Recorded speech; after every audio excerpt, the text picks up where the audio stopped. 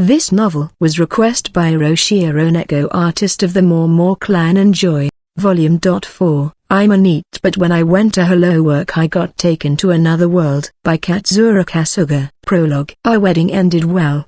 The next day, I woke up without much motivation. Crook and Silver visited our house prior to dinner. As the two people passed through our living room, my wives, as if knowing what to do, went and prepared dinner. Recently, Ellie has also been giving a helping hand. Later I'll appreciate her cooking skills. But that'll need to wait for a long time. It's really been a while. Are you doing well? Yeah, I was really surprised to hear that Masaru-san already got himself married, but the you now doesn't look any different. Crook shifted his position slightly, and said such thing to me. Just how did you do it, Masaru-san? No. That's not it. We can't even deny the fact that you married all these 4 girls at once. Masaru-san, no, please let me call you Masaru Aniki. Silver nodded. What are you guys saying? We're friends. No, didn't we already confirm our friendship a long time ago? What friends? You're far beyond us. Silver also nodded. Oi,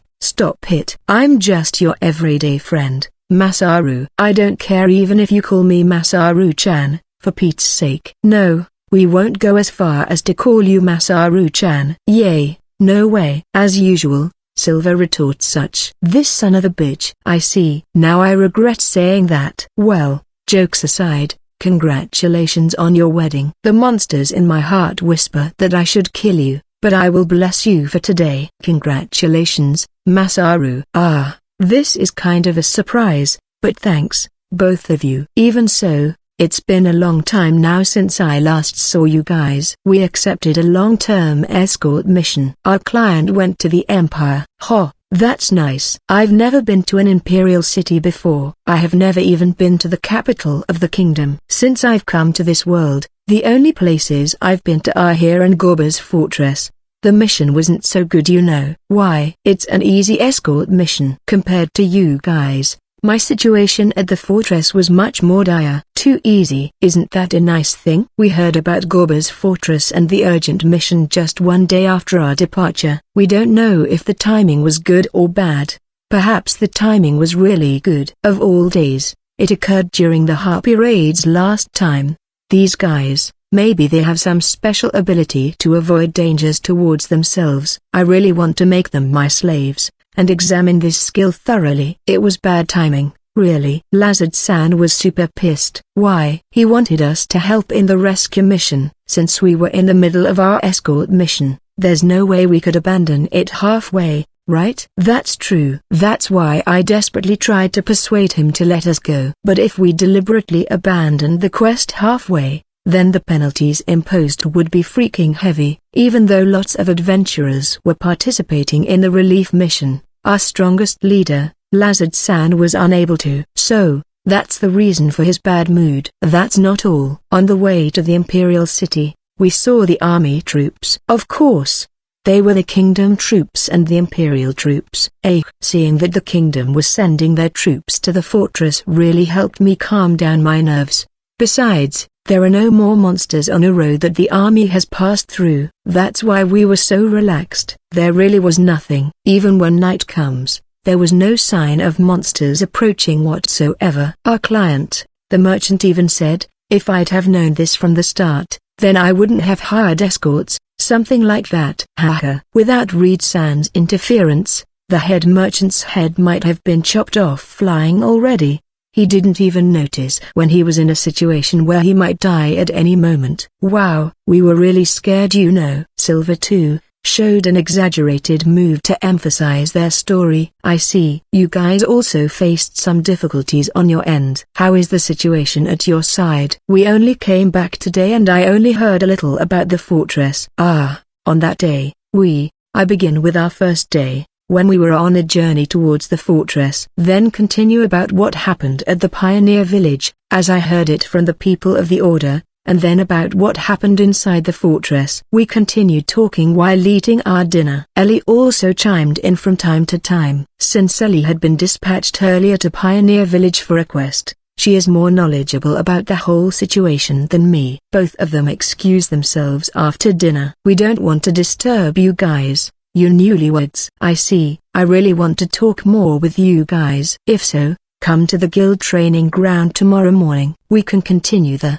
just talking. Of course. There's no way I'm thinking of killing you in disguise of training now, right? Oi. Just kidding. Well, half kidding at least. Whatever, I just felt a chill down my spine. If you're fine, I can be your partner sparring, you know. Ho. Then, see you tomorrow. Oi. Don't you even dare to call out Lazard-san. It's okay, I won't call him, I promise.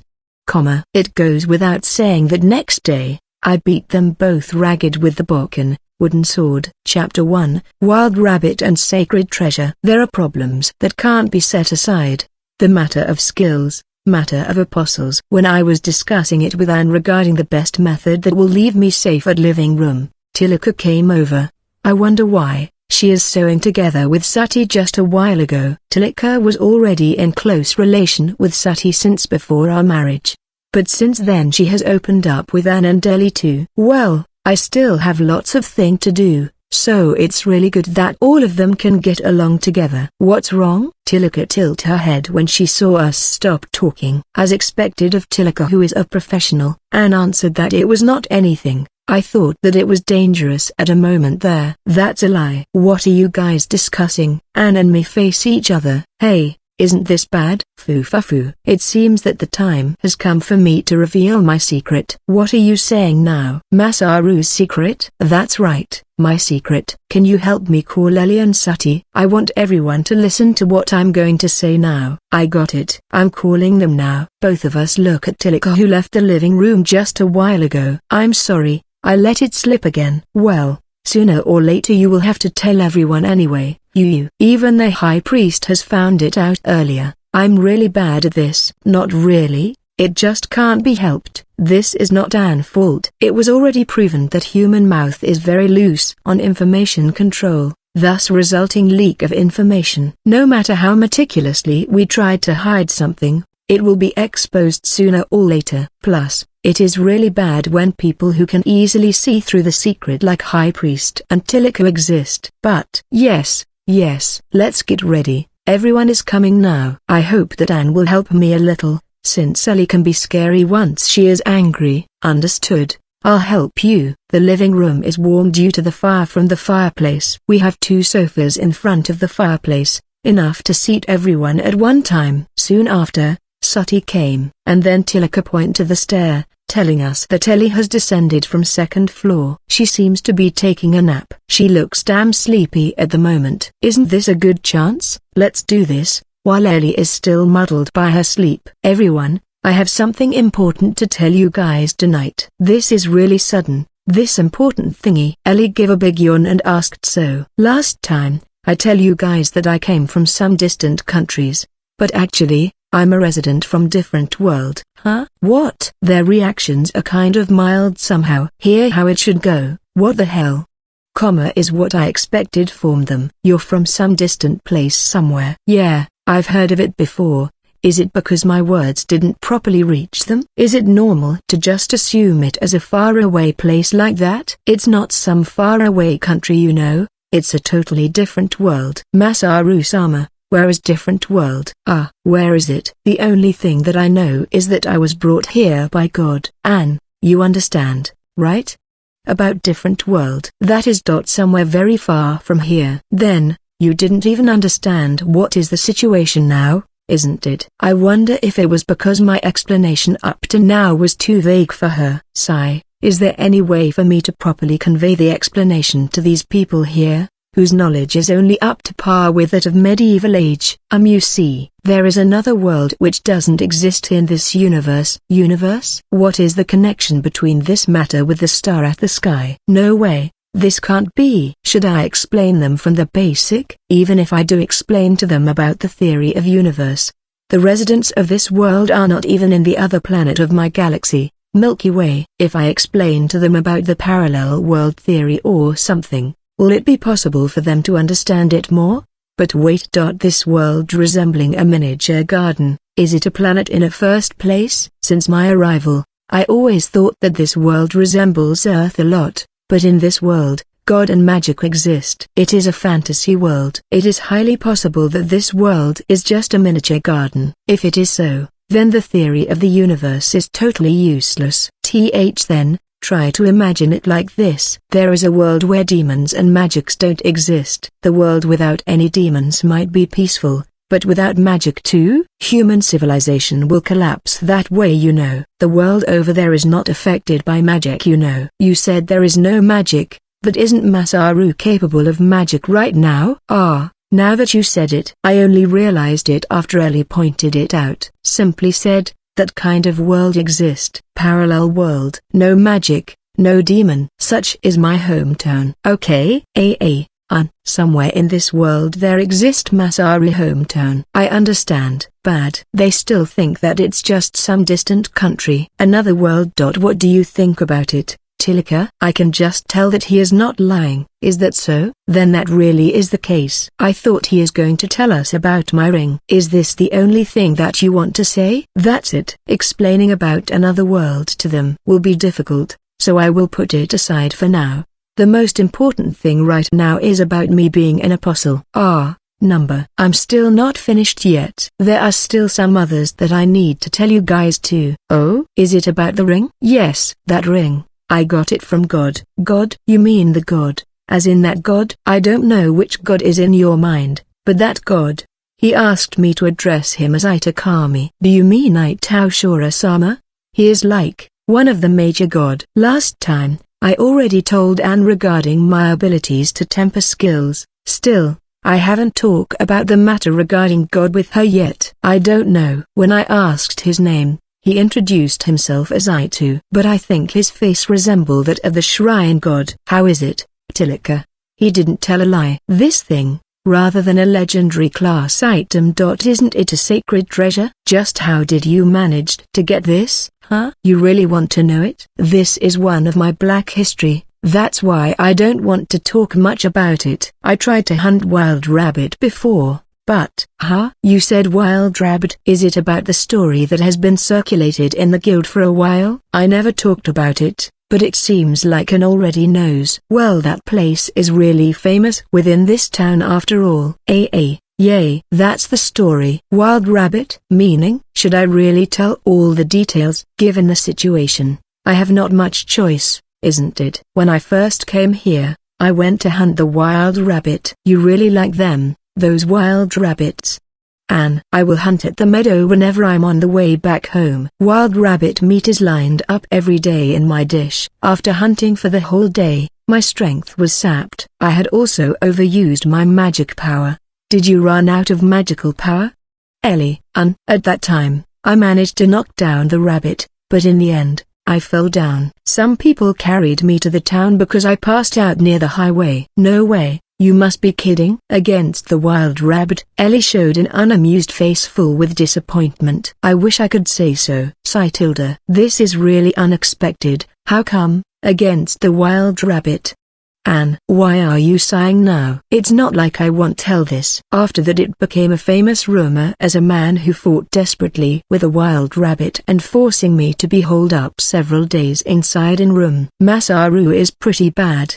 Tilika. That is some harsh comment, Tilika. However, I managed to reenact sweet revenge against them later on. You know. You're wrong. After that, I went to hunt the wild rabbit again, and probably become a wild rabbit hunter, both in name and achievement. I never lose to wild rabbit anymore. I have never heard someone lost to wild rabbit 1v1 before. I've never been this ashamed. I'm sorry. Then, how is this story related to the ring? You see, later on I write it in the diary which I always use to report to God. After I wrote up a log about what is happening with the hair, I got a reply from God, saying that it's amusing. Thus, the ring. Isn't that just too pitiful? If you asked me, even I wholeheartedly agree. Sacred treasure. Just for wild rabbit, the sacred treasure. This thing feels like it worth less now. Sorry. That's all to it. It's okay. Masaru-sama is strong and cool. Sati, thank you. You're the only one who is always strangely kind towards me. Chapter 2, Divine Protection, Transfer and Summoning Magic. God, you say. Is it the truth, Tilika?" Ellie asked Tilika. She went and asked for confirmation right away. He is not telling lies. "Alright. But why are you writing a diary to God and reporting it?" "I was looking for a job. You know, over there exists some organization that will help you look for any job placement. After going to Hello Work to find a job, I was told to join the guild in this town. Of course, I was told about the skills too." "Hey Masaru, last time, didn't you always go on and on about how you're not only a genius, but you practiced a lot too?" That is, you see. There is no way I can simply tell you the truth, regarding the god, right? I don't know if they will make a ruckus if I simply tell them the truth right away, but I don't doubt that they will treat me like some sort of strange person afterwards. "I guess you're right. Even if I were told about it before, there is no way I'll take it seriously." "This is a good news for you, Ellie. You can learn the skills that you want with the power of God." "Eh? Seriously?" "Yay. I want to talk about it today too." I check the status menu. Tilika is currently level 4. Let's see Elizabeth 1. Actually, I already asked God before, regarding Ellie level being too low. It's too low for an active adventurer and duty for 4 years. Unexpectedly, the answer arrived. My experience value and the rise in status were boosted by Goddess help. In other words, if you're just a regular adventurer, even if you actively fight against the demon, getting into B rank after 4 years is still an accomplishment. Her status is also quite low. This is one tough world. I already improved Sati and Anne's basic stats. You guys can think of it as some sort of divine protection. For Sati, I can understand. Anne and myself, what kind of relation will enable you to bless us? You see, that thing, the love degree, or affection level. For your information, if your degree of affection towards me isn't high enough, then it's impossible for me to raise your ability. I don't like the term loyalty level, that's why I explained it to them in terms of feeling of love or affection level. Right. Truthfully, all of you are already eligible for divine protection even before our wedding ceremony. But I didn't tell you guys yet that time to avoid confusion. I just wanted to have this talk slowly, over time. Am I eligible for one? Of course you are, Tilika. I write mine, Sati and Anne's current skills on the paper and show it to them. Masaru level 21 skill 1p. Skill reset Rasgard world standard language clock.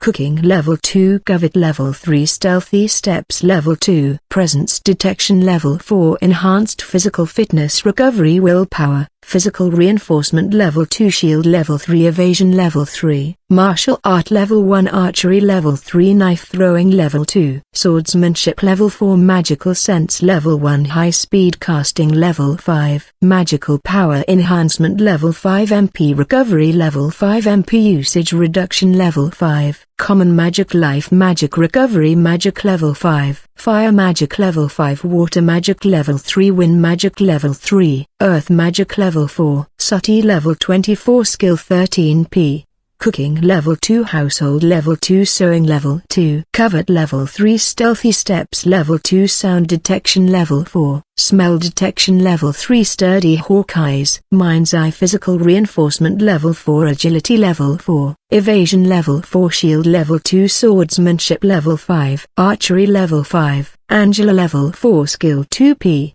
Cooking level 3 Housework level 2 Cudgel martial art level 1 Magical sensing level 1 Recovery magic level 4 Water magic level 2 Magical power enhancement level 2 MP usage reduction level 2 I'm going to explain about the points as well as the skills. Elizabeth has 75p left. Tilika has 20p. I want space magic, as expected. Please think carefully before making your choice. The lost point can't be returned back. How about Masaru skill reset? That skill is exclusive for me alone. I tried it on Sati before, it didn't work. Fun. It must be space magic after all. There is no other way. Elizabeth level 15 skills 75p. Magic sense level 1 high speed casting level 1 recovery magic level 1 space magic level 1 fire magic level 1 water magic level 1 wind magic level 4 earth magic level 2. I check through Elizabeth's skills. She is amazing, including the recovery magic. She is compatible with many other attributes. She already has high-speed chanting skill too. If I were to use all 75p, then I'm sure she will turn into an outstanding wizard. Alright then, I'll select that. For the time being, I increased her space magic by 2 level. From level 1 to level 2 consumed 4p, and from level 2 to level 3 consumed 6p. Overall consumption are 10p, so there are 65p left. The consumption is twice as much as the standard elemental magic. To unlock it requires 10p.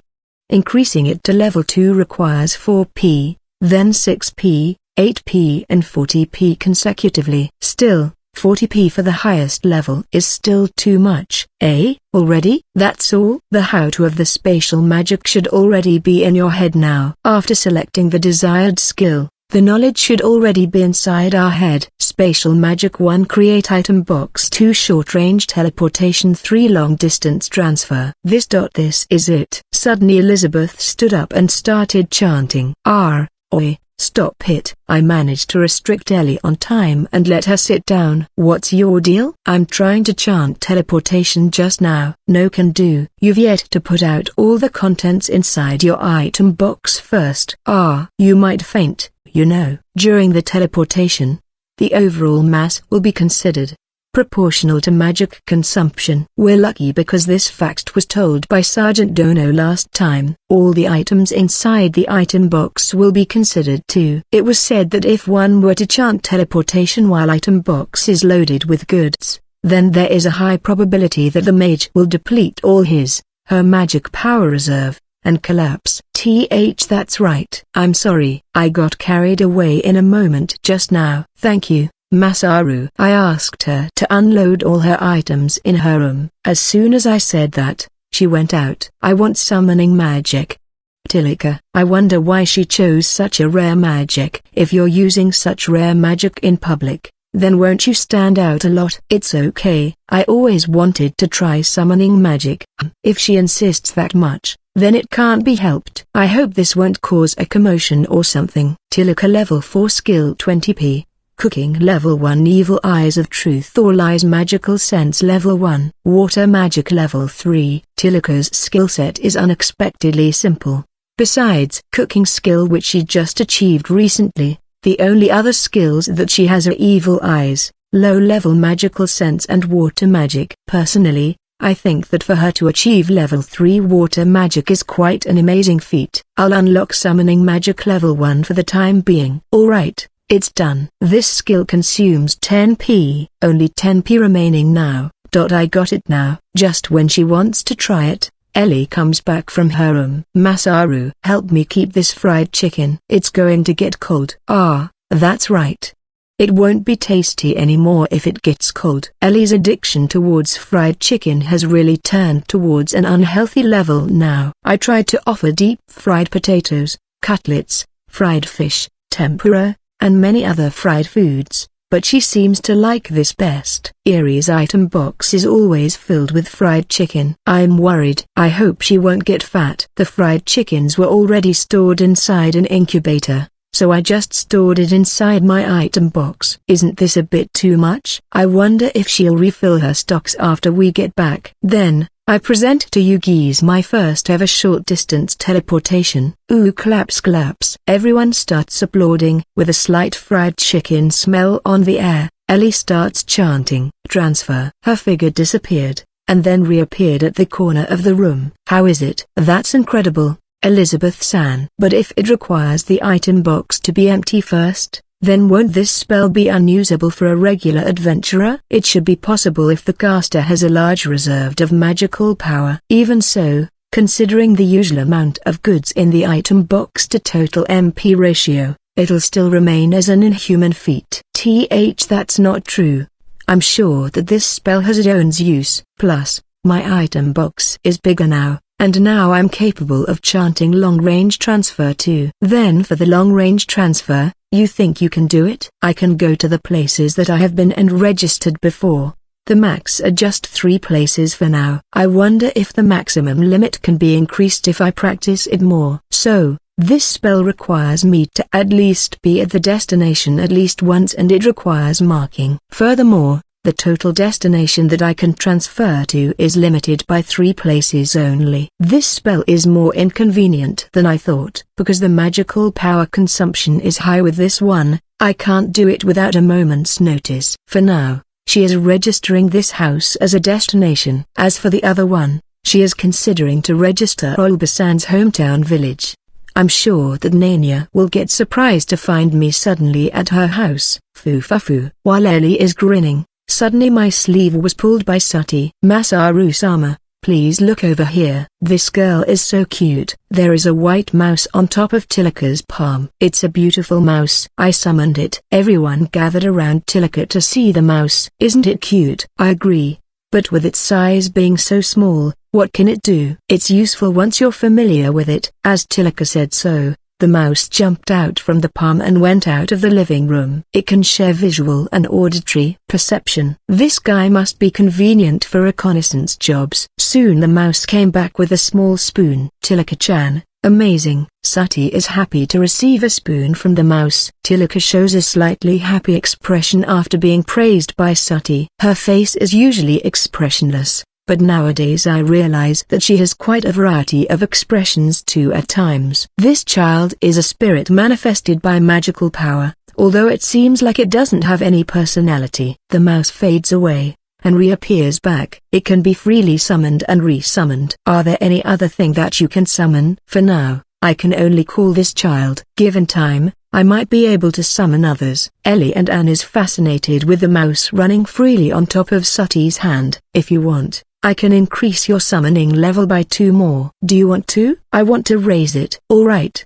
I'm raising your summoning magic level now. Alright, it's done. Tilika nodded. With this all her point is used up. Go ahead, try it out. Tilika makes the mouse appear and disappear again. What are you going to call next? What should I do? The size should be as big as Wild Rabbit. Why don't you get a hawk? Anne gives her thought. A hawk is also good for reconnaissance. I wonder how big is the size for level 2 summoned being. Might be a suitable one to be in combat. I'm going to try. Tilika started chanting. Hawk, hawk, come. A cute one. Such a chant. Will it be okay? Contrary to my expectation, the chant completed successfully, and the hawk appeared within the circle of light in front of Tilika. It screeches, and widen its wings. When you look carefully at its eyes and its head tilt, it's actually quite cute too. So cute. Hey, name it. Let's give it a name. Don't tell me you named the previous mouse too. Yes, I already name it Penny. I don't get it at all. How about we call it Hawk? ?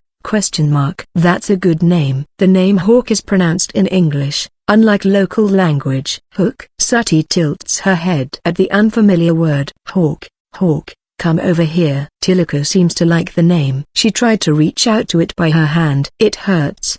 He hopped away quickly, and gave a cry, as if apologizing. Ah, you're bleeding. Here, heal. Be careful. Its claw is sharp, you might get scratched. I understand. Hawk, come here. She pointed to the back of the chair.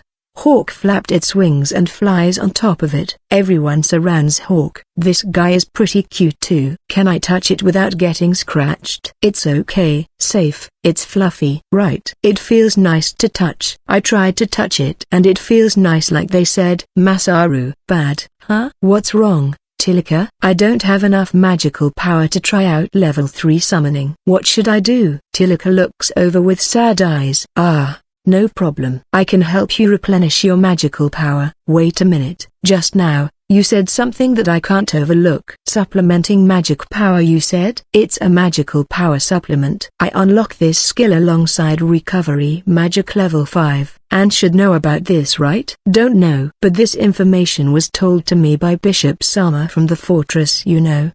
As far as I can tell you, such information doesn't exist within our shrine. Is that so? Anyway, it's possible to recover magical power with recovery magic. I turn to face Tilika. Then do it. Start chanting Light of Miracle. There is no need to recover physical strength. I'm cutting the range, focusing in magical power only. Miraculous light is activated and Tilika is wrapped in a blurry light for a moment. I checked her menu. The MP was full. Your magical power is full now. Thank you, Masaru. I love you. Tilika hugged me tightly, Why yeah, I'll do this anytime for you. Wait a moment. You never done this to me before. Care to explain? I still haven't mastered it yet during our time at the fortress. If I'm not mistaken, I only remembered it during after the kingdom troops arrive. At that time, there is no longer any need to use it anymore. I see, my bad.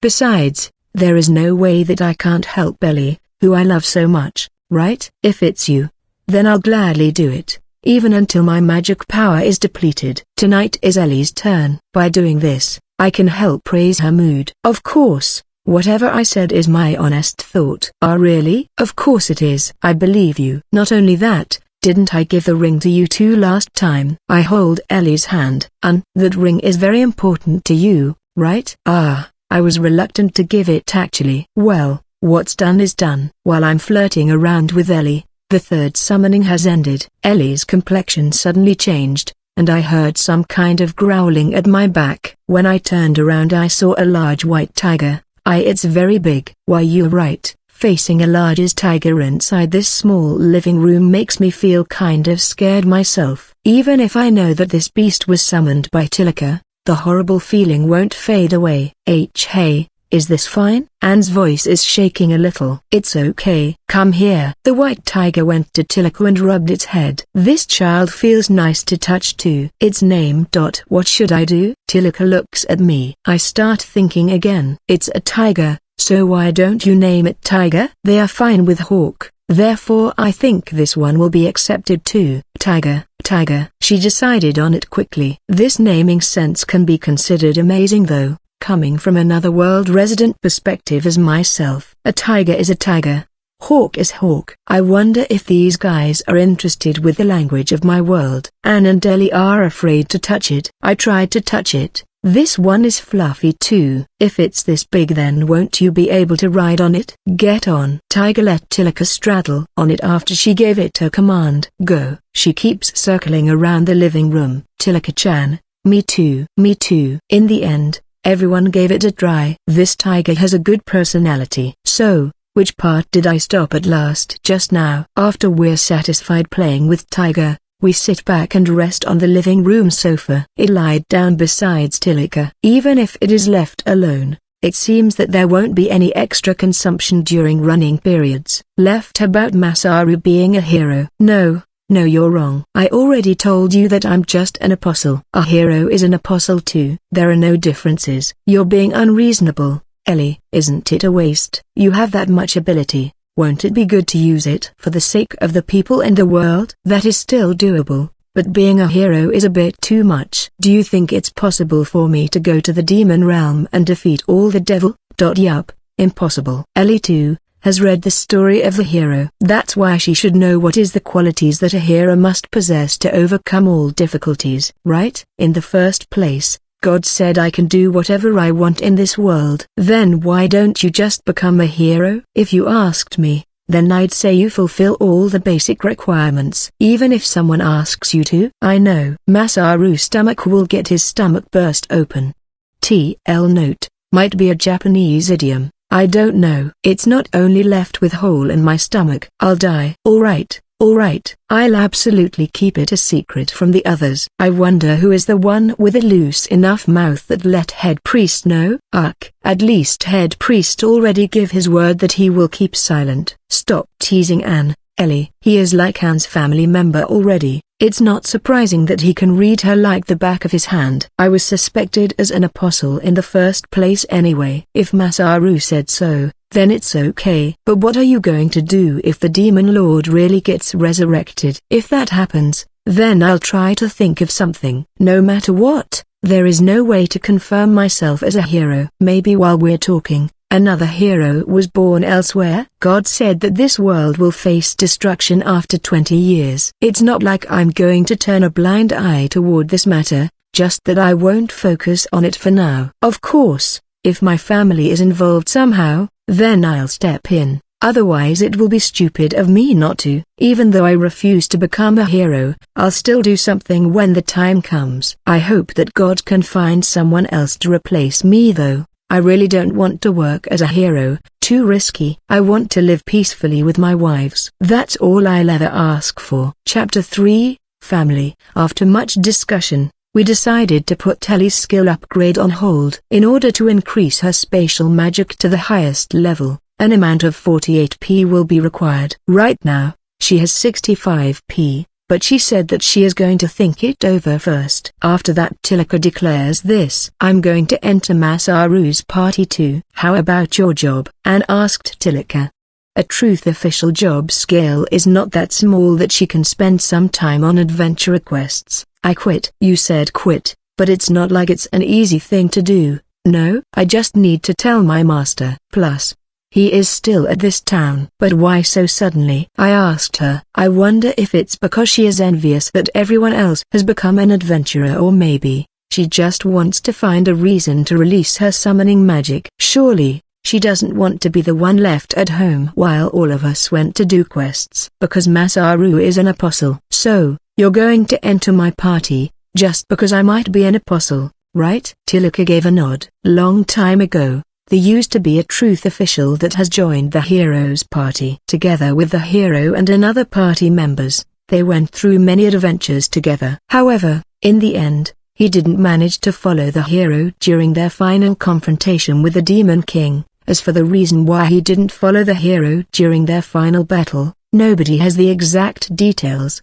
He regretted his action so much that he passed out an unwritten law stating that once the next hero appeared, there must be a representative from the truth officials to accompany him. It is said that until now the law is still upheld. I'm not a hero, you know. Even so, if there is a slight possibility for you to be one, it's fine, right, Tilika-chan? It's sufficient. If everyone knows that I've missed this opportunity, they will surely get mad at me. Then don't be disappointed if I remained as an apostle. Don't worry, that won't happen. Later on, together with Tilika, we went and met with Tilika's scary master. Master, I have a request. Tilika cuts to the chase as soon as we get seated. Right now, we're in an ordinary-looking room. In fact, even this and can be said to be on an average level. I heard that he is some kind of big shot, so why choose this plain place? What? I want you to call off my duty as a truth official responsible for this town. Why now? Because I'm going to become an adventurer and enter Masaru's party. Why? You're going to get a large amount of reparation for abandoning your job without any reasonable reasons. You should know that already,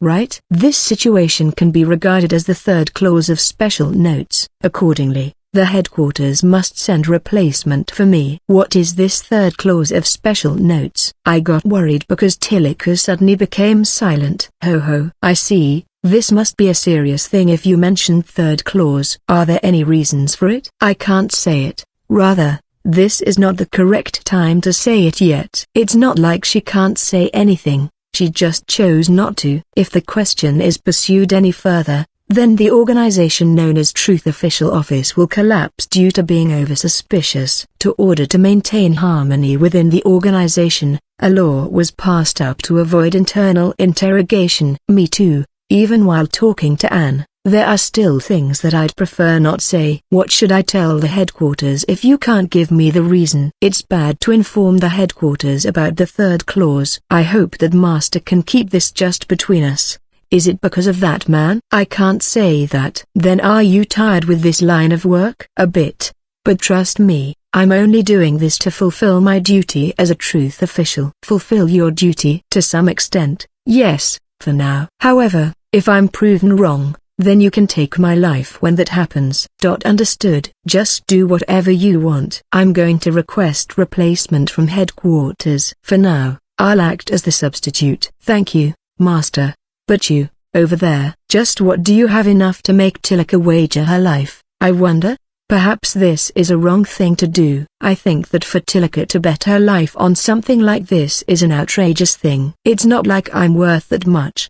Perhaps she is concerned about the oncoming destruction of the world. Tilika said that she is willing to bet her life. Can you do the same? I'm willing. Tilika is part of my family now. Betting my life is nothing. Fine. Officer Tilika, don't ever forget your roots as a truth official. Always fulfill your duty. Understood? Let's go, Masaru.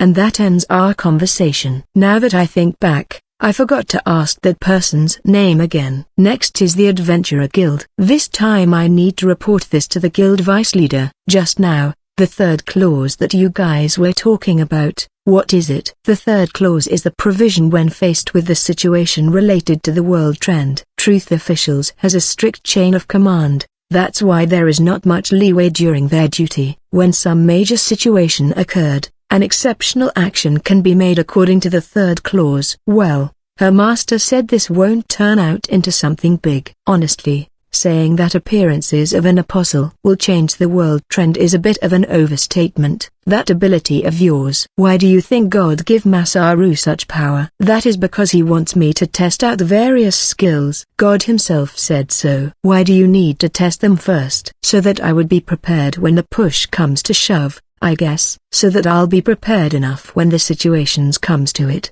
is what I think God had in mind. There shouldn't be anything else. It is only logical. There is no need to use their devil eye to confirm it. Are you trying to say that the Demon King might be resurrected, and I might be the chosen one? I don't know.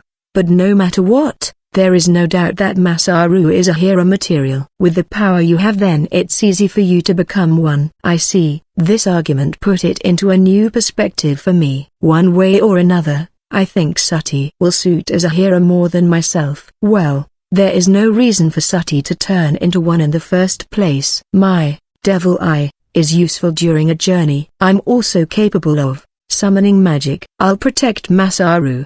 Besides, there is also Nachan, Ann and Deli. No matter what happens, it will be okay. Yeah, thank you, Tilika. I said that and stroked Tilika's head. That's right. There's no need for me to do everything myself. I don't want to end this lifestyle yet. That's why I kept silent. But maybe I should tell them everything properly, and ask for their cooperation. This world will be destroyed after 20 years. Just a little bit more. There will be no harm if I enjoyed this kind of life for a little bit more. We arrived at the guild and straight away went to the vice leader's room. He is currently free from work now. Oh, isn't it Masaru and Tilika? Today is a day off. Don't tell me, you geese went to visit just to see my face. The guild vice leader gave a hearty laugh. Today I came to tell you that I quit. Oh, don't tell me, you're already expecting. As usual, Tilika's lack of explanation is a problem.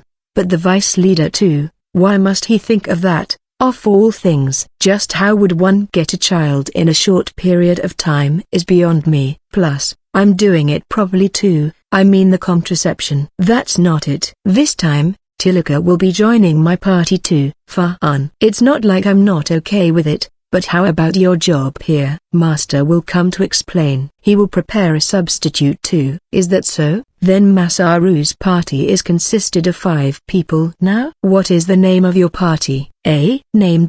What should it be? I look at Tilika. Don't know. That's right. I've never thought about it before. Since you're going to register, you better give it some thought. When it was just Sati with me, I didn't need to think about this kind of thing. But now that our party has grown, I need to decide on one. No matter what, you must decide on one. Take care of it properly, Masaru. I'm always around in this town. You can always see me. Drain has always taken care of us. Thank you. It's all right, for now. It was really serious back then. I think there shouldn't be anyone like them anymore. Still, Masaru, be careful always. After she quits her job at the guild, there will be no more escorts assigned to her. During the first time Tilika was here, she had fought against the criminal and corruption in this town with her devil eye. There were a lot of offenders back then. That was really a while back, so nowadays the counts are not as numerous as before. But that doesn't mean that they can be relaxed yet. That's all right now. We already prepared several countermeasures. Now that Tilika is capable of summoning beasts in addition to her magic, she is not an opponent that a mere thug can defeat. Of course, I'm not planning to leave Tilika alone at all times. Okay, tell me if you need anything. I'll try to help with the best I can. The next moment the vice guild leader said so, he made an exasperated voice and Tilika halted.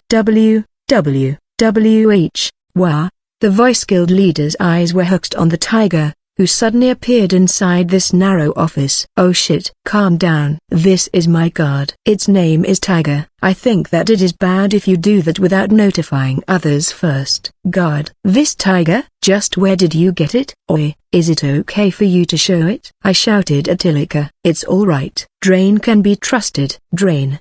Don't ever tell anyone about this." "Oh okay, I understand." "Then, is this a product of magic?" "Yes, something like that. Usually I kept it hidden, but I can summon it at any time." "Oh tilde. He seems strong and cute." "I agree. If he is acting as your guard, then I don't need to be worried." "But this ability beast tamer? Wrong. Is it summoned?" "Secret." "Okay, it's a secret. I understand." Feeling relieved, he finally let Tilika join my party. Since then, Tilika's master has appeared at the guild. Because he has a certain intimidation aura with him, a lot of adventurers issued many pleas asking for Tilika's return. There is another problem remaining. I have to speak with the head priest. She said that he will keep silent for now, but I just wanted to make sure. I already told Anne yesterday that I'm going to talk to him today. As soon as we arrived at the shrine, we were greeted by the head priest and was guided toward a small room. I faced the head priest while sitting side by side with Anne. "I heard you have something that you would like to say today." "Yes. First of all, I wanted to thank you for our wedding ceremony the other day." "Thank you for lending us the shrine ground and acting as our sponsor." "It's okay. Sister Angela is already like my own daughter. Besides, Masaru too has helped a lot of times at our clinic before. Just consider it that we're even now." "Alright, now to the main point." "It's that thing. I think you have caught a glimpse of it from your conversation with Angela before. About that matter I've swore to keep it towards myself. There's no need for you to worry." "Yes, but I think that I should tell you all about it honestly." "If you're willing to talk, then I'll gladly listen to you." "Please keep it confidential. Everything that you're about to hear." "Of course, I'll never spill anything." "I think you're already aware that I'm an apostle." Vaguely. "The story began when I was looking for a job." I repeat the story that I already told everyone. "Of course, I didn't include the upcoming demise of this world, only up to the part where I arrived at this town." "I see. To test the skill, is it?" "There might be a possibility to fight against the Demon King after all. That's why it will be troublesome if the existence of the apostle is exposed and their movement is restricted. Besides, I hate being conspicuous in the first place." "I believe what you're saying. I'll never let this information out." "Nevertheless, Sister Angela." Yes, sir. Didn't your healing skills suddenly improve a lot nowadays?" "As expected. This guy is so sharp. He even noticed this." "If I were to tell him that she improved a lot during our time at the fortress, will he ever buy it?" No way." "I strengthen Angela magic by using my ability. I call it divine protection." "Can you give that protection to anyone else?" Things like degree of affection, those things must be a certain level first." I see. So, there is something like that. Then, how about Masaru Dono's other wives?" "Yes, everyone already has the divine protection. But this ability is really wonderful. It's not unreasonable to call it divine protection." "Can you please keep this confidential too?" "Of course, since it is the request from the apostle himself. I'll definitely keep it myself." Just. Head priest's smiling face suddenly become clouded. "The story of the masked traveling priest has re-emerged again."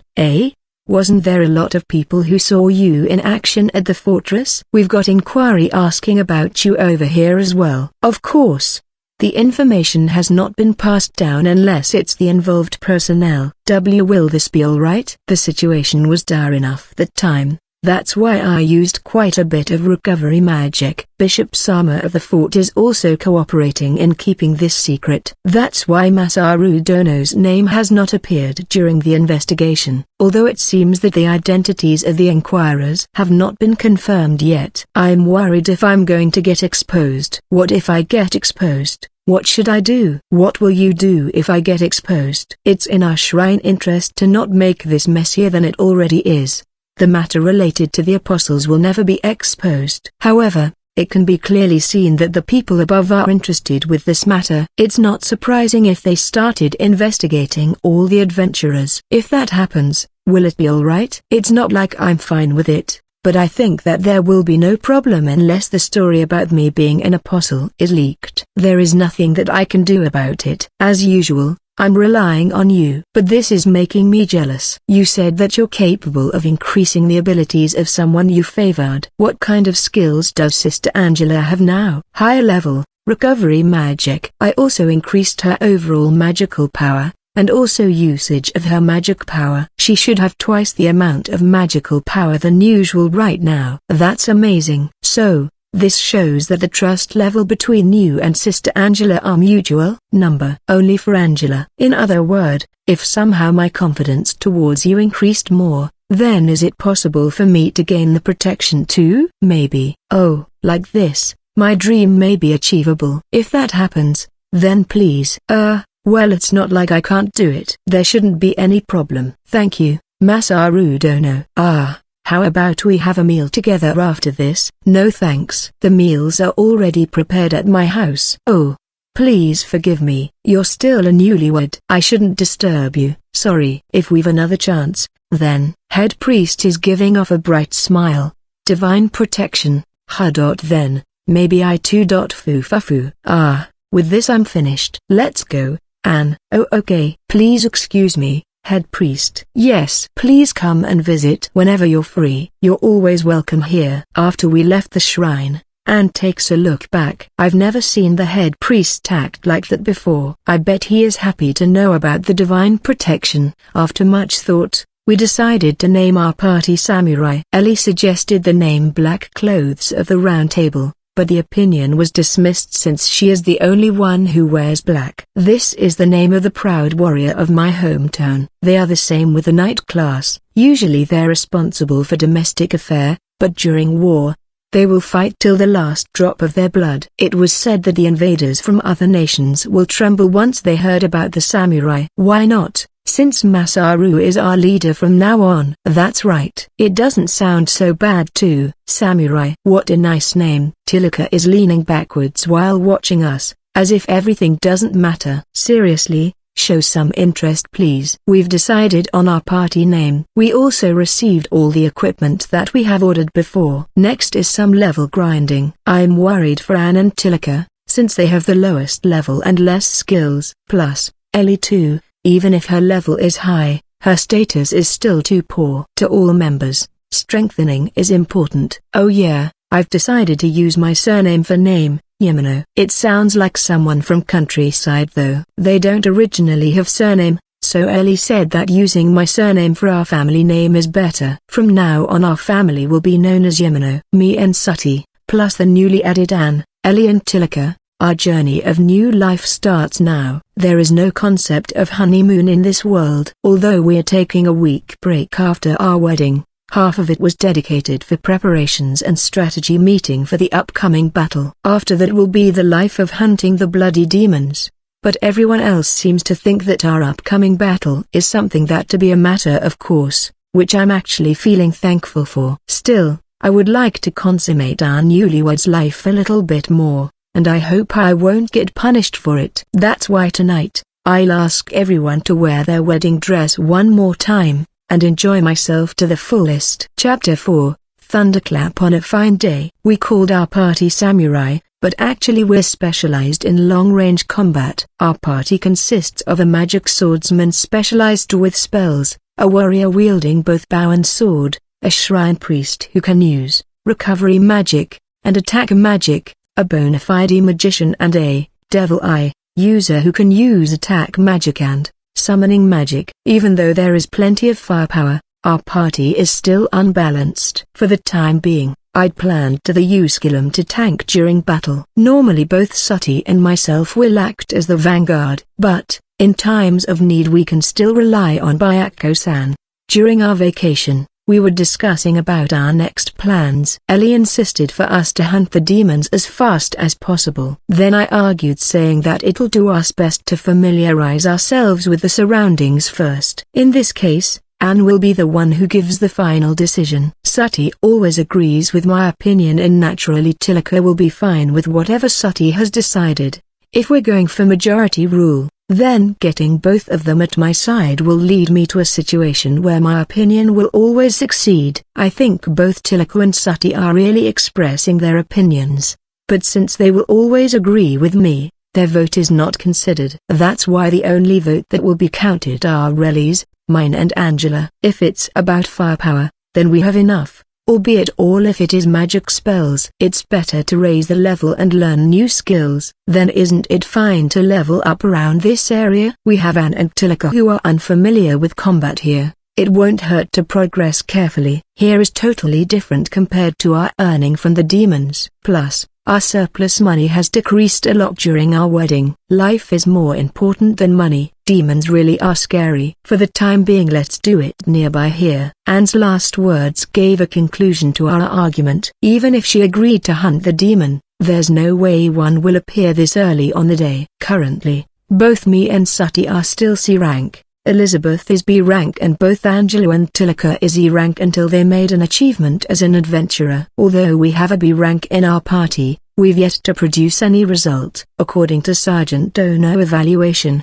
our party is equivalent to C rank. Actually, if we mapped all our party members' ability and considered it as a team, then it's not surprising that our party is C rank. Ellie, however, is shocked since she is aiming to become S rank. It took me everything I had to calm her down. If you asked me, then I'll absolutely be fine with this since I hate to be needlessly conspicuous. Ellie finally decided to let go of her space magic level 5.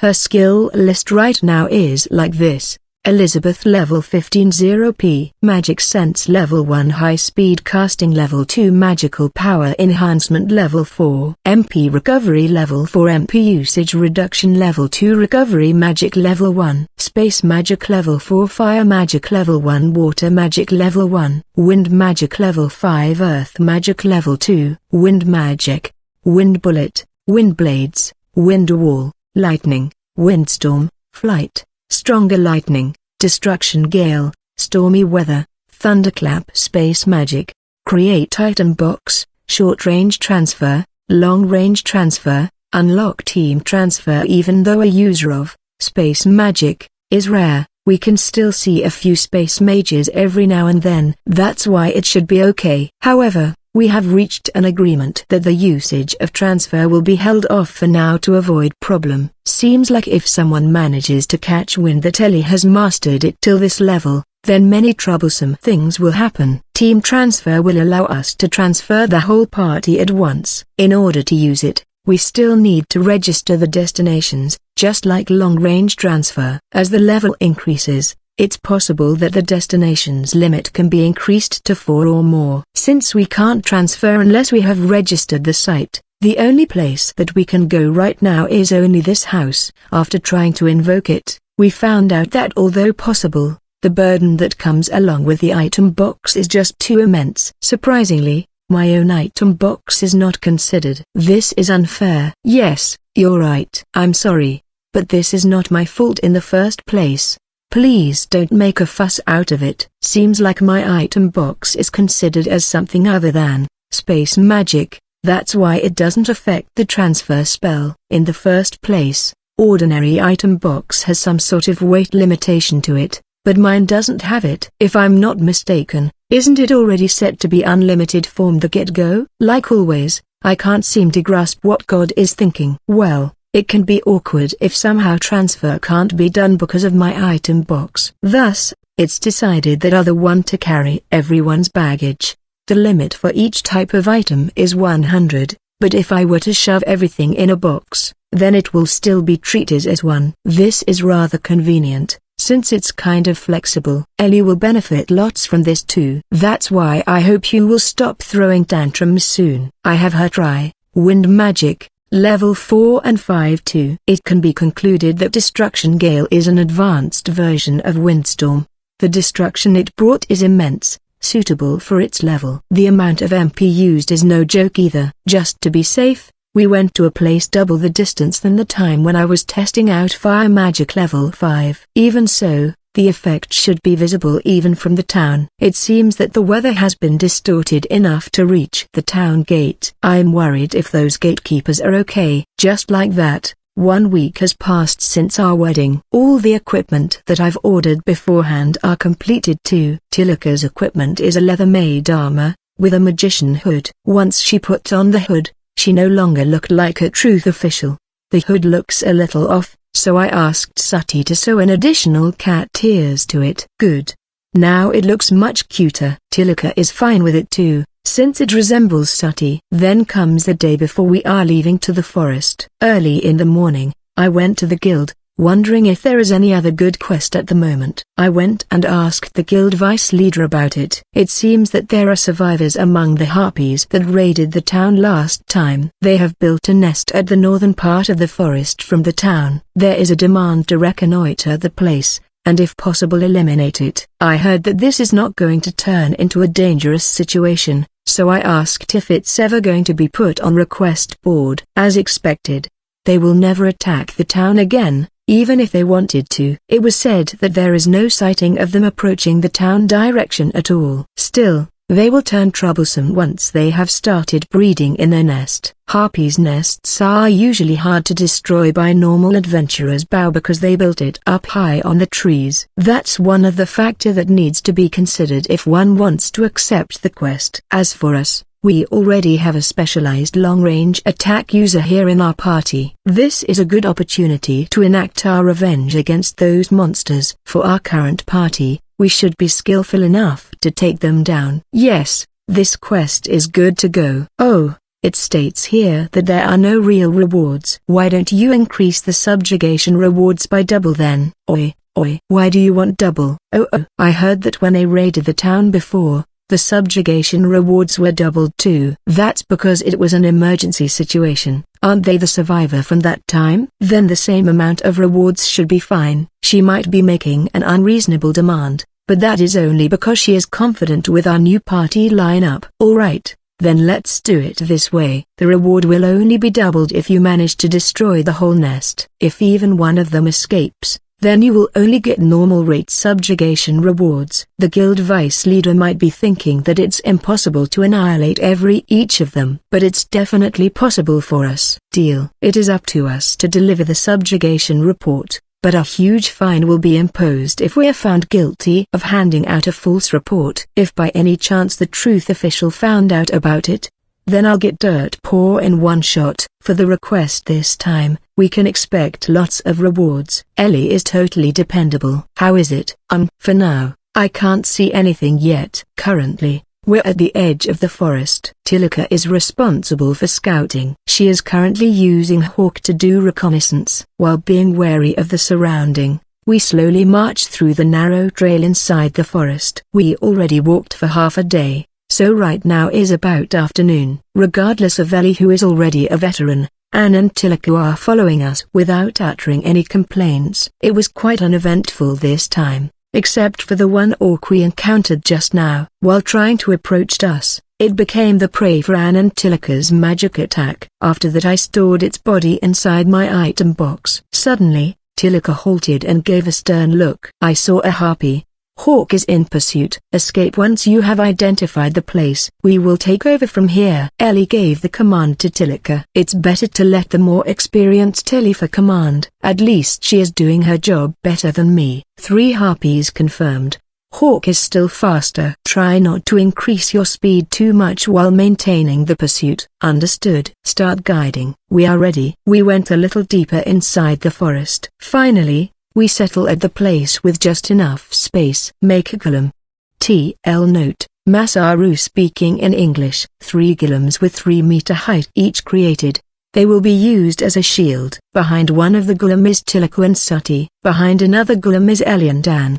The last one is placed at the rear. Ready? I want both Anne and Tilaka to perform a sweep attack. The rest will do a follow-up attack. Sati, you got it, right? Yes. By targeting their wing, I'll try to attract as much as possible. We need to create a situation where Anne and Tilaka can easily collect experience points. Here it comes. Sati, who is getting ready to shoot her bow, alerts us. As usual, her range of sight is really wide. Hawk, who is leading around the harpies, finally reach us. Start chanting, Anne. She is preparing for level 2 ice bullet spell. Because the chanting takes a bit of time, It is important to watch the timing and signals. Oh okay. I unsheathe my sword, and make sure that my golems are ready to intercept any time. It is possible to make it go autopilot to some extent, but right now I think it's better if I'm directly controlling it. We heard a flapping sound approaching. Hawk starts to fly in low altitude from the sky and comes toward us from the narrow path of the woods. In the meantime, the harpies showed themselves. Hawk passed through the golems. Noticing us on the ground, the harpies tried to change their trajectory towards the sky, but it's already too late. The inertia that was brought along during their dive can't be stopped that easily. Their flight speed drastically dropped, and their abdomen were exposed due to them trying to change direction. Ice shot. Anne's ice bullet pierced through the harpy's torso, and it fell down. As for Tilaka, she managed to land a hit onto the fallen harpy which was shot down by Sati. Tilaka stabbed the fallen harpy till it stopped moving. It's not dead yet. The harpy that was shot down by Anne is still moving slightly, albeit dying. She won't get any experience value if she didn't deliver the final blow properly. This is the part where she needs to steal her heart. Contrary to my expectation, Anne slowly marched toward the harpy, and delivered a devastating blow using her mace at its head. At first, I thought she will feel hesitant to kill, but that doesn't seem to be the case. Even if the opponent is a demon, one needs to kill it with all her might. Such is the rule of this world. While thinking about such thing, I stored the carcasses inside my item box. Our first attack went well. Especially Tilaka, you've done a very good job. Ellie crouches a bit and gave Hawk, who is currently on top of Tilaka's shoulder, a pat. Tilaka's summoning magic is more useful than I thought. Still, what to do now? Seems like the nest is quite nearby. Let's do a reconnaissance again. We have to check the size of the nest. This is my specialty. Just leave it to me for this one. It's true that scouting by using the summoned beast is safe, but by visual alone, it's hard to determine the enemy's overall battle prowess. Please stop praising yourself. Still, I'll leave it to you. It's just a joke to ease the tension in the battlefield. I asked Tilaka to summon out her mouse, Panny, and put it on my shoulder. I'm going to use it to communicate with Tilaka, since her summoned beasts are connected with her. This flexibility will help a lot during this operation. Be careful. I'm going. Sati, guard everyone. I'm counting on you. Of course, I can't escape from getting scared, but I don't want to worry them. Especially Anne. Yes, Masaru-sama. Although I've prepared golems for them, when I'm not around, they are nothing but a scarecrow itself. Well, it can still function as a shield. I slowly advanced towards the directions that Tilaka gave me. There are no viable options left for me, except for the beast's trails. The gap between the trees are rather wide, so there is no actual trouble for me to walk. Still, I'm making a little bit of noise. Currently, my stealthy step is level 2. Maybe I should increase it after this. Soon after, I found the nest. On top of the tree, something like a bird nest was built by some tree branches. According to my presence detection, there are approximately 20 harpy inside that. The nests look like it was hardened by extra material. Plus, it is quite large. Destroying this nest will be difficult. I report the information to Tilaka through the mouse. After my report is over, the mouse jumps off my shoulder and circle around the way I came from. Time to go back, I guess. I pick up the mouse, and return to everyone. The sun will set soon. All of them will return because they have a very bad night vision. At that time, we will deliver the final blow. Who is going to deliver the final blow? Me or Ellie? Me. Your fire magic is dangerous deep inside this forest. I think your level 5 wind magic is dangerous too. It will be okay if I adjusted the range and firepower beforehand. Or do any of you have any better idea? Both Anne and Sati shake their head. I, myself, don't have any better idea. But isn't it reckless to use level 5 magic on them? It's decided then. Time is running short. So let's move now. It will turn troublesome once it become darker. Ellie looks so happy. Though I can understand her feeling. The desire to release the strongest magic you have is not that easy to suppress after all. After returning the golem to Earth, I followed Ellie, who is our vanguard. The other 3 are keeping their distance. It will turn bad now if we are discovered by the harpies first. Initially, I was afraid of Ellie, who doesn't have spy or stealthy step. Contrary to my expectation, she did manage to walk through her way without making much noises. Maybe the skills naturally come to her through her perilous years of journey. Like this, we can arrive at the nest safely. We've arrived. There, you can see several nests up there. Understood. The center of the nest is over there. The end is over there. So, it's from there to there. I explained the structure of the nest. When I looked back at Ellie, I found that she is pretending to listen to me somewhat, her face distant. Oi, I'm counting on you.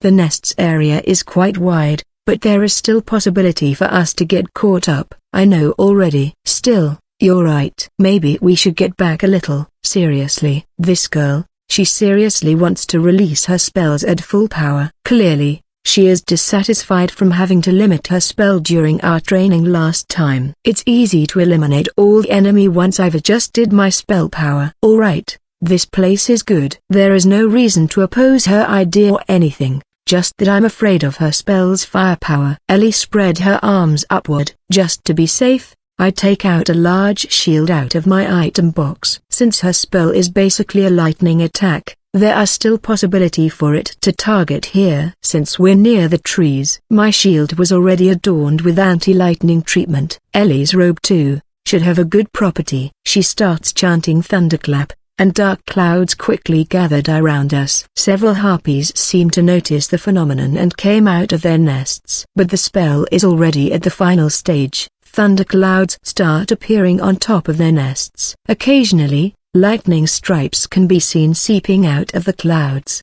The sight of the spell activating is really something else. The magnitude of it is much different than when we tested it before. All of Ellie's concentrated magical power is going to get released. Come, come. The strongest strike which shatters all. Thunder God, roar and strike the enemies from heaven. Terror thunder. Right after the casting is done, our senses were flooded with blinding light and thunderous roar. This is serious. We're completely overwhelmed with the spell. The spell is more powerful than I expected. My ears hurt. Only after I crouched under the shield's shadow that I started to see slightly. I tried to check by using presence detection, and it seems that all the enemies have been eliminated. There is no movement from the harpy side. Masaru-sama. Sati approached me from behind. My ears are still ringing so I can't hear very well. Only when I vaguely heard health that my hearing returned to normal. When I looked around, I saw Ellie has nearly fainted, dangling at Anne's arm. I quickly left the shield and rushed towards Ellie's side. He. How is it? That is my strongest spell. In her case, she only has magic power deficiency. She is smiling widely, giving a satisfied face. There is no doubt that your spell is strong, in fact, too strong. I don't have enough magical power. Please give me some, Masaru. Yes. But first thing first, how is the situation? I have not detected any movements of those harpies, but we still need to check thoroughly first. I already scouted it beforehand. There are no survivors. Agreed. As far as I can detect, there are no sign of harpies too. That is to be expected. I did put out all my magical power earlier. Ellie stood up supported by Anne. It's not a bad thing to do your best, but next time I hope you will think about the consequences first. Using all her magic power like that, what if she were attacked by the surviving harpy? This is no joke. Calm down. All the enemies were exterminated nicely. All's well that ends well. Definition. Anne comes to Ellie's defense. Elizabeth-sama is really amazing. I'm sorry. However, I believe that it's important to know the full extent of this spell power. I can only do it today because our opponent is not that strong. Next time I swear I will have a better control. I recharged Ellie's magical power using Miracle Light. This is a very convenient magic. Like this, I can shoot all my magic with confidence. Thank you, Masaru. From now on make sure to control your magical power properly. It's bad for my heart if you are to suddenly collapse in the middle of battle like this. That's why I'm sorry. Come, let's collect all the harpies' carcasses. It's starting to get really dark. If we don't move fast, then by the time we finish, it will already be night. After clearing the fallen trees, both me and Ellie use levitation to look around the surrounding. I thought that their body will get charred, but actually they are still in good condition. Like this we can sell it with high price. Ellie's thunder didn't produce any fire on the trees either. Is it because the thunderclap is different from natural lightning strikes? I'm opening the gate now. Everyone, please step closer. Ellie invoked the transfer magic and we returned home. The transfer room was already set to my room. We're going to report it to Guild tomorrow. After that, the only thing left to do is dinner, bath and to sleep soundly. Chapter 5, Secret Base. Our rewards are not bad at all. As Ellie said, the amount of money we got is a lot compared to the efforts we put in. The next morning, we gather in the living room to discuss our earnings. Earlier, I already went to the guild and received the rewards. The guild vice leader was surprised that we managed to finish the quest yesterday, but he didn't doubt my guild guard and Tilika's testimony. I told him that there might be a possibility that there are some harpy survivors which we didn't encounter yesterday, but he said that matter is not a problem. I managed to get him to pay us double the amount as promised. This is far from bad. Adventurers' quests are really profitable. But this is to be expected. We took down 1 orc and 28 harpies. Our earning from this quest is reasonable. Still, although the rewards for harpy subjugation was doubled, it didn't even reach one big boar's level of money. From now on, we've decided to divide the income fairly between the party members. It will be divided between the 5 of us as a pocket money. The amount will be the same for each of us. Usually, a normal adventurer's party will focus on improving their gear and buying consumables. However, it is different for us since we're more focused on magic. The only thing that needs to be restocked is Sati's arrows, but even that can be reduced by recollecting the shot arrows. Even though I still need to consider our living expenses, I think there is still plenty of room for other things. That's okay. I don't need this much.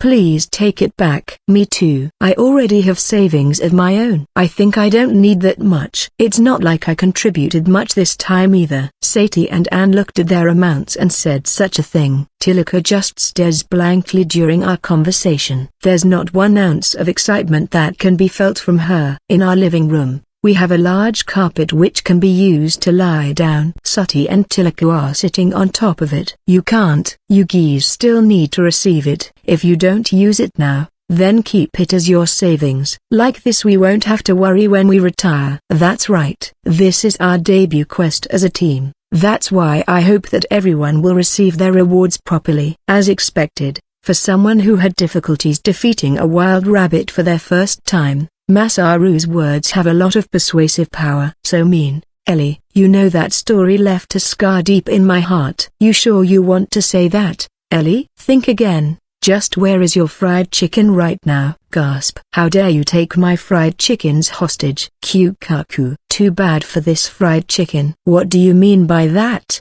Anne. You won't take it out for me anymore?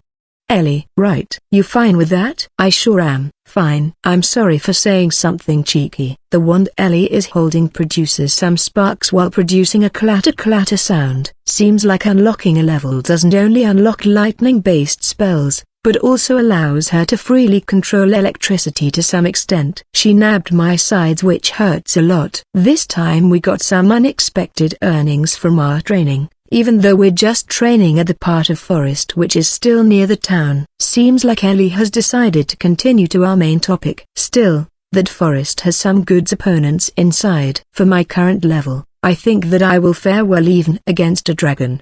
But there is no way I'll do something that dangerous. The monsters inside the forest nearby the town are still not strong enough. We need to go deeper inside. I see. We can transfer to now, which will help. I was thinking about that before, so I registered 1 checkpoint at the Harpies location yesterday. Ooh, but do you think we're going to be okay to delve deeper inside? Anne asked, worried. Naturally, for a beginner adventurer like her, the thought of exploring even deeper inside must have scared her. That is not a place for some novice. Well, deeper inside, usually we can find an orc village or something similar, but with Tilika's reconnaissance skill, it won't become a problem. Right, Tilika? If it is big enough, then there is no way Hawk can miss it. True. Even if the situation gets out of hand, we still can escape by using transfer. We can return back by nighttime too. Space magic is really convenient. Don't you think so, Masaru-sama. I saw that Ellie is now smiling. Seems like her mood is getting better. Anne and Tilika too, fast to learn new magic. This time, both Ellie and Tilika managed to level up. We need to have a talk about it. I'm going to save my points for now. I want to upgrade my space magic. I wonder what skill will be unlocked for level 5 space magic. I don't know, but I'm sure that it'll be an amazing spell. Yay! It's great to get a hold of an amazing spell. When I give it some thought, I wonder if level 5 space magic will be capable of sending me back to Japan. Even if it is possible, I think it won't reach an extent where I'm capable of free travel between both worlds. But if I do manage to come back, then I wonder if the timing will be during when I first disappeared or the same time as this world. Whatever, if I do want to get back, then it's better for me to let Ito God handle it. Regarding to this matter, I had especially asked God about it before. After everything has ended, I'll be given the choice to either stay here or return back. At that time, I need to make a decision. Whether I can bring along my wives is still unknown. Between I can or I cannot, I'll just hope for the best. Although I'm currently inclined to stay here, my mind still can't let go of Japan. How about you, Tilika? Summoning magic. To raise her, summoning magic, to level 4 requires 8p. Then, she is keeping the points for now too. Alright, this concludes our meeting. We can take it easy today. Tomorrow, we will return back into the forest. Then, today Ellie can learn cooking. Anne said while smiling. That, I'm planning to take a rest today. That won't do. It's time for you to seriously learn cooking. You must be capable of cooking a decent meal at least. It is bad to waste the ingredients carelessly, you know. It's alright. If that happens, then we'll be able to troubleshoot Ellie's failure. Just leave everything to me. Anne grabbed Ellie by her shoulder and forcibly dragged her to the kitchen. Tilika and Sati followed them. Alright now, what should I do? Watching all my wives cooking together might be fun. While alone in the living room, I start thinking about plans for tomorrow. Yesterday, we didn't encounter many demons other than the harpies. Maybe it was caused by the massive flocks of harpies settling in nearby. If we advance deeper inside, then we might encounter more demons. If we leave the town with transfer and then come back after half a day, then it is possible to raise our level easily. That time I suddenly noticed something. When we went out of the town yesterday, we went through the gate, but after that we simply teleported back. I wonder if the gatekeeper will get suspicious. Each time a person go through the gate, they will only check the card. No report is taken. It's okay if that person is just a normal civilian, but as for me, I'm on good terms with those guards. After realizing it, I ran towards the kitchen in panic. Oi, bad news. What's wrong? Anne made a worried face, and the other three faced me. Last time, we went out normally through the main gate, but on the way back, we didn't pass through it. Other people still don't know that our party has a transfer mage. I'm on pretty friendly terms with those gatekeepers. If they found out that I've not come back after several days, then they might possibility organize a search team for me. I need to explain this to everyone. This is really bad. Ellie, who is practicing with the kitchen knife, joins our discussion. What now? Should we tell them that we entered by using levitation magic? That's a good idea. I already reported our quest with the guild. If by any chance they double check everything, I bet they will become suspicious. If we are busted using transfer magic, then won't it turn bad? A scout/recruiter/reporter might come to meet us. I'm an aristocrat from the Empire, so if the story goes out, then things will get very troublesome. Everyone enters into thinking mode. I'm not worried. As long as there are ideas to hide this situation, I'm okay. Let's do it like this. Masaru, go show your face at the East Gate. Last time we left choosing the West Gate. Will that work? It'll be fine. They will never question you. Got it. I will go outside now. Fortunately, we left the gate yesterday morning. This amount of times should still be within normal range. It would be fine if we normally drop by the gate and say hello. Would you like Penny to accompany you? It's better for me to have the summoned beasts along when we're separated into two teams. Although I can't get detailed information from them, by making simple gestures I can still receive an indication of yes or no from Tilika. It's not necessary to do it when we're still near town. but it won't hurt to be ready. This is because things like phone doesn't exist in this world. Safe journey, Masaru-sama. Be careful. I put Tilaka's mouse inside my pocket and leave the house. The temperature outside the house is really cold. Today is the 21st day of the 12th month. It will be 3 months and 10 days since I arrived here. Looking around, I find out that the climate around here is not much different from Japan. At first, I wondered why the calendar of this world is exactly the same as the one from Japan. But thinking back, I bet Ito God simply imported the same setting. It's very convenient though, to have an accurate calendar. From the main street, I approached the gate pretending to take a walk.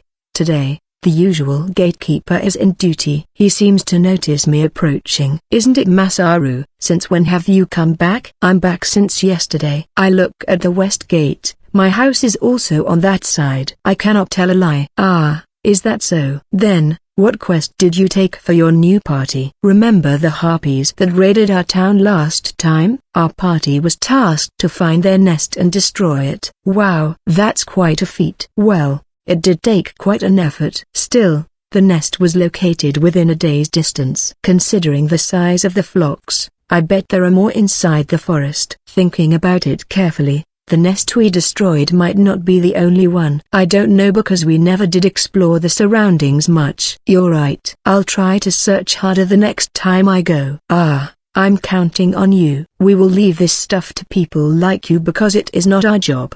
They are paying the rewards accordingly too. True. Since you are man of 4 wives now, you need to gain extra income. Yes. Well, I just dropped by to report that I've come back. I'm going now, Roger. Send my regards to your wives. This should be enough. Since I'm out, should I go to the shopping district? I have read all my books, so now I want to find a new one. With this, my mission is completed. I'll go back home after shopping for a while. I talked to the mouse in my pocket. Then the mouse shook its head. I need to go back now, you said? This time the mouse squeaked. Alrighty, I'll come back soon. I wonder what exactly has happened. I start rushing towards my house.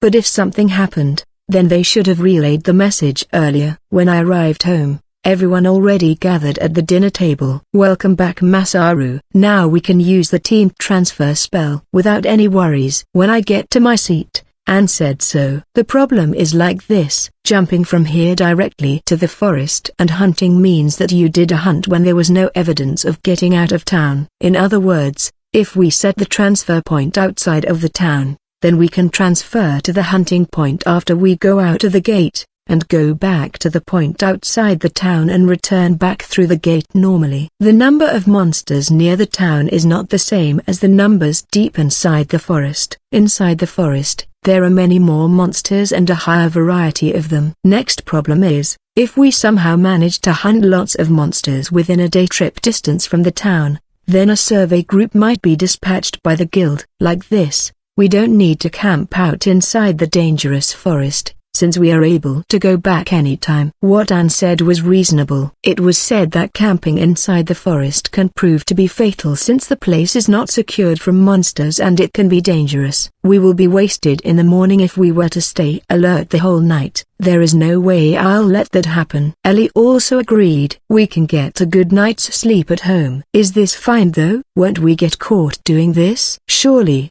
It is nice if this plan is not exposed. But if we are found out, then it will turn bad. That's why I keep asking you to find a bigger house. If the house is big, then there is less chance to get exposed. It's to be expected. This is the only house that fit my conditions, plus I don't have much money. I already used up lots of money during our ceremony last time. I still need to return some money to Nania-san. How about we ask someone to house watch? If we leave this house, then it's not strange for that to happen. But if there is at least one person here, then I think it's not weird if there is a sign of used bath or smell of cooking. Then who is staying? Anne played devil's advocate. There is no actual need to leave the house. If we set a secret place within this house, then it won't be suspicious even if we're here when we are supposed to be outside for the whole day. I guess that's true. Can't we create an underground place by using earth magic? We just need to be wary of the entrance. That way we can spend our time safely. Don't you agree? That is a good idea too. But isn't it troublesome to do it every time? In terms of magical power capacity, then it is possible. But doing it every now or then can be too troublesome.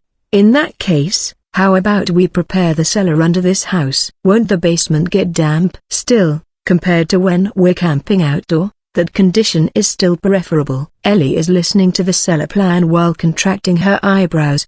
But Anne seems to agree. Like that, we need to spend some time to create the room inside. We can use a pin code as safety measure. If we're able to apply this, then it is easy to create a comfortable environment. This is still not a final solution. Hey, why don't we just let everyone know? Can't do. I don't want them to raise me to S rank just because of my ability as a transfer mage. Moreover, if my ability is exposed, then those people will immediately come to me asking for help. Masaru. Ellie, who is very bad in space magic, can suddenly transfer the whole party. Won't it cause some uproar? They will ask just how did she manage to do it. Are you okay with keeping it hidden all the time? Of course, ideally I want to reach S rank, but A rank is quite enough. If I raise myself as an adventurer, then they won't know me for my spell only. The point here is that she wants to prove that her ability as an adventurer is more prominent than her transfer spell. Ellie's basic idea is when she has a proven track record, then people will stop assessing her for her transfer spell alone. How about making the base somewhere secluded? In the Empire, there is a story saying that a wise man built a tower somewhere in a remote place, and is living there. A tower? It seems to be possible to build one by using the earth magic. But what if there is an earthquake? If that place has many earthquakes, then won't it be dangerous? Aren't there any earthquakes? Earthquakes? Ah, you mean when the ground does some shaking and stuff. There are none around this area. In that case, I think it will manage to survive somehow. Build a tower, surround the surroundings with a fence. Think about interior decoration. All of this will surely take a lot of time. Don't you want to move to another town? That will be difficult. Even though I've been staying in this town since the start, didn't I already manage to create a record by defeating many demons? As expected, the best way not to get exposed is by camping outdoors. However, Ellie's transfer spell will be wasted. If we don't need money, then we can simply put the guild card inside my item box, hunt while keeping the prey inside my storage, and release them somewhere else afterward. Man, that sounds like a crime. For now, why don't we try to dig a basement? For now, I will create the cellar. I'll make the decision based on the results. The hunt will be postponed for a while. I wonder if this is good. Right now, I've already cleared the living room's floor. Then we dug out the floor for about 2 meters square until the soil appeared. I use earth magic to carefully dig the floor. The dug soil will be turned into a rock, then put inside my item box. I continue digging downwards until I feel that the height can comfortably fit a person's body. Inside the hole, I will change the soil into a stone wall so that it won't easily collapse. After that, I made the staircase. Then I dug out horizontally for about 3 meters square.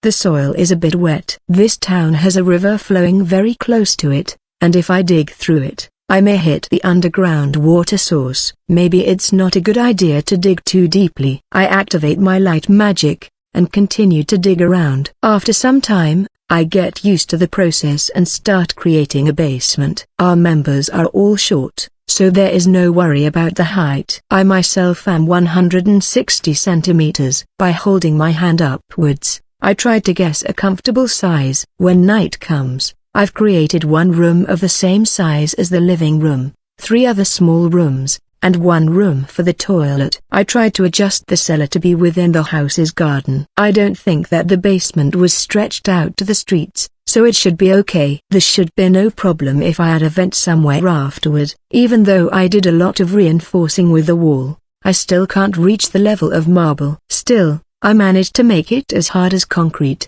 and I believe that it has that nice feeling. Because I'm afraid that it might collapse, I hardened the ceiling too. Oh my, this is better than I thought. Ellie, who didn't contribute any work, come to the basement to see the progress. Right. I had a hard time building all this, you know. I worked from morning till nighttime. Who knew that a NEET like me, who doesn't know anything about architecture, was capable of building a wonderful basement like this? Magic sure is useful. Like this, even if we were to go hunting, it will still be okay. Tomorrow I'll try to get some beds and put them inside here. Putting that aside, Masaru, you're so dirty. I already prepared the bath, so please get in. Usually I'm in charge of preparing the bath, but this time she did it for me. Sometimes you're so kind, Ellie. Then, join me? Okay. I will wash your back as a reward for your hard work today. Ooh. She gives the approval. We have taken a bath together from time to time, but this is the first time she offered to wash my back. I'm excited. During our bath time, I had my head and back washed pleasantly by Ellie. Suddenly, Sati called to say that dinner is ready. Ellie abruptly stopped her service. Masaru still needs some scrubbing to clean his body. Sati, please help me finish it. Yes, Elizabeth-sama. I'll wash his back. The dinner is ready, so it can't be helped. Yes, too bad. Calm down. Anne's dinner is tasty as usual. After dinner, I pulled Ellie back into the bath. I had her continue her earlier duty. Of course, this time, there is neither a time limit nor interference. The next day, I go to buy some furniture. I design the interior based on everyone's requests. The doorway connecting the living room and cellar is hidden under the sofa. The hole under the sofa is just 2 square meters. In case of emergency, I can still use earth magic to block the entrance. What kind of emergency, I still don't know yet. Eventually we went out hunting. We have come to the conclusion that as long we keep ourselves inside the cellar during our hunting period, then we won't get busted. After we went out from the gate, we used team transfer into the forest. During the day, we are aiming to hunt until Gorba's fortress. At night, we will return to the basement and sleep. Even if we use some magic, since there are lots of others who use magic around the same time, we will not be noticeable, even by magical sense. It's already near 3 months since I started living in this house. When I renewed the contract, I already paid for half a year worth of rent. I also created a secret base here. Like this, I'll be counting on this house for a while longer. Chapter 6,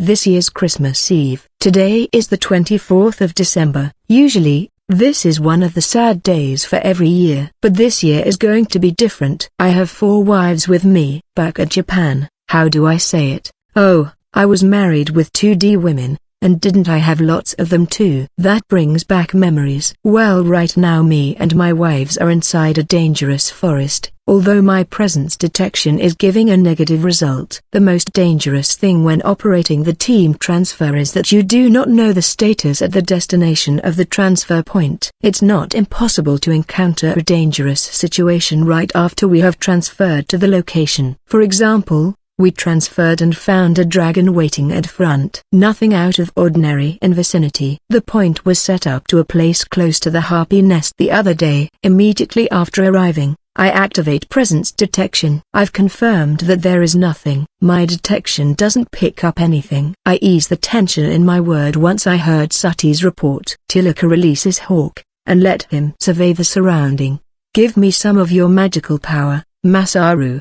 The transfer consumes lots of magical power. Unlike me, who is capable of fighting with a sword, Ellie, who rely purely on magic, will find some difficulty when her magic power is depleted. After I refill her magic power with miracle light, she thanked with a smile on her face. Thank you, Masaru. Now, let's decide the direction we are going for today. Everyone activated their levitation and fly on top of the forest. Since Sati is the only one who is incapable of using it, I'm bringing her with me. Others all levitate by their own. Still, even though Anne was reminded by Ellie firmly not to look downwards, I can see that she is shaking. Considering the situation, floating 20 meters midair is really a scary thing. As we decided earlier at house, we will be going to Gorba's fortress. First, we are going to that mountain range direction. After we are a bit nearer, then we will change direction and go towards the fortress. Ellie pointed towards the direction of the mountain range. Based on the sun's location,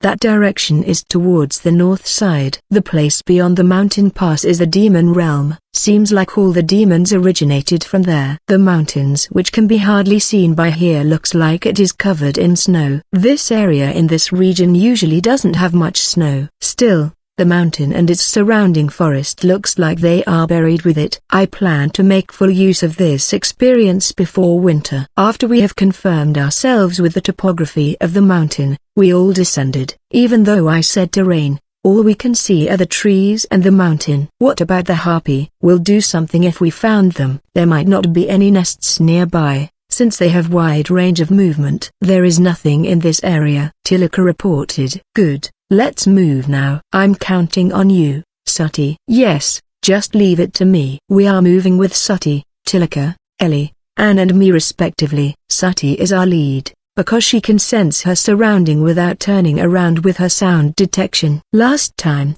when I asked her, she seems to be able to clearly detect the position and movement by sound alone. Unlike last time, our march is progressing at a much faster pace today. This time, there is no unreasonable requests like eliminating everything without leaving even a single one, so we will only stop if the situation gets seriously bad. After around 30 minutes walking, Sati stopped. She looks at our right-hand side. It's still quite far, but something is definitely there. Then she pointed to one direction of the forest. That thing should be alone, but he is big. Not a small one. Huh. Do you think it is about the same size as Dragon? No, it shouldn't be that big. I'll send Hawk to check. Soon we received the reconnaissance result. It is a bear. Although it is just a bear, it is bigger than the bear at Earth and is more ferocious since it has survived this harsh world. Once, I saw a bear nearby here. It seemed likely that it was close to twice of that in the Japanese zoo. But there is nothing to be afraid of. It is alone right now. Alright,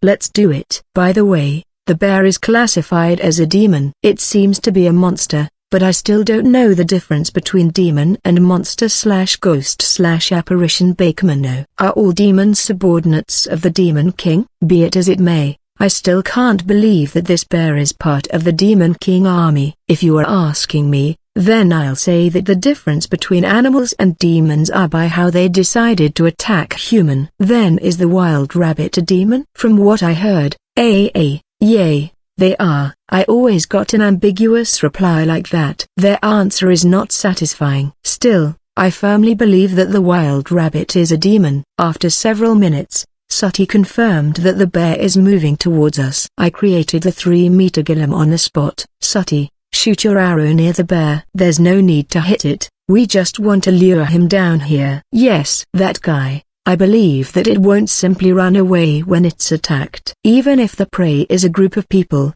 I believe it will only think that its food has increased. I hide the golem behind the tree. I'm going to use it to ambush the bear. Hawk 2 is showing a sign of coming back here. It's flying towards Tilika. Sati jumped down towards our position. Sati possessed an outrageous speed. I tried to ask her to run seriously before, and boy, her speed is inhuman. It might be that alongside her agility boost skill, the specification of the beastmen are normally high. Here it comes. Although there is a considerable distance, the big bear is running at a great speed. It's coming here directly from the other end of the forest while breaking the trees just like snapping a bamboo shoots. I'm a bit scared. Even if it did come here, I still can intercept it with my golem. It's going to be alright, is what I'm trying to convince myself. The golem lies in wait to move when the situation deems necessary. Thunder coming towards here with great momentum. When it was hit by Ellie's thunder, it came crashing against the ground. She already mentioned earlier that the spell is just a shallow attack, so the giant bear should only be left with paralysis. After that both Anne and Tilika shot their ice bullet.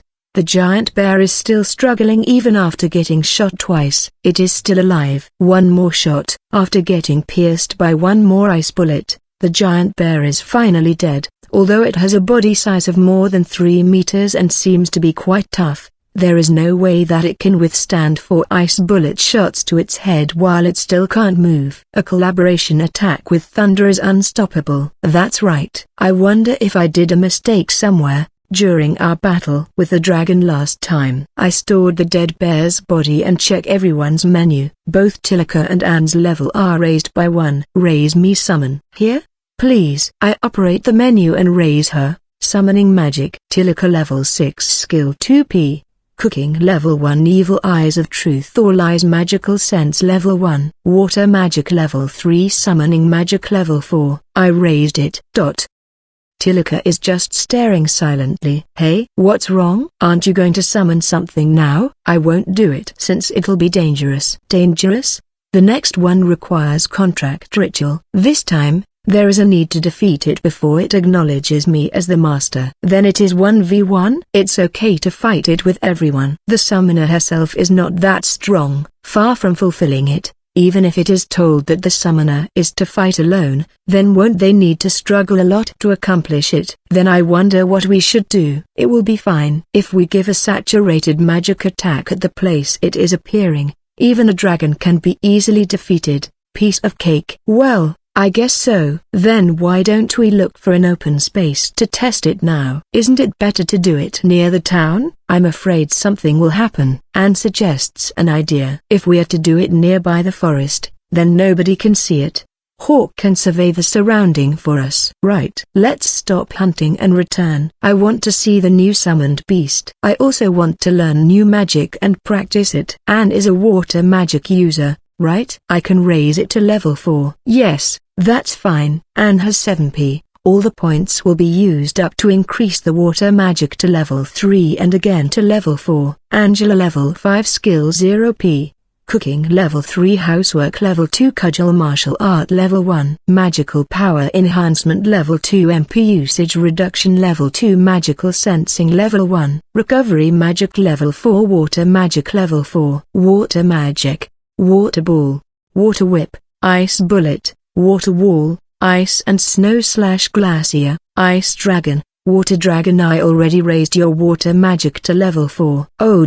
Yes. Thank you. Then let's go back. Should I open the gate? I already set 1 point here. We can continue this outside the town. At the moment, we have set up transfer points in the basement of the house and the grasslands a bit far from the town, and at the hunting field. Wait a moment. I think we can't do it today. If we are doing it, then I want everyone to have full magical power. It is better only for Anne to practice magic today. Of course, I only used it to replenish Ellie's magic power after her transfer. The rest are not used at all. You have a point. Shall we go back and relax today? Fine by me. Do you think the bear can fetch a high price? It's a shame that we only have one prey today, but since it can be sell for high price, it's okay. I'm sure that this guy has plenty of meat. The bear's liver can be used as raw material for medicine. Not only that, we get lots of meat too. Wow. Then give me some meat after you sell it. Bear meat. I'm excited. The specialty of my hometown is a bear soup hot pot. Shall I make it today? I really miss the hot pot since it is so cold nowadays. It's a shame that there are no Japanese soup stocks around. But the ramen soup stock will suffice, I think.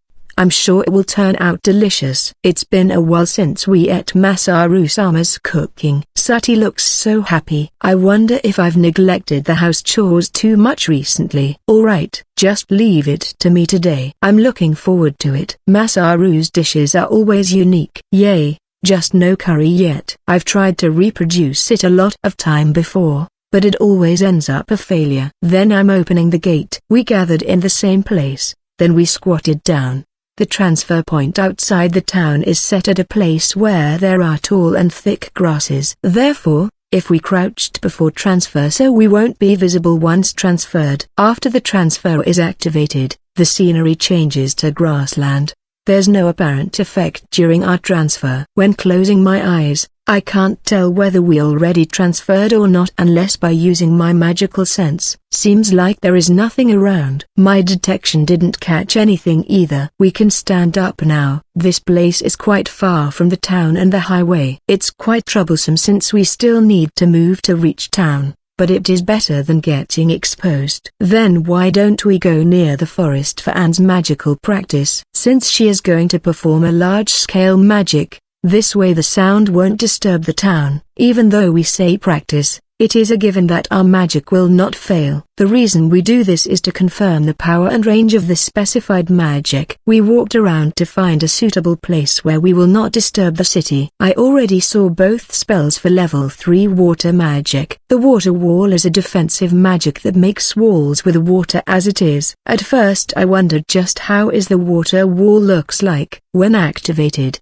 water is swirling in a shape of the wall, enough to defense against arrow or something similar. Ice and snow is the ice variant of the windstorm used by Ellie. A storm with ice occurs and shreds the enemy. The ice dragon and the water dragon also literally form a dragon with ice and water. The dragon make moves freely and attacks enemies. The size can be adjusted, and the duration is quite good. Compared to fire and wind magic which releases everything by one shot, it is only natural that this magic has a lesser firepower. However, if used correctly, it can be quite useful. I created a 10-meter golem as a test target, and when I tried it out, the water dragon easily destroyed my golem. Whether the golem is weak, or the water dragon is strong, I still can't distinguish the reason. However, like this we get to know the extent of the spell power. I see this is a good spell. Water magic is not bad at all. This is making me a bit scared. Just hunting a bit inside the forest is enough to make me remember such magic, which makes me feel weird. As expected, I need to hide the matter regarding Masaru. Are you scared of my ability? I asked her worryingly. I'm not afraid of Masaru's ability. After all, it is a divine protection of God. What is giving me the creeps is the fact that I'm capable of wielding this spell so easily. It's alright, you will be used to it soon. It feels good to release such a big magic, you know. I guess it's true. I can't deny that I'm having fun too. If you always use your magic till the limit like Ellie, then you might collapse. Anne, please don't do that, okay? Excuse me, it only happened twice to me before. This girl, did she do something that I don't know behind my back? Nanius and sure had a hard time. For that matter I'll leave it to Ellie. I will not do it anymore. Maybe this girl has no self-awareness for herself. Yes. Should we go back to the town? I'm going to hunt some wild rabbit. But what about you guys? Okay, I'll stop by the shrine on the way home. Are you going to prepare dinner for today? Let's make a bear hot pot tonight. Please prepare the lunch. Me too. Sati and Tiliku are following me. Well then Ellie should come back with me and prepare lunch together. I'll do my best. According to Anne, it will still take some time for Ellie to be a decent cook. Separated from those two, we went to the meadow. Even though I always came here sometimes, whenever I sense the rabbit I'll still feel nervous. Let's split to the left and right like the usual. Tilika should follow closely so that you won't get separated. Yes, understood. After that, together with Sati, we managed to hunt down 10 wild rabbits. Satisfied, we went back to the town. Just by hunting the wild rabbit is not enough to live a satisfactory life, but our life is guaranteed since it is not dangerous. When we arrived home, Anne and Ellie had also just arrived. It was busy at the shrine clinic, so I helped out a bit. I also helped around. How is your errand? I just went there to send my regards. I'll start cooking now. Let's go, Ellie. I have a feeling that my cooking skill is going to improve soon. After I'm done, I'll ask you to try. Masaru. Is that so? I don't think your skill is going to improve anytime soon, but I better don't run off my mouth here. All of the dishes are made by Anne, therefore it can be eaten normally. And there is an original soup made by Ellie mixed together with the other dishes. Quite funny, really. I thought it is okay for me to leave the soup to her. When will Ellie acquire the cooking skill? And until then, do I have to eat the original cuisine? Today's soup cannot be eaten because it is strange and unclear. During afternoon, Ellie teaches us about space magic. The item box is a convenient skill to have, so it was decided that everyone is going to learn about it without using any points. The students are Anne, Tiliku and Sati. As for myself, I passed. I have never had a bad experience with magical acquisition, just that this time I saw that she had an extreme face on her. That's what I felt. I'm going to the guild to sell the bear. Do your best, everyone. Just leave it to me. I'll teach them passionately. And here I believe that I made a correct choice. Just look at Ellie. What's up with that weird passionate aura she has? After coming back from selling the bear and a slight shopping, I saw Anne is completely exhausted. Tilaka is making a face like Kurora while watching Sati sleeping the sofa. Sati has completely exhausted her magical power. When I saw it, I silently replenished her magical power. I won't ask what had happened. The bear hot pot that I made that night is quite popular. By the way, tonight is the Christmas Eve. It's quite sad that there is no cake here to celebrate it, but getting surrounded by 4 beautiful girls tonight is not a bad thing. Chapter 7, Summoning Magic Level 4.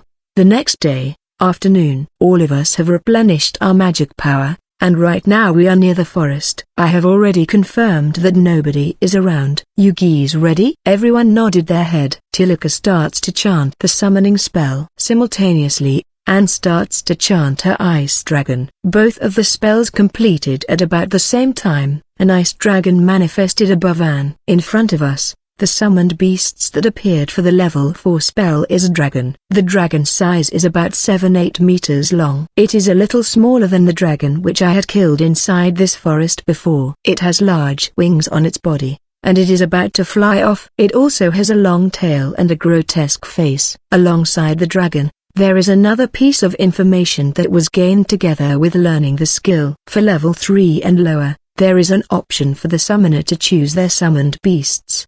But for level 4, only a dragon can be chosen. It is necessary for one to make it acknowledge them first before using it as a familiar. Still, summoning a dragon has an elegant feeling to it. Are you the summoner? You will need to get the approval from the esteemed me first.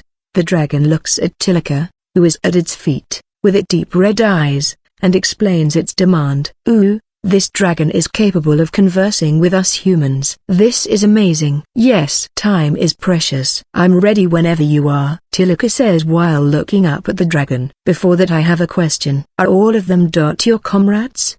The dragon looks around. There are 5 golems with a height of 5 meters each surrounding it. Then there is an ice dragon slowly orbited on top of the dragon's head, ready to attack it at any given time. Ellie is located a little further from us, getting ready to start chanting as soon as the battle begin. Sati is acting as Tilaka's guard, currently ready with her sword and her shield. Everyone here is my family, as well as my party member. This should be no problem. Now, let's begin. I'm from a proud dragon tribe. No matter how strong the enemy, I'm not someone who can be easily defeated. The dragon gives a deafening howl. I'm glad that right now we are near the forest. If we did this near the town, then I'm sure they would be surprised by its voice. Then, the dragon silently waits until Tilaka has reached a safe distance. After Tilaka is ready, the battle starts. The dragon pursues after Tilaka, who has taken refuge behind my golem. Not a bad judgment at all. High in the sky,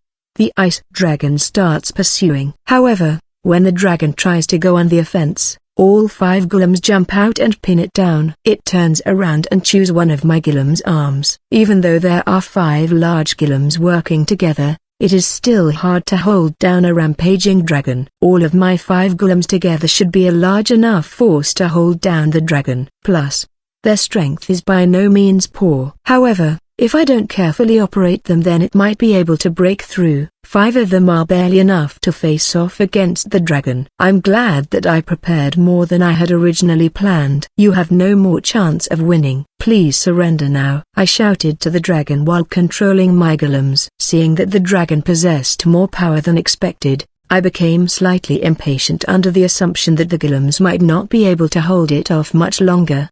The ice dragon is set to attack whenever it receives my signal. I can make it attack any time the dragon shows a shred of will to resume. To think that all my golems combined are not enough to completely pin down this dragon sends shivers down my spine. I hope it is persuaded to surrender. The dragon eased its strength after growling for a while. Yes, thee showed enough power to be our lord. I will pledge my future to wield my power in accordance with thy summoning. But before that, O Lord, will you not release me from this golem? The golems ease their strength and start getting up. Ellie seems a bit disappointed as her role to deliver a magic blow is no more. The dragon slowly gets up and goes to Tilaka. Then it lowers its head. Your name? I already have a physical body. I will let you decide my name. Tilaka looks this way. Do I need to come up with a name again? Ryo, Dragon, or Drago? Yeah, I think Drago will do fine. How about Drago? Drago. That is a good name. From now on I bestow upon you the name,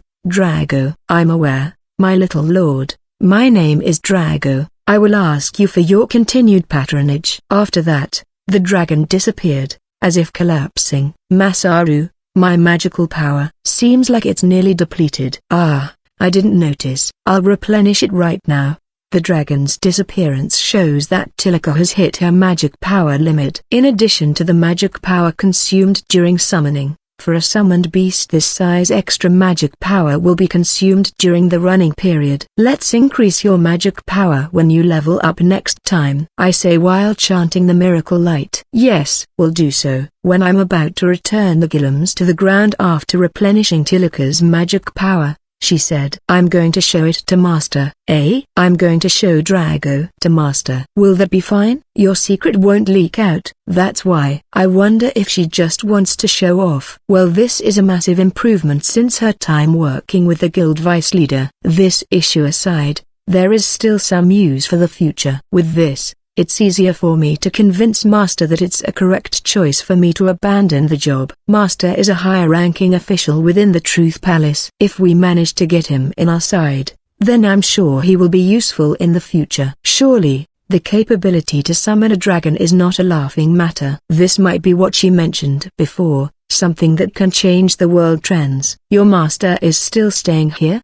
He told me that he is staying here for a year or so. But isn't it hard to bring him out here? Anne gave a good point. It is certainly troublesome to go to the town and bring him back here. Showing it to him nearby the town will do. Masaru only needs to create an earth wall so that we won't be visible to outsiders. Since Ellie's plan seems plausible, we all decided to go back to town. Hey, you're familiar, Drago. I wonder if it is possible to ride on it and fly. Can. Now this is getting exciting. To be able to fly with dragon, this really is a fantasy world. Let's get on it. Now. No, just wait a second. It's dangerous to fly with the dragon this near to the town. That's right. Please don't say such a selfish thing, Ellie. We can go to yesterday's hunting location by using transfer. Plus, the transfer point is nearer to here than the town's gate too. That is a good idea. Let's go, Masaru. Me too. I want to ride it too. Please, Masaru-sama. Really? Then let's go. It's not like I have any more plans for today. It's a good thing that our walking distance is decreased. Immediately after Ellie activated transfer, we are now at yesterday's hunting ground. I quickly surveyed the surrounding. I detected nothing with my skill. You can call it out now, Tilika. Come, Drago. Heeding Tilika's summons, Drago immediately appeared. It appeared instantaneously as if it was around. As expected, this can be used to cut our time and labor. Checking Tilika's status menu, I confirmed that her MP is slowly decreasing. Even after the summoning is completed, her MP keeps on decreasing, and looking at its pace she won't have more than 3 minutes. I decided that she must increase her MP after this. For now, I'll support her by using my miracle light. Did you call me, my lord? I want to fly on your back. Piece of cake. Drago lowered his body until he reaches the ground. Still, even after he has lowered down, it is still too high to climb. I see his height is still more than 2 meters. I make a rock and used it as a foothold. Sati gets on the rock and jumps on top of Drago's back. While I'm thinking of whether to rely on the rock, I saw the other 3 get on Drago by using levitation. Masaru too, hurry up and get on top here. Ellie calls to me from on top of the dragon. I've forgotten. We can actually float towards its back. I'm coming now. While thinking about how to actually ride it, I store the rocks and use levitation to get up. Drago's back is wide and basically coated with rough scale, but if you ask me then I'll say it feels closer to skin. At the center of its back, there is something like a mane. I wonder if it is really okay for us to grab hold of it. But it's not so slippery that we will easily slide off it. We will not fall, right? Please look forward to it. Drago turns his neck, facing us and said so. Your face is too close. I would love it if you keep some distance. It felt like I'm going to get swallowed whole. After Drago faced forward, we can feel that his back is shaking slightly. Then we see that his scales are getting compressed, and form several seats in a row. I'm surprised that he can do this skillfully. It looks like a rigid chair made of his skin. Though it looks like it is not comfortable to sit on, it should be enough for us to sit and not to fall off. My body and flesh are basically formed by magical power. That's why I'm capable of doing something like this. Does that mean you can change to different forms? That is impossible. I can't be anything beside a dragon. I can only change my body slightly, like this. However, depending on my lord's magical power, I'll be able to reinforce my body to become stronger and stronger. Currently, Tilika's MP is still lower than what I prefer, and I don't think that it will increase that much in the near future. Drago, fly. After confirming that everyone is seated, he gives a growl and we start flying once his wings start flapping up and down. Just like that, he continues to rise upwards steadily. This feels like getting on a roller coaster. He quickly went above the forest trees and hovered still. Though, compared to the size of his body, his wings are actually too small. He looks like he is trying his best just to keep flying. I used magical sense, and it seems that there are still flows of magical power. This is even better than our usual levitation. Of course, he has no choice other than depending on Tilika as a magic source. From just now, Tilika's MP is decreasing faster and faster. If we are to use him as a transportation method, then we will face a limit, just like a real car. Well, it is still impossible to go into the town via this way in the first place. For now, let's have a tour of the surrounding area. Drago moves as instructed. I wonder if the old propeller aircraft feels like this. Even though the visibility is quite limited because of the wings, it is still quite an experience. We flew for a few minutes and got off at the transfer point. Then Drago vanished. The ride was quite comfy. We can rely on him for long distance traveling, but we can't use him for running an errand. I don't think he is allowed to land within a town's perimeter. He can't stay for a long period of time though. Just by summoning it, a lot of magical power is consumed. Then, he still needs to feed off Tilika's magical power just to maintain his form and to fly. For the consumption problem, she can simply solve it by learning the MP enhancement and usage reduction the next time she levels up. But I don't know how much fuss people will make once they find out that there is a girl who is using a dragon as a familiar. This is a waste. Increase my magical power. Then you need to work hard during our hunt next time. You are right. I'll do my best starting from tomorrow.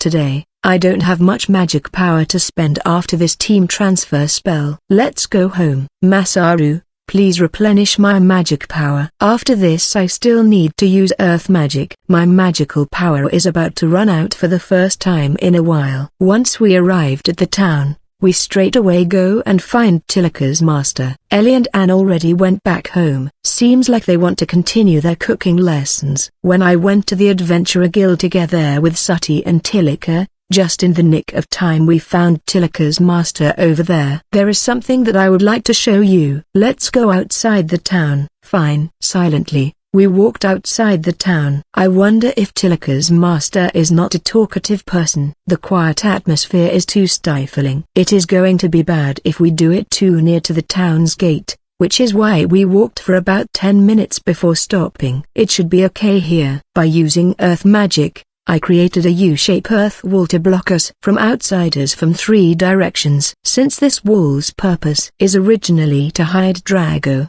the resultant wall is quite humongous. With this, I finally don't have to spend my magic power anymore for today. There is some magic power left, which is why I've not fainted yet. But right now, I feel really sluggish. I don't want to do stuff like this anymore. So grandiose. Then what is it that you want to show me? This. Tilika shows the mouse on top of her palm. So, she is going to show this one first. Oh, I didn't see. Where did you take this out from? Is this some kind of new trick? The mouse, Pani, jumped towards Tilika's master's hand. Tilika's master looks at it, and tries stroking it. I'm going to show everything in order. Next is this. Pani the mouse disappeared, and is replaced by Hawk. Although it is certainly a fun entertainment, do we need to go out of town for such a thing? Plus, creating this wall? This is a waste of time. is what he is trying to say. This master is too mean. Well, it is to be expected since right now it's just Hawk. Would you like an unusual animal then? There are two more things that I would like to show you. Hawk disappeared. Next, Tiger appeared in front of this master's eyes. This time it looks like a strong one appeared. Surprisingly, even after Tiger appeared, he doesn't look particularly nervous. I wonder if this person is a strong fighter, or maybe his trust in Tilika is just that deep. This is Tiger, strong and cute. He is currently my guard. Tiger walked towards the master, and naturally, it sits down and lets this master stroke its back. Just like that, he simply reaches out his hand to touch it. Usually, people will ask about it first. Wow, this really? He sits down and continues stroking its back while saying something like this. You can ride it and make it run. Master, do you want to try? Please. With a serious expression, Master gets up and rides on Tiger's back. Together with Tiger, he rides around. After a while, their silhouette disappeared at the meadow. Seriously, don't run off that far please. Sure, I think it is still comprehensible since it is a tiger. Getting around within this tall grass is an okay, but I don't want you to get discovered by other people. My master really loves animals. He has many animals like horses kept in his mansion. More importantly, bad news. Yup, there's no need to mention it. I already know what you want to say. My magical power is running out. Right? Mine is going to run out soon too. But thinking about it again, I don't want to shame Tilika who wants to show off in front of her master. My magic power has slightly recovered too while idling till now. I took out concentrated magi tea from my storage, and together both of us drink it. Drinking it for the first time, Tilika's face frowns at the tea and she stuck her tongue out due to its extreme bitterness. This tastes bad. Please endure it. I don't like drinking this stuff either. I take out 2 MP potions. I give the first one to Tilika, and I drink the second one myself. Now I hope that there is a little more time before Master comes back. That way we can recover more magic power. I took a deep breath and chant the miracle light. Just because my magic power is lesser now doesn't mean it will produce little output. It's fine as long as I can endure it. I need to prepare my mind in case what Ellie said happens. Afterward, the miracle light activated. Right now, it feels like my magic power is completely gone. Sati is supporting the now staggering me. I feel nauseated. My eyes are losing focus,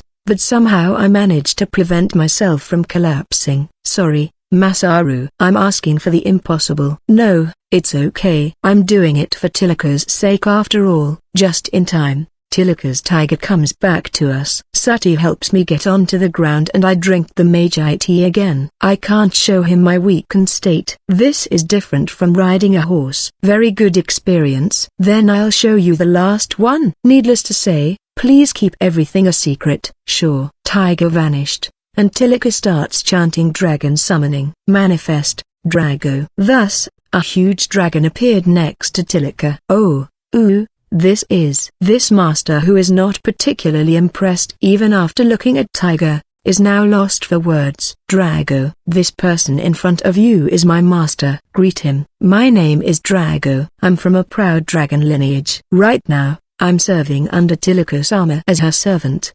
Best regards, Master Dono. Ooh, this is a courteous one. Contrary to his loud voice, Drago speaks to this master with polite speech. Surprised? I'm surprised. This is really unexpected. How is this possible? Right. This is my newly acquired power. To make a dragon obey your command. This is certainly worth abandoning your work.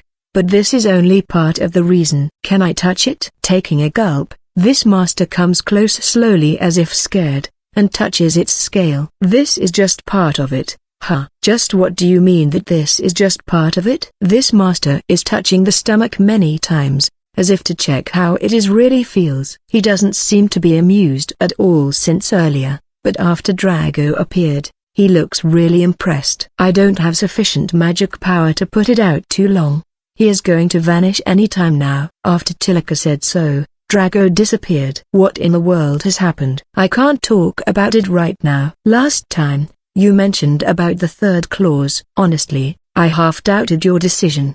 But with this, I can say that I fully trust you now. I will forward this matter to upper levels as your supporter." This master said so, then he glanced my way. "Thank you, master." "You, over there. Last time, you said you are Masaru." Yes. "If you encounter any problems, please come and seek my help." "I'm a first-class truth official, Clemenzo Grain." He took a small insignia from inside his pocket and handed it to me. I've met him several times before, but this is the first time he introduced himself. The Truth Palace is a large organization. If you want to show something to the Truth Official, then you can just give out my name. You will receive some cooperation, but don't you dare abuse it now, okay? "I understand. Thank you very much." With that said, Tilika, "I hope that we can talk about this sometime in the near future." This master quietly walked towards the town. "What was that just now, Tilika?" "It's like an identity card for a truth official. I rarely use it since I already have the evil eye." "I have it too." That said, she shows it to me, albeit a different shade of color. "Master's is made of mithril, while mine is copper. It is just like a badge." "Can I keep it?" "I don't know, but I think it should be fine." "Is that so? Then, why don't we go back to town? The insignia might prove to be useful for something." "I'll keep it in mind." "I'm hungry. I want to eat bear soup again." "Really?" "Since Anne and Deli have prepared something for lunch, I'll try to make it for our dinner tonight. The lunch is ready once we reach home." "I've tried really hard today, you know." "Check my skill in the status menu please." "Place?" "I'm sure that the cooking skill is listed inside now." I checked her status menu, but there is no such thing as a cooking skill. This is really weird. The dishes got burnt a little here and there, but I'm pretty sure it came out decent. Far from being a bit, the food is totally scorched. I tell you now, Angela-san, leaving it to Ellie herself. I want you to revise your policy where you give freedom to Ellie to make whatever she wants. Weird. There really are no problems in particular when I'm doing it by myself. Even the children at our orphanage can somehow get by with this kind of dish. Today's Ellie original menu is an oddly squashed meat with vegetables. The food would be perfect, if only there were no raw or burnt parts mixed in, which basically make this impossible to eat. Not only that, just why are there fruits mixed inside too? The only edible part is just a small patch of the food. Did she think that she can get away with it somehow if she managed to cook just a small part of it decently? And Angela-san too, is it really necessary for me to taste it? I wonder if it's okay for me to just throw this away? Not good. If you avoid the burnt part, then there's no problem. You can eat it just like usual. You don't have to force yourself that much, Angela-san. There are tears in your eyes, you know. I need around 24 hours to completely recover the lost magic power. So, that would be from now until tomorrow afternoon. After that we will resume our hunting, and after 2 days off, finally it is Tilika's turn to service again. Now that her master has properly accepted her reasons, she seems really glad. This is really worth me getting my magic power squeezed dry and overworked today. Chapter 8, Harpy's Raid. Once again, our hunt in the forest is going well. Compared to the entrance part of the forest, our encounter counts with the demons are definitely higher over here in the deeper parts of the forest. However, there is no need for us to get worried since there are 2 of us that has detection skills. Plus there's Tilika who can survey the surroundings from the sky by using Hawk. We have the advantage to give the best out of any situation, which is great. From a distance, we can send a bombardment towards the enemy. This really make our job easier. Putting Hawk aside, your detection skill is really useful. I've never experienced an easy hunting session like this before, said Ellie while we are taking break, after we finished cleaning the corpses of 3 orcs. Isn't it normal for any adventurers to have the detection skill? Turks definitely has good eyes and ears, but both Masaru and Sati are at different levels. I guess Turks would definitely be level 1 or 2 at most. Turks is a former party member of Ellie who was in charge of scouting. I heard that every B-ranked party has remarkable ability. I never would have thought that this is their level. One of the primary reason as to why hunting inside a forest is dangerous is because we don't have a clear vision. It's nice if the monsters make a huge noise like the orcs just now, but sometimes we don't notice it since they are very well hidden. I heard about this before, that there is a party who is hunting, and in middle of it, they didn't realize that they are already at the center of a monster's nest. Of course, the party was utterly crushed. So, everyone said that this forest is actually dangerous. But actually, nothing much has happened to us. Much more a dangerous situation. It's undeniable that many places can turn harmful if we have not used any detection skills. Snakes and insects here are especially dangerous. Sati can always detect them with her ears though. I was surprised when we encountered a 2-meter mantis here before. The mantis sickle is very hard. Some of them can even cut iron. I was speechless when I heard about it. Like this, even if one were to wear a full plate armor like a knight, it will become useless. I managed to find the hidden mantis by using my detection skill, and it became a prey for both Tilaka and Anne's ice bullet. I think we've had enough rest now. Masaru, how much of your magic power remains now? Over half. My role is basically an MP reservoir. It's been decided that I'm to support everyone during our hunt. It's alright. I think this amount is enough for our hunting session today. Let's continue. So far, we've only encountered small fries. I hope we can find a worthy opponent next. That's quite a careless remark. It might raise a big flag soon. Basically, an unavoidable threat is coming towards us. I'll try my best to endure it and drink the Magi tea secretly if required. I'll keep this on mind. 1 hour after we left, we still didn't encounter anything yet. Of course, there are still some small animals or birds in surrounding, just that there are no larger animals or demons. I kind of remember this phenomenon somewhere. It is as if there is a large nest nearby,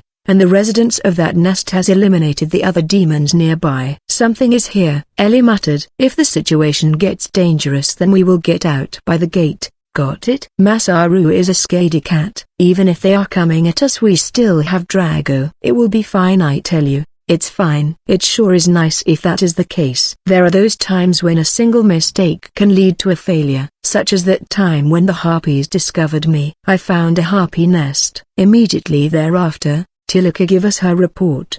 Do you know roughly the scale? I immediately retreated as to not be found. This much is fine. Please ask Hawk to return. I'll take it from here. I'm going to follow you, Masaru-sama. No, only I'm going. I can know how much harpies are inside the nest by using my detection skill. Sati needs to wait here. Both of us has covered. Not only that, we have stealthy step skills too. But since one of us is capable of magic and another one has only physical strength, it is obvious who suited most for this task. Not only that, I've decided to make sure that my wives will face minimal danger, and I'll face it instead. Yes, be careful, Masaru. Yay, I'm going. It's time for me to raise my own level soon. Of course, I can still use skill reset. However, right now most of my skills and spells are essential, and can't be forgotten just like that. Plus, I would rather use skill reset as the last option. If it is not for the forest, I would have blown the nest with my meteor. While thinking about such things, not long after, I arrive at the nest. My detection managed to catch lots of signs. 20, 30, 40, 50. And there are still more of them, which is outside my detection range too. Should I come closer to make sure? For now, I'll report this to them through this mouse. After waiting for a while, Pani shook its head. That is the sign to go back. I'll retreat silently this time. It will be bad if I were to get caught by a group of more than 50 harpies. I'd die. Once I returned safely to everyone, we started our strategy meeting. We can just deliver them final blow with my magic like last time. If I just increase the range, then there is no problem even if they are scattered. I wonder how much of them has not returned yet. But there is no way we can simply leave that kind of large nest alone. If we can't kill all of them, then at least we must take the nest down. During our fight at the wall last time, the harpy was one of the most troublesome enemies. If we simply leave them alone, then someone might get hurt. Sati and Tilaka, what do you think? I agree with killing them. Can't decide. Alright, proceed with the big 3 decision then. So, it's the majority vote. Even I agree that we should kill them while we can. Are we using the same strategy like before? Basically, it is. But this time we will cast it a bit farther than the effective range unlike last time. After we reached the conclusion in our meeting, We all wait till it is evening so that we can destroy everything in one full sweep. Harpy is a non-nocturnal demon. They have a habit to return to their nest and sleep during nighttime. While hiding beneath the shade of the forest, a number of harpies flew overhead of us towards their nest. Right now, I'm afraid that we will get discovered by the harpies, so much my heart is beating so hard. I was reminded of the time when the harpies raided our town. That time, it was obvious that they attacked me because they detected my magic power. What if the one passing through above is the top within their flocks? Waiting like this is hard. Scared, Anne brings her face close and whispers to me. Actually, it's not like the harpies are that near to us, so it's okay to speak in normal volume. But somehow, her voice lowers and turns to whisper, "Really scared, I am." Suddenly, I remembered the time when those harpies came to our town for the first time. But you're not same now. You've grown stronger.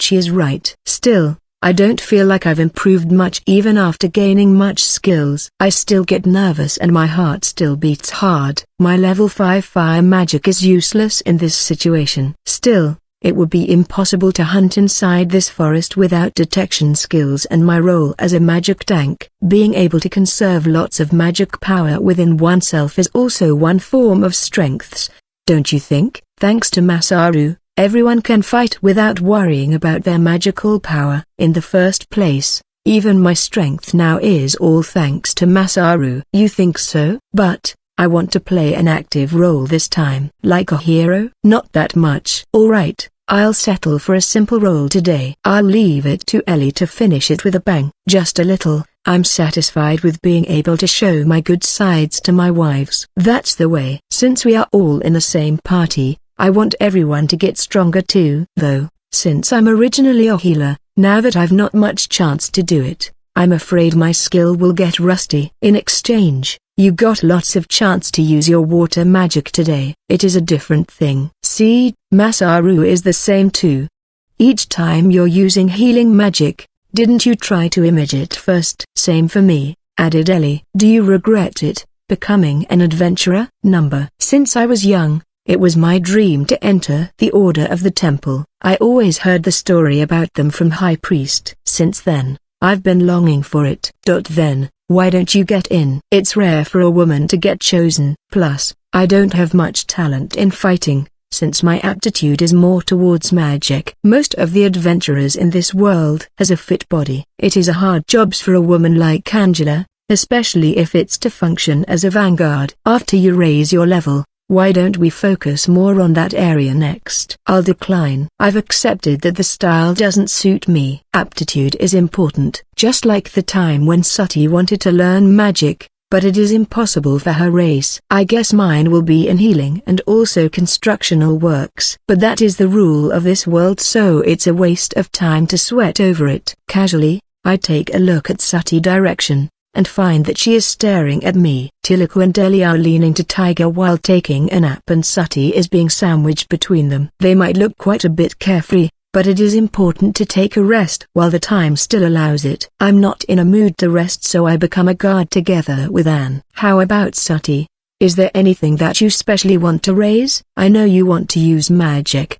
I believe that magic is still impossible. She fainted 3 times before. I'm satisfied with being able to be of use to everyone here. That's why I'm okay without magic. She stops talking once she saw Tilaka move during her sleep. Maybe our conversation is too loud. After that, I kept myself silent. I felt refreshed after getting it out my lung. Now, I don't get flustered much during when the harpy is passing through above us. Though, there sure are lots of them. Over 10 of them has passed through us since then. Like this, I won't be surprised if there are more than 100 of them.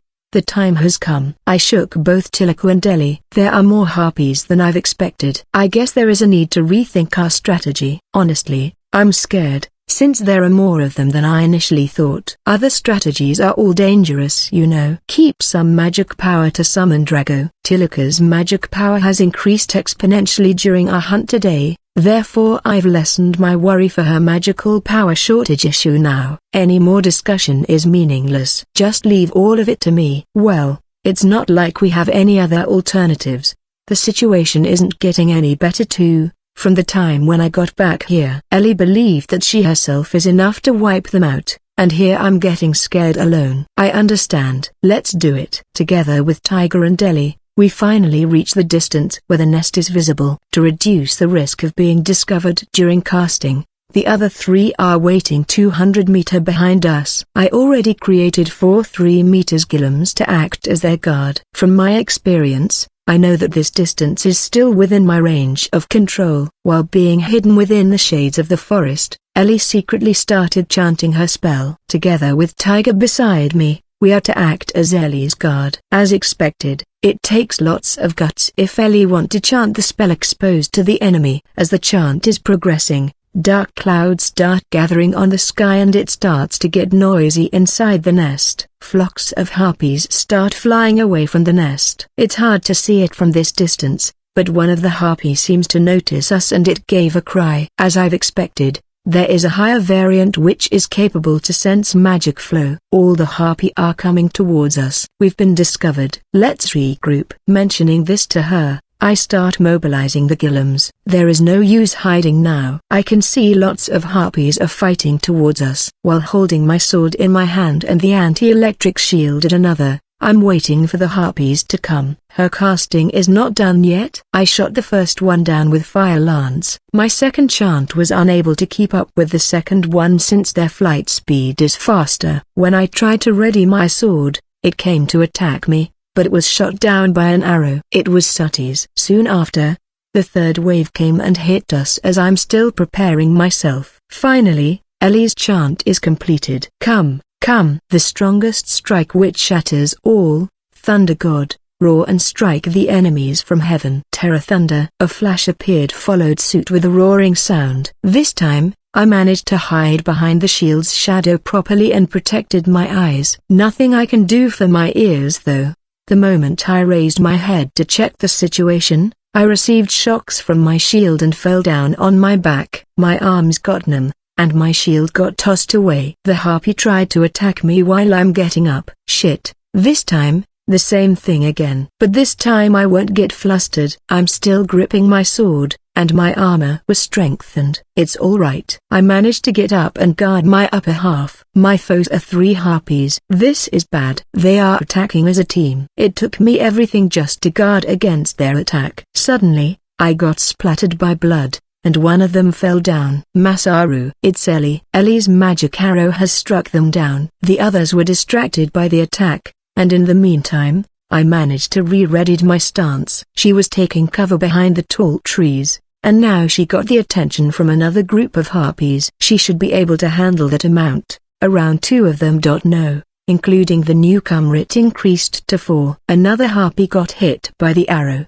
thus falling to the ground. I felt relieved to know that Sati is okay too. In the meantime, I'll need to deal with the harpy in front of me first. While it is possible to avoid their attack to some degree, or block it with my sword, since they are attacking from both on the ground and from the sky, it is hard for me to block this configuration of attack. Each time I've healed my injuries, new wounds would be engraved in my body. I can't keep up anymore. It's only a matter of time now. Other members probably have their own hands tied.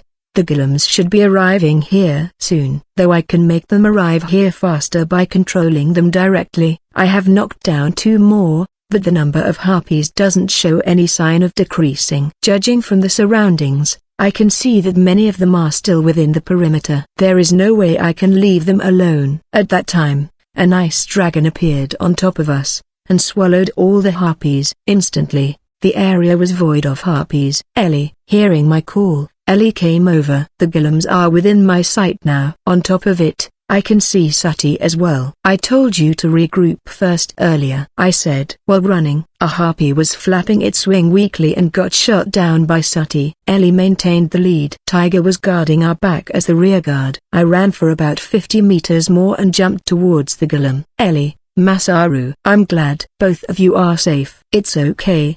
Please, Tilika. I know. We all regrouped within the perimeter of the gillums. Just a little request.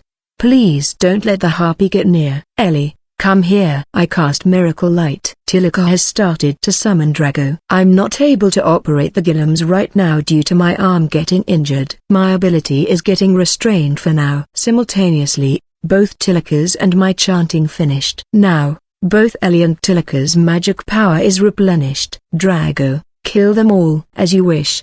Drago turns his body to face the harpy's nest. Careful not to envelope the forest with your breath attack. The harpies are getting away. Should we pursue? Drago turned his neck and asked for confirmation. Ah, really? Then be careful with the surroundings, okay? Well, that's about right.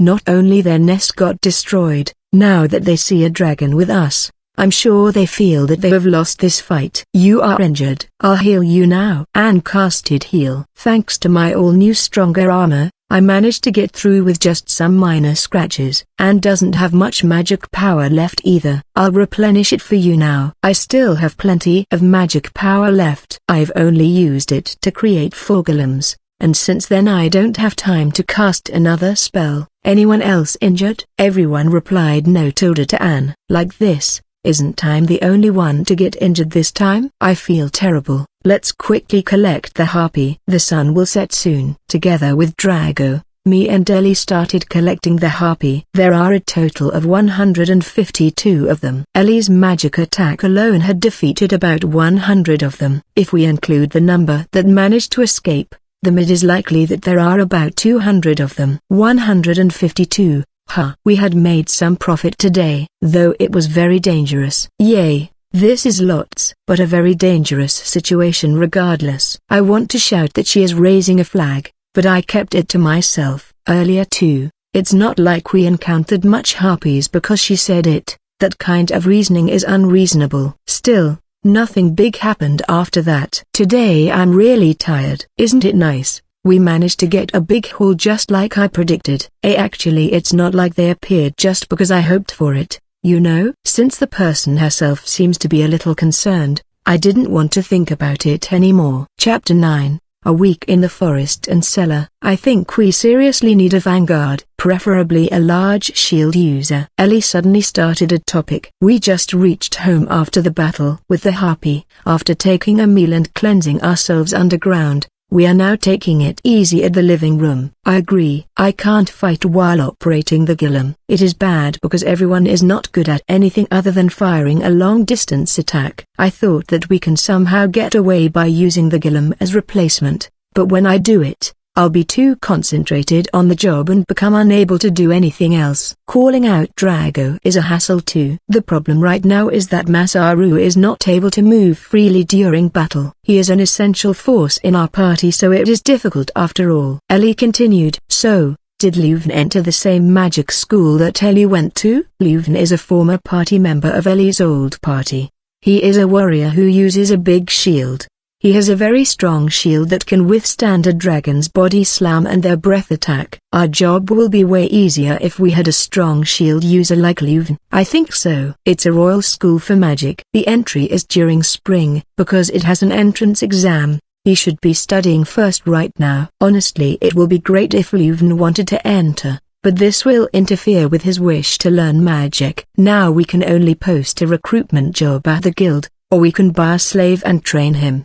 How to become one. Considering my circumstances, I think it would be better if we were to take a slave, rather than recruiting someone. It is easier to keep their mouths shut too. You want to buy a slave again? Will it be a girl? Anne reacted to the word slave. You see, let's say I buy a male slave. I don't want us to live together with him just because I've bought him. It's not like I purposely want to buy a new girl slave. It's just that I don't want another guy to join as a member. That's good and all. But will you let a girl to play a role as a shield? I wonder. But a beast girl slave should be able to fight very efficiently. Whatever it is, I don't want some unknown person inside our party. Anne firmly said her opinion. Although we all just got married, I already wanted to add another girl in our lives. Truly a bad move on my part. First of all, there is not even an extra space in our house for more people. Should I build a cabin outside, in our garden? Maybe we should just move. I can act as the vanguard. Sadie raised her hand and said so. Can't do. You are a lightweight type. There is no way I would let our cute Sati hold a large shield. Right. I agreed with them. Even though she ate a lot of food daily, there is no sign of her getting fat at all. I always wonder just where did all the food went to inside her slender body. We will continue to hunt inside the forest like usual. In the meantime, we will think about it. After that, the meeting was dismissed. I've gone through a lot of harsh battles today, so I'm dead tired right now. Ellie said something when we are both alone inside the bedroom. I'm really sorry for today. I wish I can think of a better strategy. Looks like she is concerned with my injuries. You didn't do anything wrong. It was just a scratch today, and healed it as soon as possible, so it's okay. Today was a terrible day, but it is not because of Ellie alone. Everyone, including me myself, couldn't think of a better strategy. That's why we proceeded with her tactic.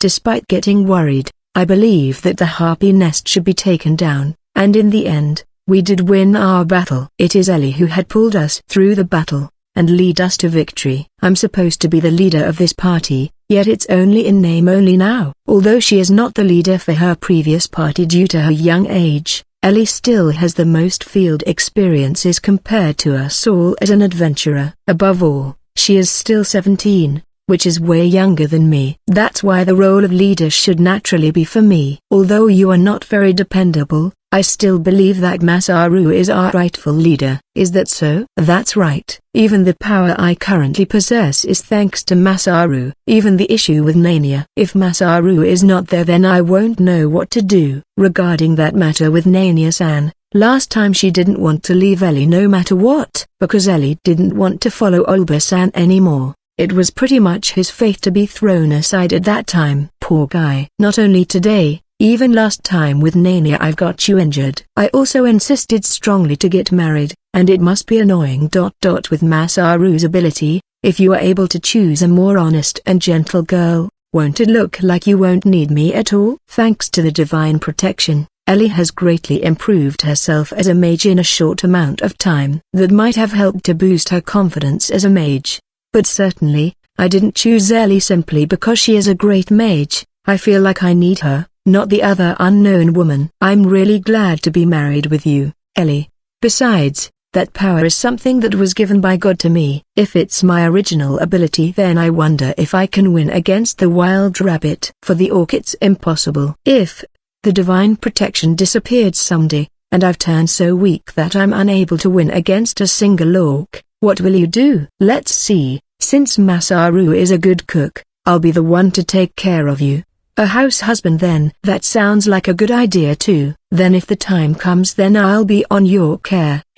There is no way that time will ever come. Why not? Whoa. Since the mood has turned better now, I pinned Ellie down on our bed. Getting thrown into a world that is going to get destroyed, becoming an adventurer, and always getting myself into dangerous jobs. If I were to indulge to myself into happiness right now, it will still be forgivable, I think. Next day morning, we didn't get much prey during our hunt. It might be because we still didn't get outside of the harpy's range of influence yet. So, we decided to hasten our pace, but then something bad happened. In the afternoon, Tilaka can no longer walk. We took a break and Anne applied a small heal. Though heal can't recover the physical stamina, it can at least lessen the fatigue. I can still walk. Even though she said so, it can be clearly seen how tired she is.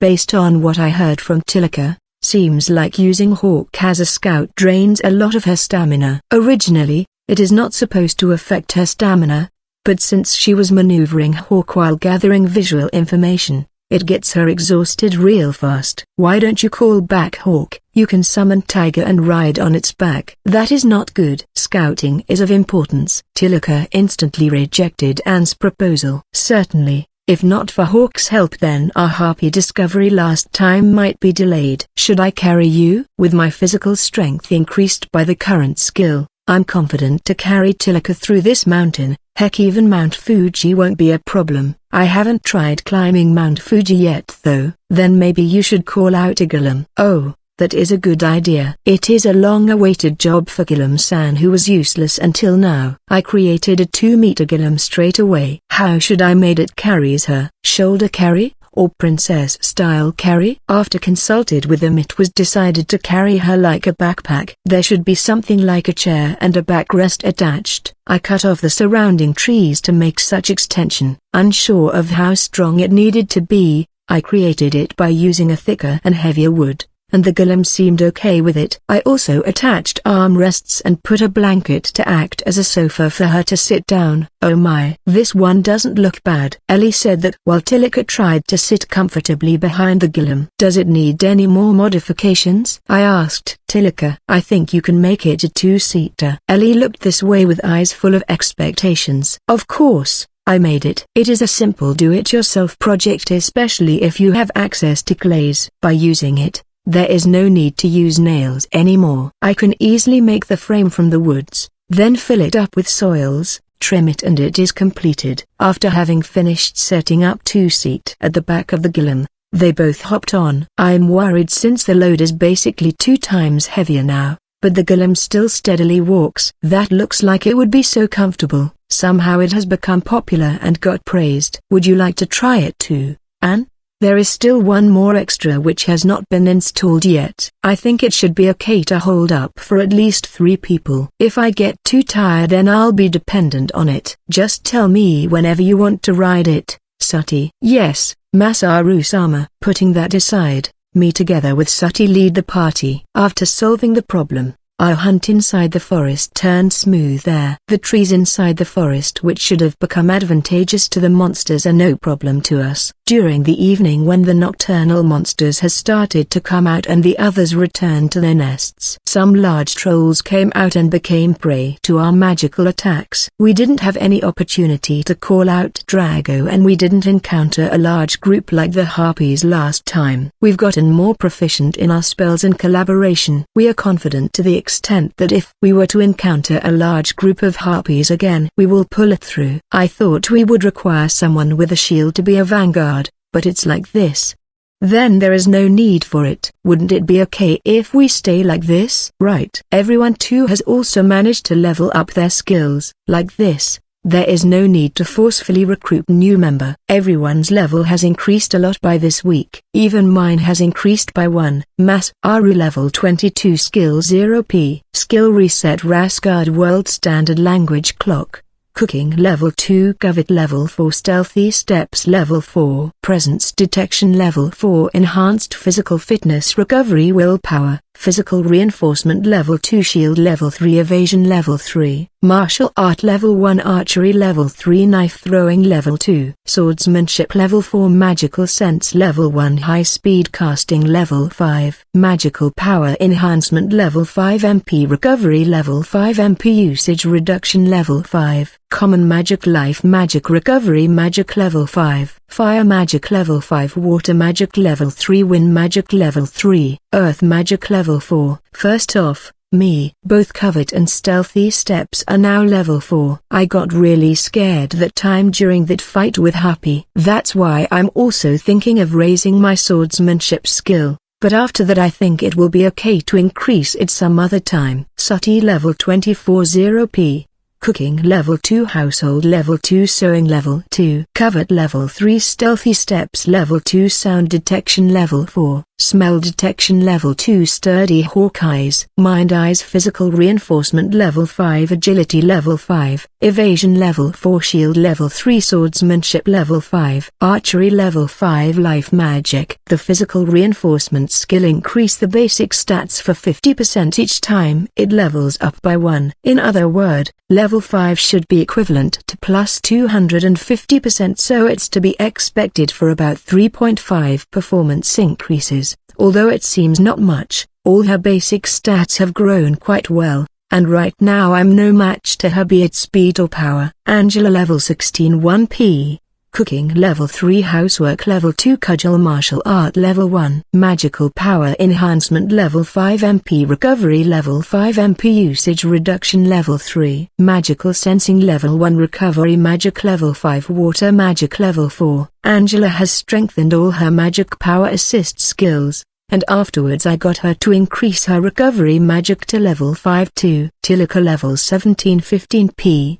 Cooking Level 1 Evil Eyes of Truth or Lies Magical Power Enhancement Level 5 MP Recovery Level 5 Magical Sense Level 1 Water Magic Level 4 Summoning Magic Level 4 Summoning Magic Level 4 Tilika raised her overall magic power and raised her water magic level. The rest of the points are on hold for summoning magic. Elizabeth level 21 20p. Magic Sense level 1 High Speed Casting level 2 Magical Power Enhancement level 4 MP Recovery level 4 MP Usage Reduction level 2 Recovery Magic level 1 Space Magic level 4 Fire Magic level 1 Water Magic level 1 Wind Magic level 5 Earth Magic level 2 Ellie is keeping her points. She planned to keep 40p to increase her space magic level 5. At this rate, we will arrive at Gorba's fortress in 2 more days. I climbed the highest tree inside the forest and I looked at the way Ellie has pointed earlier. Far off my view,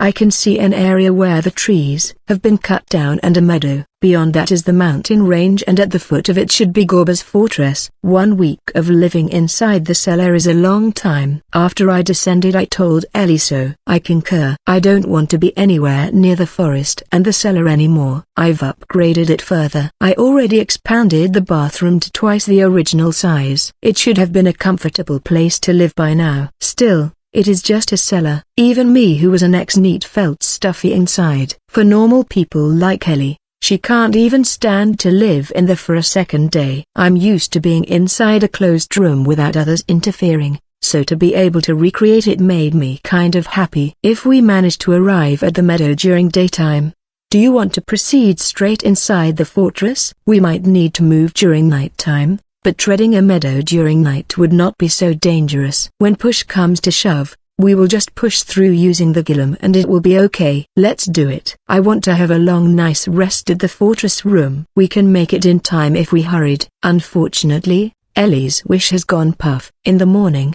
we found the orc settlement. This is already near to the fortress. They might be the one from last time. Last time, when the second layer of Gorba's fortress wall was broken through, numerous demons got inside. Adventurers from Sori Town were dispatched to annihilate all of them, but the amount left over is still unknown. We have no choice but to annihilate them. I'll scout them. After increasing my cover and stealthy steps, reconnaissance has been much easier. I'm not afraid of anything anymore. That's what I've felt. Of course, I'll still be careful. According to Tilika's intel, the orc settlement was located inside an open area part inside the forest. Over there, a couple of huts that looks like it can be blown anytime can be seen. Some of them are working inside the building, some of them are outside just strolling around. There are around 40 of them. This time it seemed easier. After reporting this to Tilika through Pani, I returned back through the way I came. Alright then,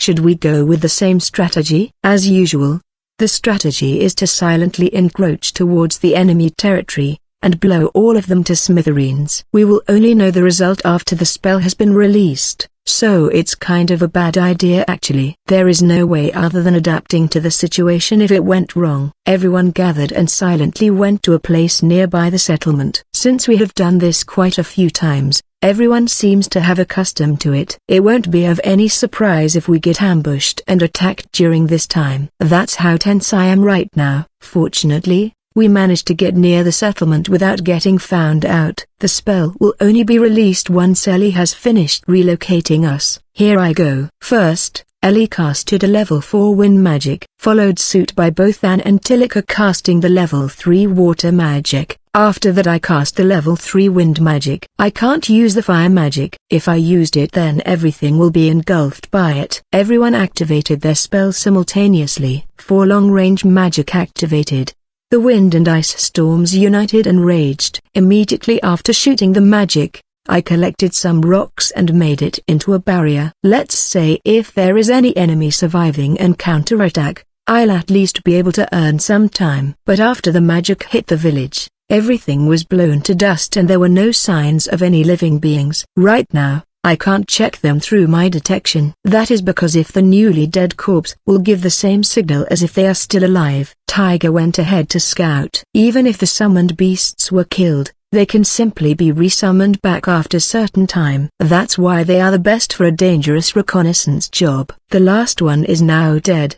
The orcs have been annihilated. After a while Tilika reported so. Let's quickly recover the orcs' carcasses. After that we must hurry to the fort. But reality is cruel. Once again, fate has denied Ellie's wish. Someone is approaching. Sati warned us. Chapter 10, versus Orc King. When we are departing from the orcs' settlement, Sati sensed someone is approaching. The only people that will come to this kind of place will only be adventurers like us. After waiting for a while, we heard a voice calling to us. I saw several adventurers walking towards us. As I thought, it is adventurers. They might have mistaken us for monsters. While waiting for the adventurers to approach us, we took down our weapons. Though, the other party are still holding on to their weapons. We have never seen the other party before. They have equipment like us adventurer, but theirs aren't smeared with blood. They are just few meters from us now. Overall there are 4 people. All of them are still young. Makes me wonder if they really are adventurers. Some of the crews look very tired. There are 3 men and 1 woman. We've never seen their face around before. One of them comes forwards. We've come back to check because we have heard very loud sound. That's right. Are you guys aiming for the orcs too? We just happened to find it before too. We are still wondering what to do. As you can see,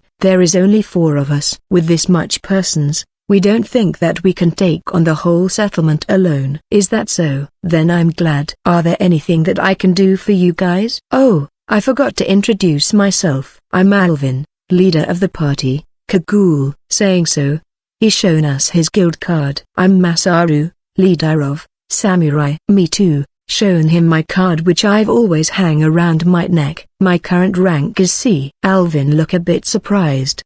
Perhaps he never thought that my rank will be that high since I'm quite young just like him. Even Lasad-san is C rank. The difference between each rank is pretty big. That's pretty much about our situation. Are you guys going to Gorba's fortress too? That is our plan. If you don't mind, can we go together? There are lots more monsters than I thought. I see. When I look carefully, seems like all 4 of them are worn out. According to him, even though he managed to drive off all the enemies, the fatigue has taken toll on their body. When they discovered the orc village, they've decided to turn back to the guild and report about it, only to heard a loud roaring sound midway and came back to check that they met us. We are going to discuss about it first. Ellie said so, and distance ourselves from the adventurers. What's now? If we are regrouping with them then we can't possibly reach the fort by today. She starts giving off her opinion. We can't just leave them here. Let's bring them back. Anne insists so. We need to camp outside then. Still better than the cellar.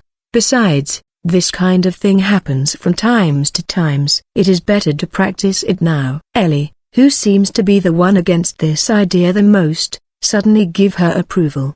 Do you hate sleeping in the cellar that much? On the other hand, it is good when others get indebted to us. We don't know when we will require help in the future. Indeed, mutual benefit is important. I thought that the parallel world is more about being savage, but it seems that I'm mistaken. Or is it because they are pure-blood adventurer? Then it should be okay for 2 days. What do you think, Tilika? I detected no lie. There is no objection. Please keep in mind to check for anything suspicious first. Following Ellie, Tilika cover her head with the hood attached to her magician-like cloaks. If you didn't look carefully at her then there is no way that you will know that she is Evil Eye. Alright, we return to the adventurer which are waiting at some distance from us to tell our conclusion. We have decided. Let's go to the fortress together. For real? I'm glad. Right after I told him, Alvin gave a relief expression. I guess his journey has really been painful and tiring before we found him.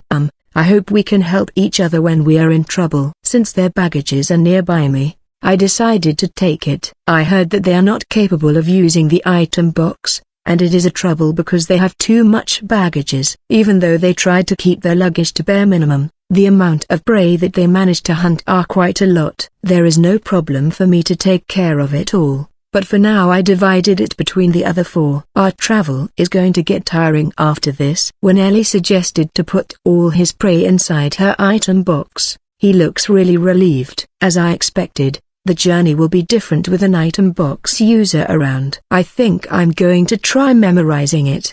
but there is no guarantee since space magic is very difficult. I envy you to have such an incredible mage as a member. Ellie gave a wide grin after getting praised. Everyone are capable of magic in our party, but in term of item box I'm still superior, but seems like the notion will get overturned soon. This really is bad for my status. I've seen you guys before during the defensive battle at the fortress wall. You were at the second wall, weren't you? Alvin started talking to me while we are walking. They are groups of adventurers from another town, but it seems that they noticed both Ellie and Sati. Well, both of them are super cute after all. Me? During my time at the fortress wall, I've tried my best to hide my presence. Maybe that's why he doesn't notice me. My equipment also greatly differs from that time. Perhaps he will notice if I were to introduce myself as the mage that has crushed the ladder, but I couldn't be bothered to tell all this. They said that they remained even after the arrival of the kingdom troops, and that they helped to suppress the remaining demons at the surrounding area. So that means there are quite some monsters left. Even though we don't encounter much inside the woods. We've heard before that the forest are dangerous, but it is truly more than what we expected, especially when it is nighttime. We've been deprived from sleep since there are more raids during that time. Compared to us, you guys who journeyed through the forests are really amazing. Currently they are D rank. They are far cry from what you call as novice. They mentioned that nighttime has been rough, but they must possess some skill to be able to come out of it unscathed. They are capable of some beginner magic. I listened to the story of their difficulty eagerly, since it is somewhat interesting. Well, that is because every day I return back home during night and have a nice sleep. Throughout the forest, they were thinking whether to proceed or return back, and finally they decided to proceed. The idea of a D-rank party manages to capture the forest is tempting for them. This task might cost them some of their time, but if they were to reduce their sleeping time then it seems that it's going to be fine. Even so, this guy really loved to talk. I wonder if this guy is aware of our formation. Right now, our formation is my party at the front and their party following suit from behind. Sati is leading us. Those guys are wary to be placed at the back. But there are no actual dangers of getting ambushed since we have people with detection skills. Of course, Tiger and Hawk are not summoned this time, and we are walking without a golem. I thought that having a golem around will be nice, but Ellie reminded me sternly to show some dignity as a higher level adventurer. The point is it is bad to depend on golem all the time. As for Hawk reconnaissance, it should be able to observe all the way outside the forest by now. We can get back safely this way to the way they have come inside earlier. Summoned beasts are a bother to explain. Since we don't want to unnecessarily stand out, there is no other way. The orc settlement was destroyed by magic, isn't it? There is not even a trace left. We have an excellent mage in our party. But make sure you guys do not spread this around. Okay? Of course. It's just that I've never had much opportunity to witness such a large-scale magic before. There is a need to conceal this matter as much as possible. We don't want a scout or effort to come chasing after us later. Furthermore, Ellie is originally a B-rank magician before joining our party. Thing will truly get troublesome if this goes out. From the looks of it, seems like Alvin would like to hear more, but, when he opened his mouth next, he no longer talks about stuff related with magic, he is talking about another thing instead, trying to be considerate to them. We walk in slow pace. And then the topic shift to the current situation of the fortress. The third wall construction of the fortress is progressing nicely, but since the perimeter is quite large, it will take some more time before it is completed. There is no sight of movement from the demonic side too, therefore the Imperial Army is withdrawing slowly. People who had escaped before are slowly returning, and the manpower is increasing now to rebuild the wall. It is only the matter of time before the fortress returns to its original state.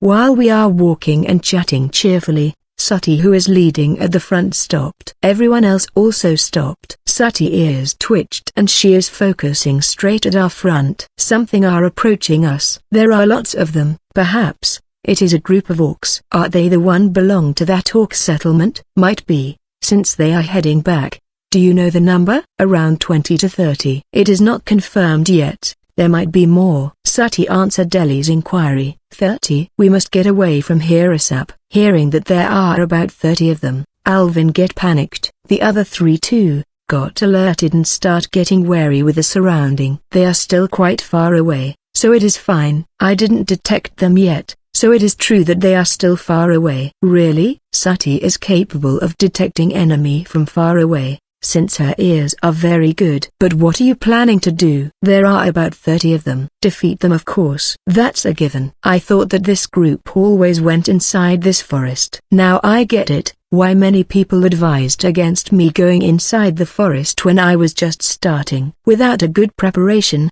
there is no way to survive in a forest. I know. Everyone is going to wait for a chance to ambush. Our party will deal with long-range magic attacks, and if there are any survivors, I want you guys to take care of it. You seriously want to do it? Didn't you saw that orc settlement? It will be fine, I tell you. Oh okay. Since we are just facing a herd of orcs, it should be okay to take them down quickly. I'm counting on you, Tilika. Tilika nodded to my instruction. Worst comes to worst, she can summon Drago to help us. First of all, I'll create myself 3 meter golems. I can't control more than 4 golems at the moment. I can still make it bigger, but it is not suitable here in this terrain. Any more bigger than this, they will get their movement restricted. What now? Looks like there are quite a lot of orcs. You guys can go into hiding now. We alone are enough. It will be easier for us to fight if they are not around, is what I'm thinking right now. And there is no way I can involve bystanders that I've just met earlier today in a battle against group of orcs. Dealing with more than 30 orcs at once with this much of numbers are suicidal for normal adventurers. Aren't there lots of orcs? Won't it be better if you have more fighting forces? Alvin said, worried. As expected, they won't back down that easily. Then I'll let them help however they can. Understood. Then use this golem as a shield when you're fighting the orcs. While preparing for the upcoming battle, they've finally reached my range of detection. This might be worse than expected. There are large numbers of them, and it is still growing. Might be because they don't have a concept of scouting first. They are just moving forward without stopping or checking. Ellie, there seems to be more of 50 of them. Plus, they are spreading up more on the end vertically. It's going to be hard to one-shot them. More than 50, you said. But since it's just orcs, then it shouldn't be a problem. As long as we manage to reduce it to some extent, then we can deal with the rest. Yay, that's what I'm thinking too. Let's try to finish them all out. Will the same magic formation that we use for the settlement be sufficient? Ellie level 4 magic will be used alongside the others level 3 magics. It is a water and wind hybrid attack. As usual, there is no place for fire magic this time too. First, we observe the movement of the monsters. Based on that, we decide where is our attacking location. If the enemy moves within our expectation, then we should be able to ambush them from the side. Silently, we hide ourselves within the bushes and wait for the arrival of the demons. They will reach here soon. With a nervous look on his face, Alvin readied himself for the upcoming battle. Even though Alvin and his companions had heard that the number of orcs are around 50, they still remain here to help us fight. After listening to our strategy, I'm sure they put faith on us since the same strategy that we are about to use are capable of destroying the orc settlement. We can see the group of orcs are marching on the road. Counting again, the number are actually 70. This is far more than the one at their settlement. Is this the main force? Due to their large numbers, the surrounding is full of noises coming from them roaring. Apparently, they really did pass through the expected way. They don't seem to notice us either. We are patiently waiting for a good timing to launch our attack. The marching orcs are vulnerable to us right now, but they still have a very long formation towards the back. We should start preparing our spells soon. Ellie slowly raised her hand and lowered it. That's a sign for us to start chanting. We start chanting in order, and all the 4 magics are invoked in the same time. A roar reverberates in the forest. A storm of wind and ice rolls up, and the trees collapse. Some of animals survived the attack, and they can be seen scampering around. Unfortunately, the forest trees received the full blunt. We slowly finish off the survivor with magic attack. Even the arrows shot by Sati and Alvin party are finishing off many orcs too. The rest of survivors finally realized our location. They raised a loud howl and tried to charge toward us. The orcs from the backside of the group are not included inside the magic explosion, and many of them survived the attack. I crouch and let the golem stand at the front. But it seems that is not necessary. Ellie's wind magic managed to split up the orcs. Did it end? Looking around, I saw an orc with a large axe coming towards me. Too close. It managed to get close to me without me noticing. I moved the golem so that it blocked the approaching orc. Already aware with the approaching orcs, Alvin take up his sword and followed closely behind the golem. The golem finally stand in front of the orc. Controlling the golem, I tried to hit the orc, but it managed to dodge the attack. Instead, it launches a counterattack at the golem torso. However, the golem is an entity without life. A little scratch won't stop it. Raising up the other hand, I tried to launch the second attack. But just like before, the orc simply brushes it off as if nothing. Its agility is immensely different from the other orcs that I've encountered before. And then, the orc swept the axe it's holding vertically, and torn my golem apart. This time, the damage it received is fatal enough that it is now turned back into earth. Still, the time bought by the golem is more than enough. Someone shot an arrow to the orc's shoulder, and my fire lance managed to hit its torso. Did we get him? However, the orc, seemingly unamused, sprint forward and blow Alvin away with its axe. The orc turns to me, who is the closest to it right now, and start his barrage of attack. It closes the distance between us instantly. Crap, this guy is hella fast. It has a larger body compared to the other orcs, and it is holding an axe as big as his body as a weapon. Although its torso should have taken a direct hit from my fire lance, there seems to be nothing more than a brown scratch left. Several arrows already stuck on its body, but it seems to not mind it and starts swinging its axe. Air hammer. The air bomb directly hit its torso, receiving it full blunt. The orc staggered for a moment, but then he continues to swing around his axe. I parry its attack with my sword, and dodge sideways. I aimed for its arm, but it managed to dodge it by pulling back its waist. The cut that I landed is too shallow. The orc sidestep and throw a punch with its huge fist as a counterattack. It can attack from over the edge of my sword. It has a long reach indeed. Dangerous? That one is really close. I managed to block the orc's fist with my shield, but as per repercussion I was blown away and hit my back at the tree. I can't stand up, as I feel that my consciousness is slowly fading. Right now, there is a huge orc in front of me. That guy has a large axe. To avoid his large fist, I was sent flying while shielding myself. The impact that I received when I banged the tree is still there, rendering me unable to move. This is bad. If this continue, then I might die. But the orc in front of me, while holding its axe, blood starts spurting out from its neck and it's collapsed. Masaru-sama. Sati stood beside the fallen orcs. Her hand is holding the bloodied sword. It's Sati. Time saved. Sati supported me, who is about to fall again.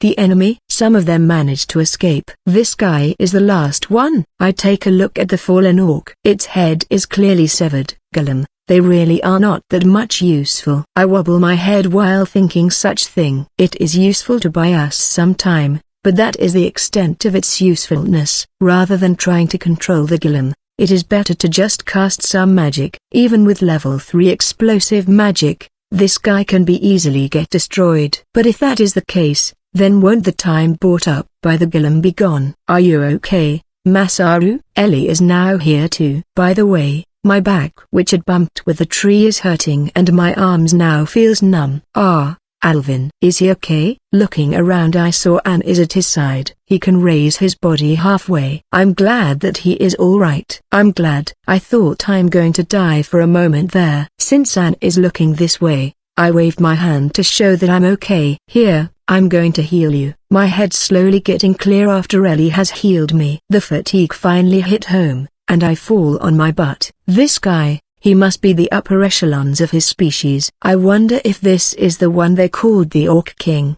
He is goddamn strong. The golem was cleaved through by him in seconds. As expected, the golem is not suitable after all. That might be the case. Golem has power, but it has no speed. It couldn't cope with the Orc King's speed at all. Let's collect the carcasses for the time being. I'm going to get them all, so Masaru take a rest. Got it? Okay. Sati gives a worried glance from my side. Thank you. Sati, my life will be lost if not for you. Anybody else injured? No, except for Masaru-sama. Everyone is fine. Like this, isn't it just me who always get injured every time? Sure, this is better than my wife's getting injured instead, but maybe I should revise my battle tactics after this. Chapter 11, Camp. The battle just now. I wondered what will be happen if my party had encountered it first. While Alvin is riding at the back of the Gillam, he starts a conversation with me. Although he has been healed by Anne, it's still necessary for him to take a rest due to his severe injury. That's why he is getting transported by a Gillam now. That might be the case. That is the most probable case. Alvin's face gets blue just thinking about it.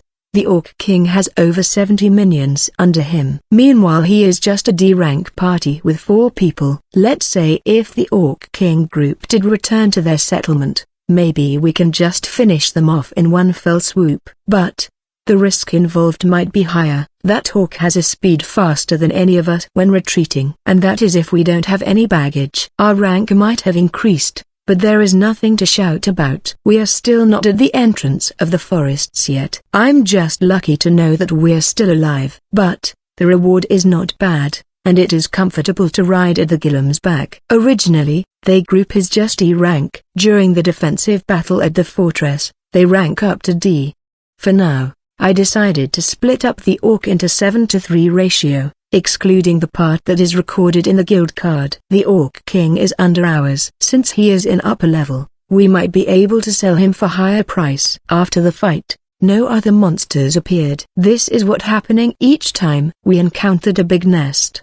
Perhaps the orcs already taken care of it on the way they go back. We found a squared empty place and we decided to take a breather and eat. Their menu is fairly simple, as in a bread with a dried meat. As for me, I skewered the rabbit and grilled it with some seasoning. Thank you. It's helped a lot that you are capable of space magic. Alvin says that when he saw that I'm taking out lots of stuff from my item box. Alvin is capable of elementary fire magic. His sister is capable of using basic water magic. I don't have any problem with water, but normally people need to carry out supplies and water, and after that the spoils too. Ordinary adventurers really have it hard. By the way, I really want to say this, that your party is full with girls. He silently went to me, and asked, although my wives are eating at the other side, maybe he just wants to be vigilant. It seems that together with his sister, everyone came from the same village. Olba-san and Lazard-san too originated from the same village. I wonder if this is common for other party. After past certain age,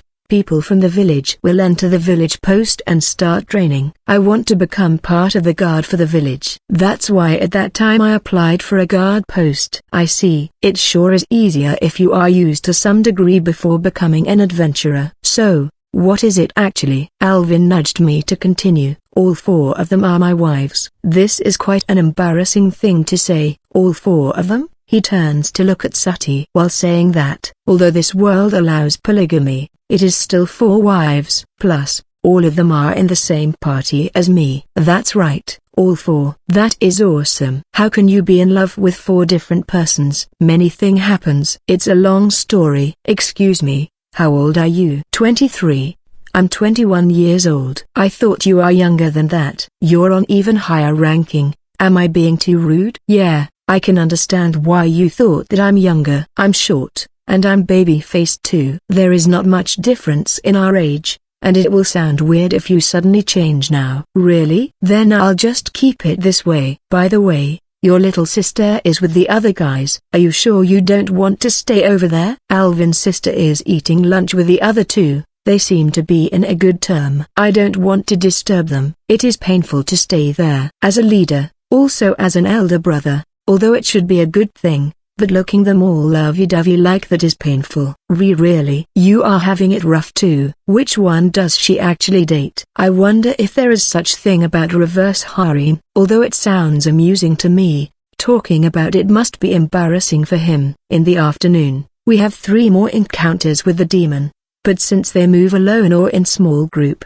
it went without a hassle. After the sun finally set, we decided to secure a safe place to camp. This is the first time we ever camping outside as a party. How about that place? I don't know. It sure looks like a nice place. I need to make sure that the place is comfortable for 5 persons. I tried to suggest a temporary basement room, but it was denied by Ellie. She said that it is important to get used with ordinary camping. I start imaging and start chanting. The earth wall gradually forms a hemispherical shape according to the casting, and the dome is completed. The entrance is small, just enough for people to crawl into. For the time being, I didn't make the wall too thick. Ellie and Tilika slowly crawl inside. How is it? I take a peek inside and asked. It's quite small, but we can sleep just fine. Since they approved it, I'm going to reinforce it a bit more. This place shouldn't be destroyed by a few attacks. Alvin, are you fine with the same design? Yes.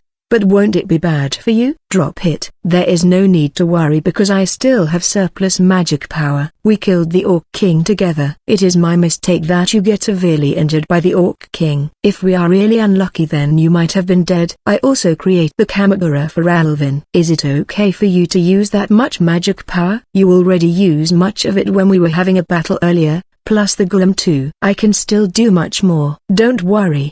He is surprised that I'm a high-rank mage with much magical power, but I think it is helpful. Alvin's younger sister Helpan and Sati preparing the meal. The menu is the orc meat baked with bread. Recently, I don't care less about eating demon's meat anymore. Might be because I'm used to eat it already. After dinner, we decided the turn for the watch. It was decided that 2 people must be on watch duty each time. Me and Sati is enough. Other people just sleep tight. I hope Tilika can rest today. That's right. Tilika can take it off today. Although Tilika is the second oldest among us, somehow, she is being treated as if she is a child. I don't know if they are worried that she might be weak physically, or that she looks just too young. But it is clear that everyone wants her to take a rest. I'm doing it because Tilika insists it. We all take a draw using the pieces of woods, and as the result only Anne will be taking full rest. The first watch team is Sati and Tilika. Then,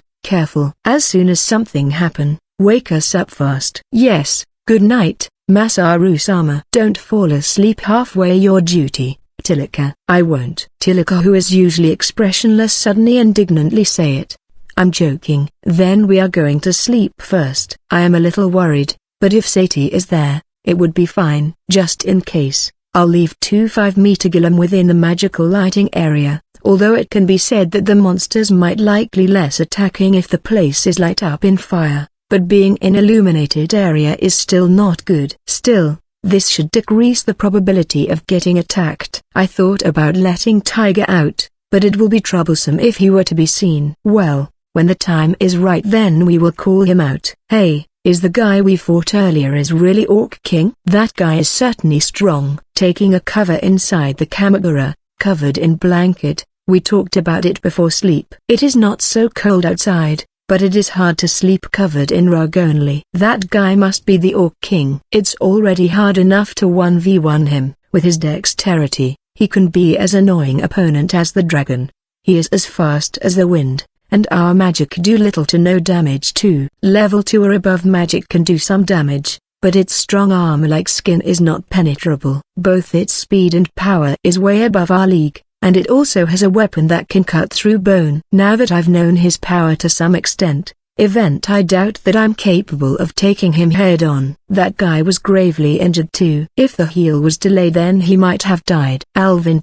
His injury really was severe as I expected, but he looks normal during mealtime just now. Is that a grumbling noise just now? No need to think hard about it. Even if you worried too much, it's not like we will encounter that type anytime soon. Ellie raised another flag again, thinking that there is still possibility that we might encounter such demon again. We need to resolute ourselves. I have to take some precautions. Hey, let's get to sleep already. It is our turn to watch after this. Okay. Good night, everyone. Before going to bed, I check my menu first. It seems that I leveled up by 1, and following that I raised my swordsmanship to level 5. Like this I can sleep soundly. Masaru, everyone, wake up. I wake up due to Tilika shaking up my body. Ani-chan said something is approaching. Understood. Since I sleep with my armor on, I immediately go out and brandished my sword. It is bright outside the camera due to the magic lighting. I activate the presence detection and I caught up 5 signals.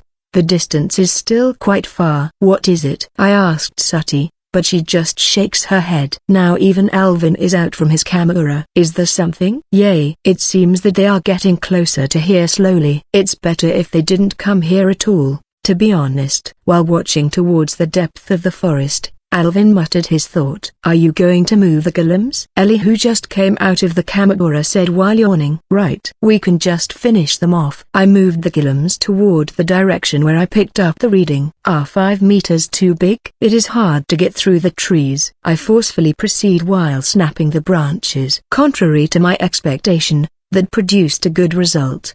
The 5 reactions that I picked up quickly moved away. After moving the golem some more, I turned back while making noises again. Looks like they went somewhere else. Yay. Since there are more than one, it might be a pack of forest's wolf. It is powerful demonic wolves that hunt in a pack actively during night. It has large physique, and can be as huge as 3 meters. Although they only appeared during nighttime, they are the type to hide and quietly approach and attack their prey. Frightening. Last time, I wonder what is so dangerous about the forest at night. Now, I wish I've known about it earlier. After making sure that the demon is outside my detection parameter, we all gathered at the bonfire. It's still quite early, but I guess we can switch now. Sati and Tilaka go get a rest. Sati still looks fine, but Tilaka looks pretty sleepy. Yes, Tilaka-chan, let's go. After making sure that Sati and Tilaka get inside the camera, I look around a bit. Only small animals were caught in my detection. There is no danger presence. I return to the bonfire and report about it. How do you know? Alvin asked. Yeah, that is a good question. I don't have a sensitive ear like a beast man. That's why even though I said it with confidence, it will remain doubtful. Sign, or something like that. Sign, right, sign.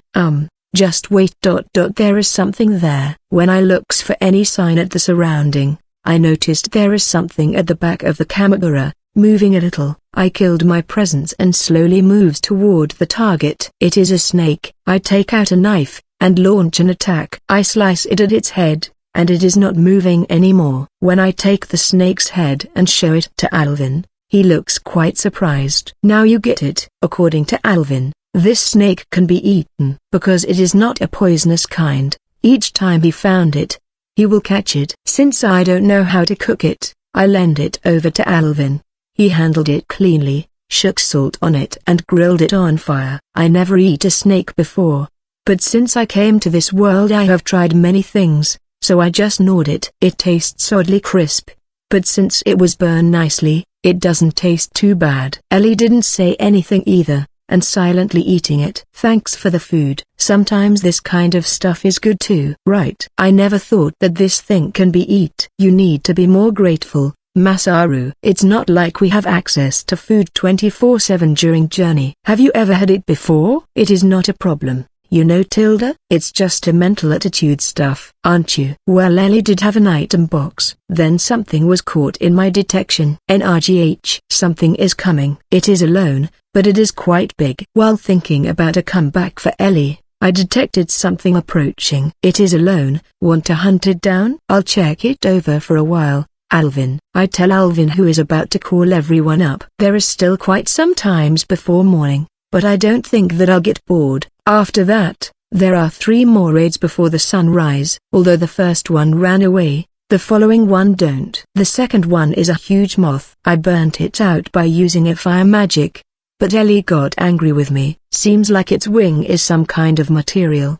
But listen to me first. A 1-meter roar over moth will be attracted here. Even after getting shot by the fire arrow, it still struggles a lot. It can't be helped if it gets burnt completely. The black leopard is a good hunter, lurking within the darkness. However, faced with my detection skill, there is no escape for him. Not only that, its black shiny fur is popular too. Unlike the common one, this black leopard is much bigger than the one on Earth. If it were to launch a surprise attack on night time, then there is no doubt that many people can't handle it. Alvin has a blue face when he looks at it. He really is a dangerous demon. While looking upward, Alvin said that the sky is gradually turning bright. Hey, is it okay for us to be on this watch duty? Yes, but well, you did have more people in your party, aren't you?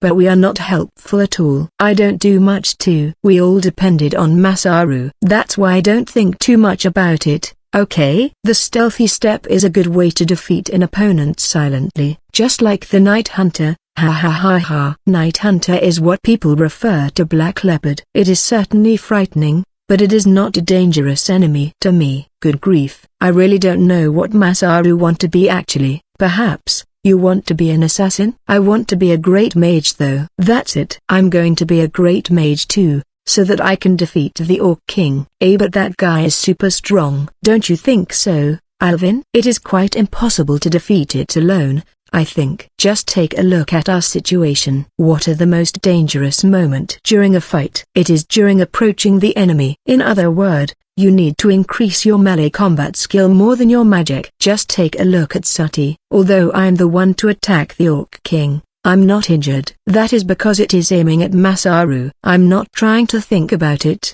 but you are going to open the topic, huh?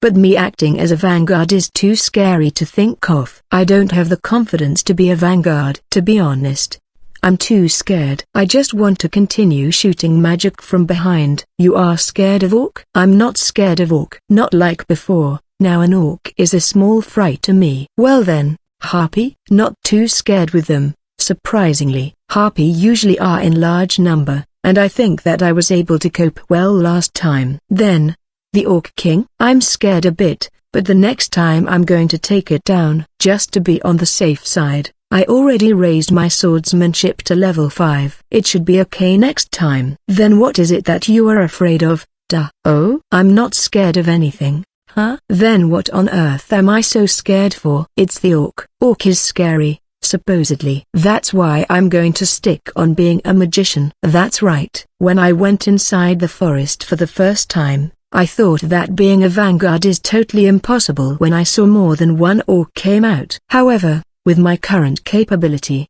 it's going to be okay even if there are 5 or 6 Orcs. So, you can handle the Orcs now? Yeah, it is not as scary anymore now that I think about it. But I'm going to pass it if you ask me to tank the dragon. It is easier if everyone were to take it down together. But won't it be too easy then? Right. I'm sure it will be easier. I don't know how I will look, but I'll most probably cry if it was me when I was just summoned. Our party's offensive power is truly amazing. Easy win against a dragon? Yeah. In the end, it is just a big lizard that is spewing fire. I see. There is no particular problem on being a vanguard. Even though we can still launch a magical attack as a first strike, we still need to consider a melee combat as a finisher without using any magic. Ellie is so smart. What are you saying now? This much is just normal. I can treat the swordsmanship skill as something that I use to only protect myself anymore. From now on I need to use it to strike the enemy offensively. I've been skipping lots of training lately. When he come back, I need to join the training with Sergeant Dono. I'm hungry. Let's wake up everyone else and have breakfast. Right. I've eaten the snake only, now I'm hungry as well. You've been eating snakes for a while now. Tilika has her head out of the camera. Yay. But it is not that tasty. Wasn't it? Not fair. I want to eat it too. Yes, yes. Masaru, get it for her later. Okay, when we are moving then. Can't wait for the snake. Is it that good till you can't wait for it? With that in mind, I take out the ingredient from my item box and start preparing breakfast. Chapter 12, one more time. After we passed through the forest, we are having lunch at the meadow. If we keep on walking through the meadow, then we might reach the fortress by sunset even if we walk slowly. Is the snake delicious? I ask Tilika who is biting the freshly grilled snake. Yes. Quite a vague answer. Well, I know how she is feeling. It is certainly not bad, but it is not that good either. No need to catch snakes anymore. I'm sure that Tilika has it enough, Eli said while eating the grilled orc meat. Yes, thank you, Masaru. You're welcome. As for myself, I'm more concerned about the wild rabbit than the snake. I got some reaction which I think is them a while ago. Are you perhaps want to eat some rabbit meat? Isn't there still lots of them inside the item box? That's true. While we were moving just now, I thought about going sideways and hunt for a bit. But then the golem speed is reduced. I thought that I have the complete control, but actually even the principle of golem creation is unknown to me. For me, magic is exactly like programming. We don't know what's wrong with it, and we don't know how it is suddenly fixed. Ellie might have taught me, but I still don't know its exact mechanism. It would be great if there is more option to tweak the golem. If I can make it fully autonomous, then it will be easier to hunt the wild rabbit. Golem is quite useful, Tilika said with serious face. Most of the time we are dependent on Tilika's Drago, which I'm thankful for. But that is burdening to her. The golem might be of no use sometimes, but overall it is still pretty useful. Surely.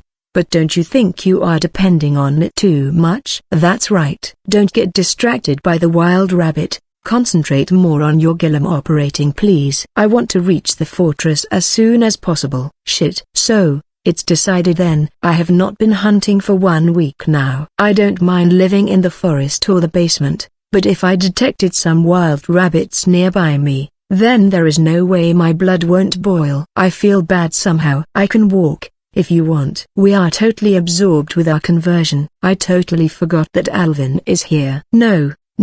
Alvin still need to rest, no need to walk, just get at the back of the golem. That's right. I'm responsible for your injuries.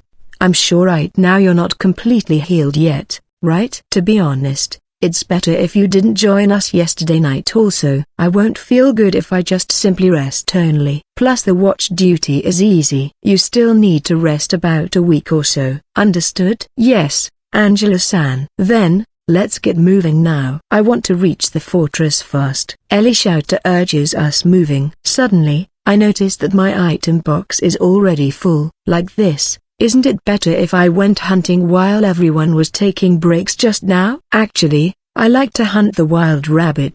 Maybe they are still sleeping now. But that doesn't mean that this area is safe.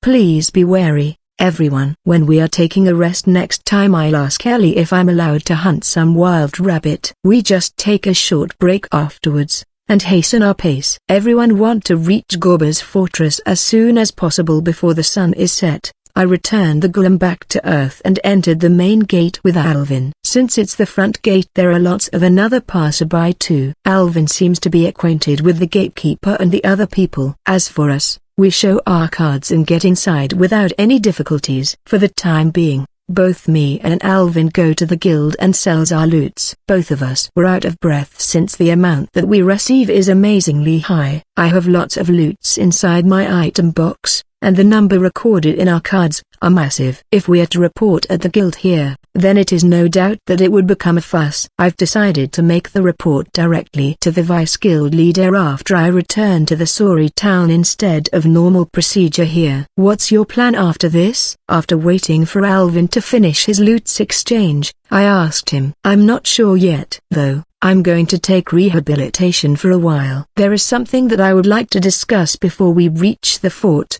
but there is not much opportunity. There is also chance that he will ask me something, and I can still ask him end of today or tomorrow. I'm going to be around the guild dormitory. If you are free, then I hope you can pay a visit. Since it is spring now, we can have sake together. Their party is going to be inactive for a while since Alvin need to rest. Besides, the reward they received from defeating the orcs is bountiful. They need to discuss about their future plan as well. After spending 2 days with us, they were looking for a place to stay. But I better not recommend the same place as our party. Now that I think about it, it feels special partying with them. Well then, take care, Alvin. If I have times, I will surely come and visit you. After giving farewell to Alvin, I leave the Adventure Guild and go to the room which was proposed by Ellie. Although the room is not high class due to here being a frontier fort, it is huge enough to accommodate 5 of us comfortably, and it has a bath too. There are no baths in the guild-managed dormitory, plus the rooms are small and the walls are thin. It is a very welcoming facility for adventurers who don't have money, but it will not be suitable for our current party. I'm going to take it easy today. But what are we going to do tomorrow? Honestly, there is no way we can suddenly move after resting today. Maybe we should take it off tomorrow too. Ellie, who is the most experienced among us, will usually give her opinion during times like these. Most of the time what she said is right, making her opinion more valid. The subjugation reward will be collected once we arrived back at town. But what about our praise? I can't sell it here. There is too many. I'm afraid nobody is going to buy it. Since the town is near to the border, they have oversupply of meat. That's why it is hard to sell this stuff over here. Alright, when he come back to the town then. We might come to the royal city someday. Can't we sell it higher over there? But my item box is not boundless, you know. Actually, the other day I tried to store a large amount of stone inside, but suddenly it won't enter anymore. That makes me flustered. But I immediately know the reason. It is the capacity limit. It is not limited by numbers. Seems like it is limited by weight. At first, I thought that my item box is unlimited. Turns out there is limitation. Because of that, I throw away most of the rocks. Because I felt dissatisfied somehow, I put it into some specific arrangements. The end result looks like Stonehenge, where there are more than 50 rocks stacked together. It will not be blown away by strong wind because I created the foundation under the structure. A mysterious ruin within the forest. Romantic. There should still be some empty space left, right?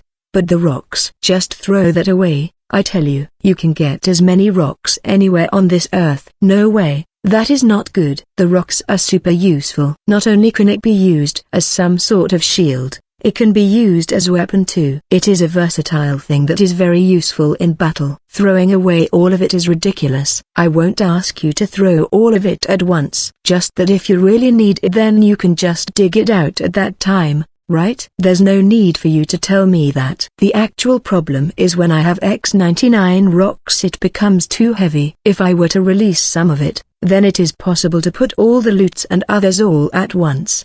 But it feels kind of a waste. I already standardized it so that it has uniform size and weight after all. Why Masaru like to stick into weird things, like wild rabbit and rocks? Ellie sighed. I'm attached to both of it, you know. I have a proper reason. If it is about these two, I can talk about even for an hour. But I endured it because I felt like it will be a useless squabble. Only when the item box is filled with the loots then I'll throw away the rocks. That is a given. Ellie lost her temper. Like this I'll try to discuss with Itokami using my diary. I want to request to increase my item box capacity by using the point system. This way I can put more rocks and even larger rocks. If I were to release all the rocks from a super high altitude, then it would be a simple task even if I were to eliminate a town. This is a great idea. Even if it is the Demon King Castle, if I know the location, then it is easy to stir up the place up and down. However, it is impossible to do this with my current item box capacity though. What if you use your detection skills inside the Demon King Castle? You can do whatever you want without going up on the sky. Even if you manage to drop it safely, they can escape it by using levitation,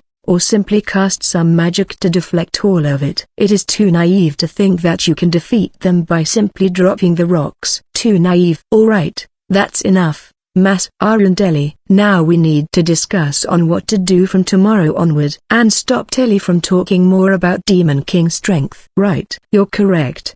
Ellie tilted her head looking at us. Maybe we should just choose the gate and return back home. I agree. I insisted, and Anne quickly agreed with me. I think we were working too hard for this past week. That's why a good rest is needed. Furthermore, I want to attend Sergeant Dono sword class and quickly return back to the town too. No, we can't use the gate. It'll be unnatural if we were to return now since the timing doesn't add up. More importantly, we should go back through the forest again. Let's go back to the town through the forest by another route this time. I'm okay with that. I want to increase my level. Looks like Ellie and Tilaka want to gain more experience. Unusually, both of them have same opinion this time. If the gate is no good then we can still take a carriage service to return back to town. The town is in the middle of the road between this fort and the kingdom. We should have no problem to catch the carriage. What do you think is the best, Sati? She seems to be lost either to support me or Tilaka. She keeps on looking between us, even though we are entering the forest again. But we are still going back home every day. We should strengthen our party more. Not only that, we are lacking in money too. Even if you want to practice magic, we can do it slowly at home. Besides, aren't you still practicing cooking, Ellie? I can cook fried chicken and pudding already, you know. And that's all. Yes, that's the only thing she is capable of. There is absolutely no progress on other dishes. At first, she practices cooking because I asked her to, but after she is able to cook this too, she becomes totally satisfied. Since then, she completely stopped cooking altogether. Though, there is no way we can use fire inside our basement. Well, you see, that there is no way we can cook inside the basement. There is no problem if you practice your knife skills inside the basement. Well then, how about this? Ellie will continue practicing her cooking skill properly, and we will go through the forest to get back home. I got it. I'll return back to practice cooking. This is a win-win situation for both Ellie and me so far, but do Ellie hate cooking that much? So, do you agree, Masaru? Yeah. No problem. I also want to gain experience points. Battle will be much easier if everyone has increased their physical strength. I want to take the days off. But there is no choice. It's decided then. Now, when we reach back home you will do exactly what you promised, right, Ellie? Understood? I understand. I wonder why she is reluctant to learn cooking so much, even though she managed to cook the fried chicken and pudding just fine. Well then, I'll start preparing dinner. Masaru, go take a bath first. Roger. This really unfit human behavior. It is not necessary for us to learn how to prepare all kind of dishes others than the one we want, Ellie said once Anne has gone out. However, it is widely recognized in this world that the female main work is to stay at home and work in the kitchen. That's why Ellie's remark about not needing to practice all type of cooking is a weak argument. Giving up halfway is bad, you know. Elizabeth-sama, I'll help you, so let's give it our best. Tiger, can I summon it now? Tilaka seems not willing to help. Yes. Just make sure it is not visible from the entrance. Maybe behind the bed. Alright. I go outside at the entrance to watch out while Tilaka go behind the bed to summon Tiger. Nobody is around, so it is okay. It just takes an instant to summon it, so there is no danger of us getting exposed. Tilaka sit on the floor while leaning her back at Tiger. Ellie also comes towards Tiger and clung to it. Alright. I'm going to do my best. I'll level up my cooking skill. That's way Anne will be convinced, Ellie said while patting Tiger. I'm also just level 1. Tilaka also said that. That's right. If Tilaka is able to do it, then there is no way I can't. It is possible. I can do it. Right. I'll be happy if you can do it. Not to say that to get level 1 is easy as long one is decent. I leave Ellie, who is still mumbling, and go take a bath. Anne returns back to room once I'm done. They should be ready soon. Let's eat in the room. I'm hungry. I love you. I already ordered lots of it, so you guys can eat plenty. Yes. The system where we are able to order food is really amazing. I wonder if this is the reason why Ellie is reluctant to learn cooking. Since she is originally a noble and just recently becomes an adventurer, maybe that amplifies to her reluctantly to learn cooking. In spite of that, she still knows how to deep fry and make a pudding. Ellie, to tell you the truth, there is actually a different way to cook fried chicken. The taste is also different. Of course, there are countless recipes for fried chicken. The method varies from the one using the wheat to lightly coated the chicken to a technique to uniformly fries all the sides for a long time. Just that I only teach her one method since it is her favorite. No kidding? Ellie, who is still clinging to Tiger, immediately jump up. Do you want to know? Yes. Increase your cooking to level 1 first. After that I promise to teach you. I'll do it. I'll do it. Definitely. Level 1 cooking skill for new fried chicken. As expected, it is much easier if I baited her to do it. But isn't this too easy, Ellie? Anyways, for the time being, I managed to motivate Ellie. All well that ends well. Chapter 13, in the end, get chased by the cows. Since I was tired guarding all night the night before, I sleep all the way to the noon next day and miss the breakfast. Although I had plenty of dinner last night, I still get hungry now and join them for lunch. Anne, Sati and Tilaka took a walk together. And now Ellie is here, starving together with me. Is there anything interesting happening today? I asked while waiting for all three of them to come back. The inner wall has been completely repaired. I've also seen that the third wall has started construction. There are opening many stalls at the street. Nothing unusual. For the time being, Everyone seems to enjoy it. What did you do prior to afternoon? After we finished eating our lunch, I asked her while we're chatting. I went and see the thing that I want. After that I went back home to rest. I also went to give my greetings at the shrine. Masaru should go to after this. The bishop wants to meet you. Got it. If I go to the shrine now, then they might shove me something's troublesome. Still, I better go, since if I didn't then some other inconvenient things might pop up. I'll only be staying here for 1 more days, only 2. I'm going back to my room. Let's take a bath, Sati. Yes, Elizabeth-sama. I'm going to the meadow. Everyone is fussy about bath, but for me I can take it anytime I want. During our defensive battle previously, I've never have any opportunity to hunt at this grassland. The wild rabbit in this looks plentiful and healthier too. What a waste. I'm going together with Masaru. Tilaka told us. Are you going to catch snakes again? I heard that the great buffalo occasionally appears at this grassland area. Tilaka gulped, saying that their meats are extremely delicious, even though it is very hard to procure. That's why she is going to have it dry. Then that's cool. We'll definitely get some if we found them. Since it has a great in his name, its size should be quite large. I wonder where they are grazing. Alright, it's been a while since we have a grilled meat. Plus, this time, it's a beef. Alrighty, just leave it to me.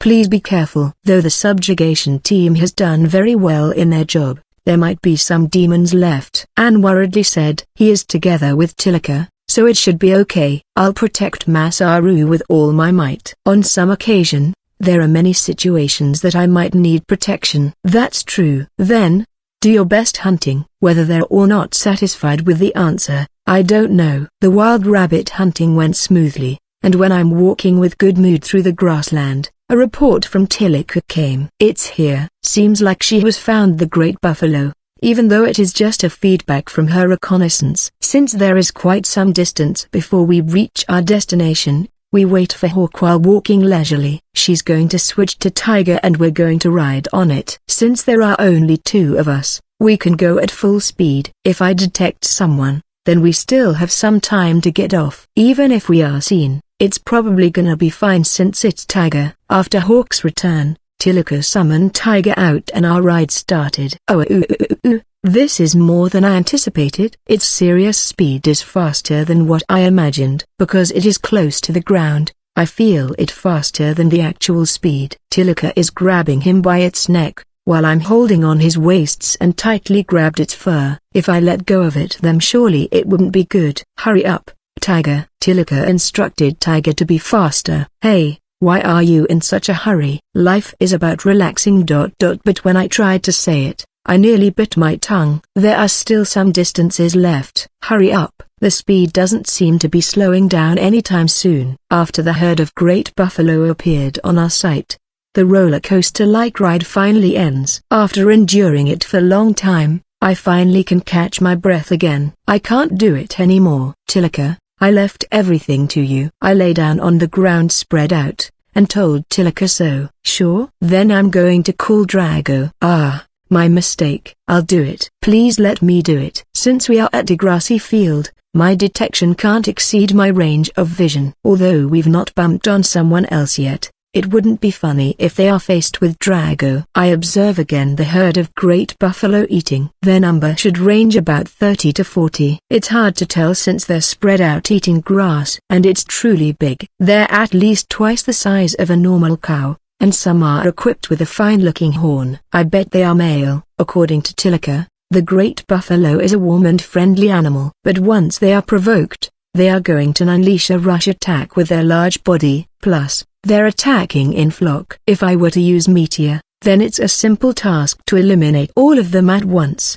But it would defeat the purposes since we're collecting their meat. If I were to use a normal magic, then it'll turn to the worst once there are few left and all them gang up on me. When push comes to shove, I can just fly and run away. But they look like they are fast on their feet, so it might still be dangerous. Maybe I should attack them from on top by using levitation. Tilaka gulped. Cows can't fly on the sky, so it should be an easy victory. I decided to take it down with a bow. Although I can use magic, occasionally, I still want to use my bow. My archery skill is quite good too. I pulled out the bow and get it ready. It's been a long time since I've last used it, but my archery skill is level 3. This time, I'm going to shoot it from above, so it shouldn't be a problem even if we're on actual combat. Together with Tilika, we slowly approach them from the sky. The closer we get to them, the scarier it got. It's an instant death if we fall on them. There's no way I'll fall since my magic control is perfect, but I really wish that we can just do it from afar. I'll love to use Golem, but they're too slow. If I were to escape, there is no way they can catch up. Which one should we target? After we arrived on top of the flock, I asked Tilika. The cows still don't notice us up here. That one. It looks quite good. That one, you mean that? Tilika pointed at the massive great buffalo, who is a little further away from the flock. Its body is built with muscles with a splendid horn. Although I'm certain that this one is strong, I can't exactly see how it can become delicious.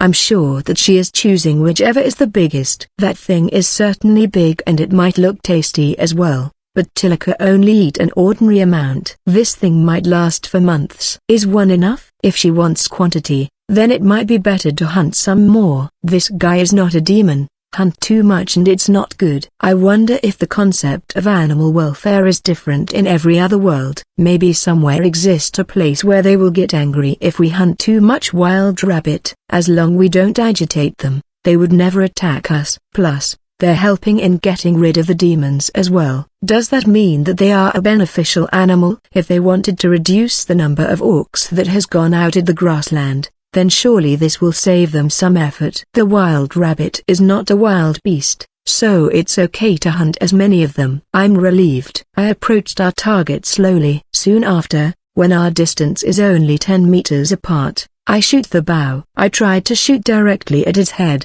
but the arrow bounced back, even at this distance. What? Its head is hard. The head is a cow's main weapon. If it is so soft that an arrow stick, it will not survive in this harsh world. After that, I ignored the other cows who are making a fuss and shoot the arrow again and again at my target head. Our target tries to escape, but it was blocked by the other cows that got enraged. I'll just shoot the arrow from here. I give it 10 more shots. Lastly, the great buffalo fallen. I thought that the arrows won't work, but it's quite effective if I shoot it from a shorter distance. Just in case, I shoot some more at its exposed flanks. With this I can confirm that I really got it. Other cows are making a fuss around the fallen cow below. Unexpectedly, it took me a while to deal a finishing blow to it by using bow. It's fine since there are 2 of us today, but I better increase my bow skill for the upcoming future. Tilika, can you pull up the cow using levitation,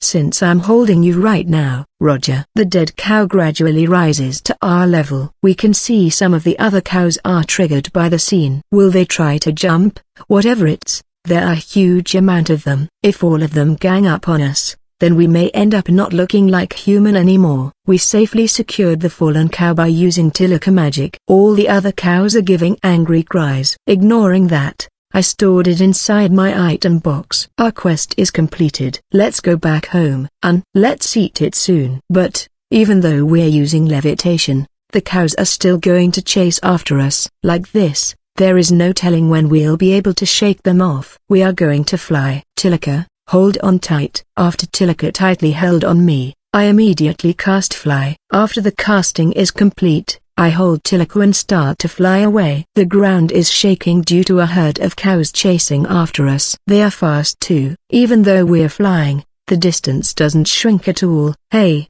what to do now? What should I do? Definitely don't blow them away, alright? Although hunting for great buffalo is not prohibited whatsoever, hunting too many of them is not okay either. If we continue to go to the fort like this, then in front of the fort will be full of angry cows. Right now, the fortress is in the middle of third wall construction. If these cows were to rush in, then thing will get ugly for sure. Then I tried to increase my altitude, in hope that I'll manage to lose them. But everything is in vain. I tried to change courses, but they're still after me. Can you do it without killing every one of them? No. As expected, there is no way. This normally pacifist herbivorous animals are so angry, given that we've killed one of its mate. it can be accepted. I tried to shoot several fire arrows on top of them, but there is no use. I can't create golem from thin air either. Call Drago, Tilika suggest. I'm left with no better solution too. We're going to summon Drago, and threaten the cows without harming them too much. When push comes to shove, we can get on Drago and get away. If we fly at high altitude, then there is high chance that we can shake them off. The summoned Drago fell off for a while, but it quickly flapped its wing and regains its altitude. Drago, chase away those herd of cows, but do not hurt them. Understood. Towards the sudden appearance of the dragon, the cows that was irritated up till now suddenly get calm and stopped moving. Drago descended gradually towards the cows, and slowly readied himself. And then, a roaring sound echoed throughout the meadow. The cows get panicked and quickly run for their life. Thank you, Drago. Return. As soon as Tilika commanded it, Drago disappear. After confirming that all great buffalo are out of sight, we descended on the ground. That was terrible. How do another person even catch it? I don't know. More importantly, let's go back fast, Masaru. That's right. We finally get the meat with difficulties.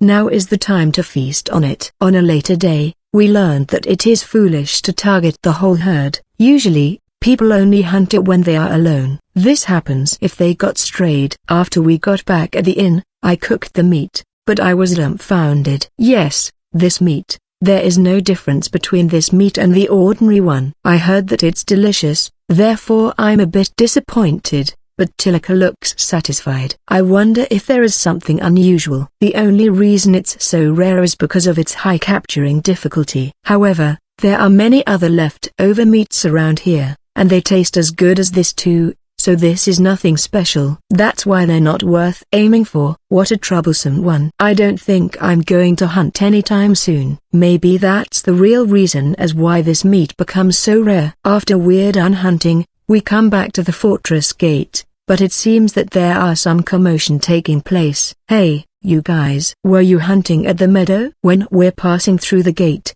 we got call out by one of the stationed soldier. Yeah we did. There was a guy running towards here saying that he saw a dragon a while ago. The dragon looks like it has disappeared somewhere, but did you guys saw anything? Nothing of that sort. We were just hunting for some wild rabbit nearby here, so we saw great buffalo. They are rare in this area. They might be a warm animal, but careful not to get too close, little miss. I know. They will chase us once they get angry. Tilika replied to the soldier. We've experienced getting chased firsthand anyways. Even if he didn't warn me, I won't get near the cows ever again. Okay, you can go through. Fortunately, he only takes a glance at the card, so he never found out about what we hunted today. But still, we're seen by someone. Drago roars were considerably loud to begin with. This time we're saved since that person only noticed Drago, not us. After we're done eating the great buffalo meat together with Sati dropped by at the shrine for a while. After that, I went to see Alvin, and we go drinking at the nearby bar. He was quite surprised to hear us moving out already tomorrow. Since the battle was so tough, we managed to gain some rank. I've said it before, but if you need something just find us. We're in friendly terms now after all. I've said it before, whenever we're tired, we can just go back home. That's why there is no sense of urgency or trouble at all. Not only that, we still can use Gilum and item box. I'm feeling bad now that he misunderstood thing, but there is no way I can tell him all the truth. Chapter 14, Adventurer that do not come back yet. On the next day, I have a slow start and take a breakfast leisurely. I'm not particularly in a hurry. Today is the day that we are going to leave this place. When I talked about the cows hunting yesterday, Anne got angry with me. You're supposed to rest for that day. Why are you still going out? I thought it was going to be an easy hunt. Please forgive me. I'm sorry. Together with me, Tilika apologized meekly. We make a mistake underestimating them too much and in the end, we need to rely on Drago. Are you going to take a rest for one more day? I'm a bit tired, but I'll be fine. I'm fine as well. Just as planned, we're going to leave here tomorrow. Really? Well, if you insist. We can get on the Gilum if there are any problem. At night, we can still return to our house cellar and have a good rest. Everything will be okay as long nothing big happen. When we're leaving the fortress gate, The soldier approached us. We received an intel saying that a dragon was sighted yesterday afternoon. If there is anything, please contact us. We got it. Let's go, everyone. I thought that people will make a fuss if they found about it, but never did I thought that they will be this serious. Survey teams were dispatched to explore the surrounding area, and it was said that a new team are getting ready to go out too. Honestly, I feel bad for them. What should we do?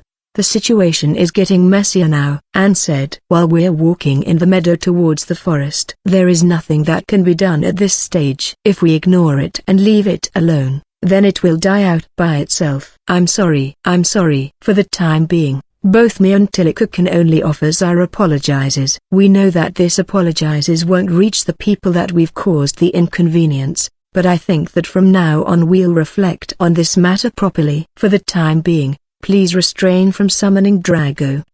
Understood. If you manage to rank up till A rank, then it's fine to announce it proudly, you know. Is it really fine like that? I can't guarantee that everything will be fine, but at least you will leave a good track record as an adventurer. If she really wants to use Drago, then there is no way that she can hide it forever. That's why a good timing to announce it is when she reaches A rank. In this alternate world, an A-rank adventurer can be associated as a hero.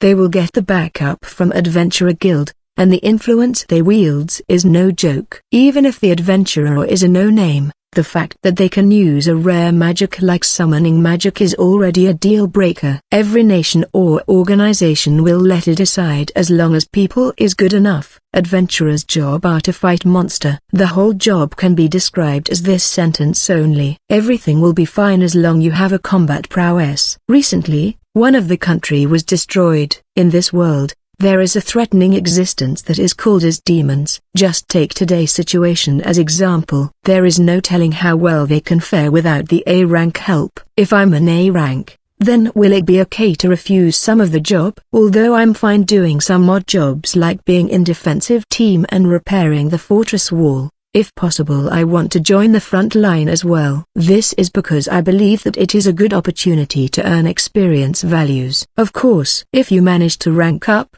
then you can do whatever you want. Declining some odd jobs is a given. Will the rank go up if we're involved in mass subjugation quest? Currently, Ellie is B rank. Me and Sati is C rank. Anne and Tilika is E rank. Let's see. At this point it's still not enough. But if we hunted some more on the way back, then the rank will surely increase. However, Ellie is already a B rank. It was said that no matter how much small fries we defeated, it will be close to impossible to raise to our rank. That's the reason she insisted on going to the demon realm, since it's no use to her unless she defeated a stronger foe. After giving it some thought, there is no need for us to rush on leveling. It can't be helped that you can't reach A rank. Talking about the rank, we are capable enough to reach an A rank. Let's just take it slowly. But the rate on how much we're going to go through the forest is still worrying though. We only get one day off. That much is still fine for me. I will never think of it as an impossible task. Of course, there are still room for improvement,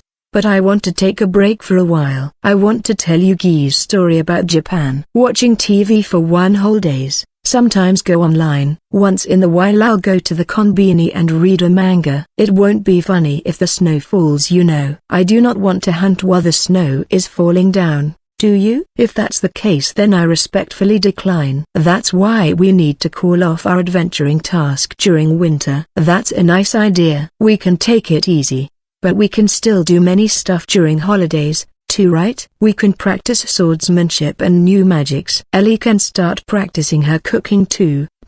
Having a good rest once for a while is fine I guess. Saying that, Eerie who gazes to ask me to ask for help. I understand your feeling, wanting to take it easy. But isn't that your promise to practice cooking? I think it's better if you fulfill it. There was nothing special to mention. From the fort to the town, only small fries are coming out. Ellie seems to be dissatisfied though a fair number has been hunted. I'm glad that we're capable of using the item box. If I meet a group on a level like a nest again on the way, then there might be a chance that I'll be forced to throw away my rocks again since the capacity has reached the limits. I tried asking Godito to increase the item box capacity, but there was no reply. I want to store lots of large rocks inside. That's why I want to increase the capacity. It does sound like a small and stupid reason though. However, I'd like to continue my negotiations tenaciously on this matter. I wonder if we choose a wrong route. We went through the mountain road as you wish for. For me this is good enough. I'm sick of fighting harpies and orcs again. I'm not injured this time. Getting experience values in moderation like this is a way to go for me. Just a little bit more.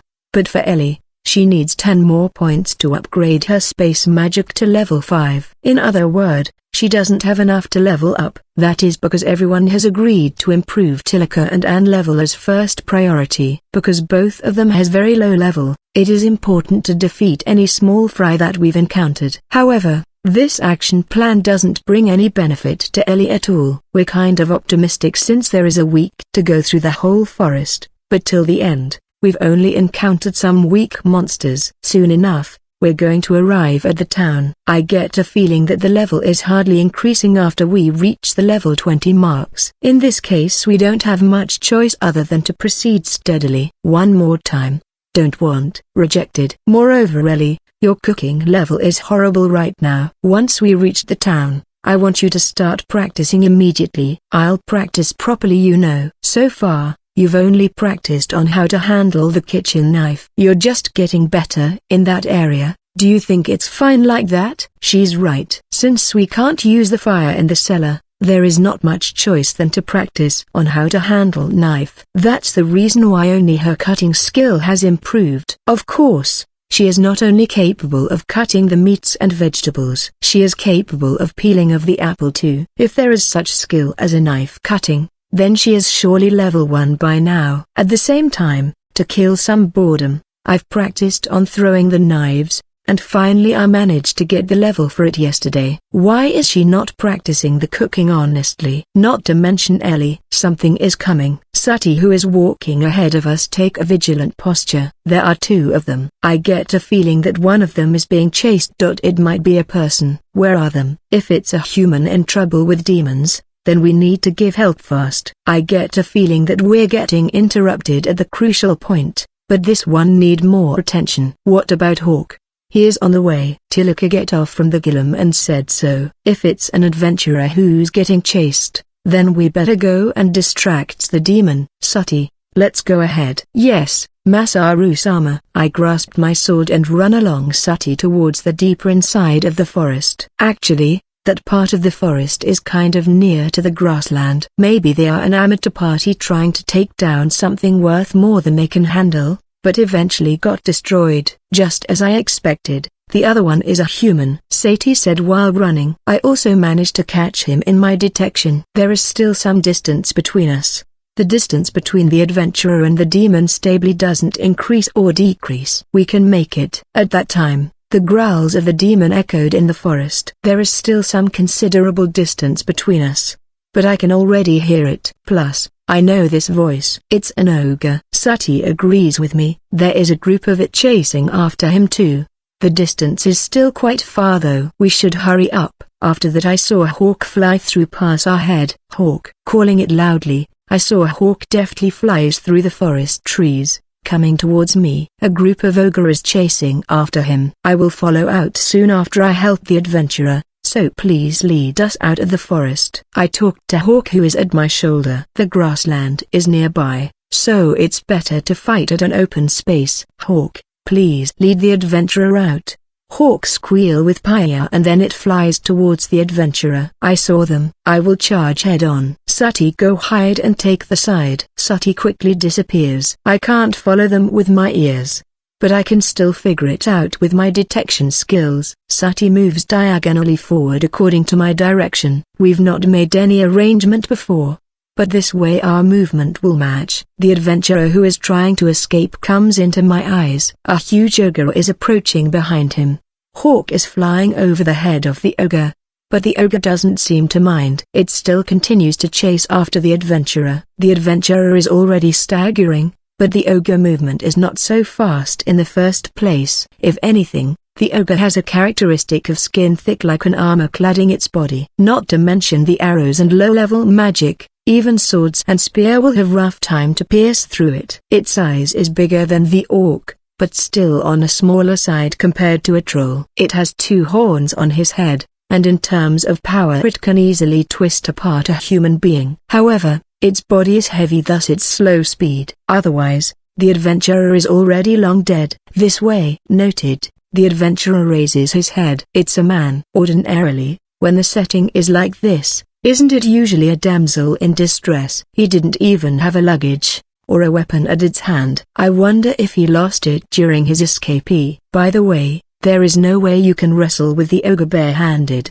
so he must have lost it rather than not bringing it. Plus, he is getting chased by a group of them as well. It is a rather good decision to throw away all of his weapon and his baggage to run away. Help, come here. I halt my pace, and start chanting the fire arrow. I waited for the adventurer to pass myself, and then shoot at the ogre face. Since it is a big-scale magic, it is easy to hit the ogre. On the same time, I can't get the adventurer wrapped inside this attack. This way, you monster. The place where the fires make contact seems to be a bit scorched, but the ogre doesn't seem to be intimidated even a bit. But with the attack, the ogre finally gives it attention here instead of the adventurer. The ogre raises its arm and come after me. If I were to take it head on, then I'll get blown away and everything will be over. But right now, we're inside a forest. I went behind a big tree and make it a temporary shield. This time, I'm planning to take it on with my sword from the very beginning. That's why I won't rush in and observe it properly first. I'll calmly mark the movement of the ogre. Giving cries in distress, the ogre stopped its feet and tries to go behind the tree to catch me. Sati silently went behind it and hit it neck. However, it seems that Sati thin sword doesn't deal the finishing blow because of the ogre armor-like skin. The ogre give an angry shout and turn back, but Sati has long taken distance. I quickly activate my stealthy step and hit the flame-imbued sword at the back of the ogre. The ogre back got torn apart and gush of bloods flow out from its wound. The ogre screams in pains. In front of this magically imbued sword of flame, the armor thick like skin is just like a clay. But because of that, the sword crumbled down with just one hit. Because this is just a usual sword, it doesn't have the property to properly withstand the magic. Cheap things really are no good. I left the broken sword on the spot. Even though the ogre reward is good enough, if every time like this, then I feel like it's a waste. It's time I get a superior sword that can become a magic sword. Ha! I'm saved. You are not safe yet. There is a group of ogre chasing after you at the back. I tell that to the adventurer. And no way. There is more of them. After I put the ogre inside my item box, I healed the adventurer. After some while his stamina seems to be recovered a bit. Stand up, run. You can reach the grassland soon. You understood? The adventurer stands up and start running again. The group of ogre is getting close. We will get caught if we don't hurry. Hey, hurry up. My companion is waiting for us at the grassland. Just a little bit more. If the ogre managed to catch up, then you'll die. I scold the adventurer from the back while we're running. I can use fly, but we're still okay for now. I don't want to hold a sweaty man neither. Finally, we manage to get past the forest and see the grassland. The group of ogre is also following us closely behind. There are about 10 of them. Still, they are dangerous, not comparable with the orc. The town is already close, so we need to settle everything here. If our party doesn't deal with them, then this group of ogre might go and attack the city. After getting out to the grassland, me and Sati overtake the adventurer and reunited with everyone else. I need to prepare to deal with the ogre now. Don't leave. We better hurry. Look. As I said that, I pointed towards the forest where several ogres have popped out. After witnessing that, the adventurer sprints as if his life depends on it. We still have some time to spare. I think that is quite a cold reaction. But there is no reason for someone to act nice to a stranger. If this is a girl, then I'll surely protect her gently. Well, this guy had stood against the ogre by himself and lose his sword. That alone is a feat to be praised. Chapter 15. Nameless Adventurer. I may have taken too much time to defeat the first ogre. The group of ogre is actually very close to us.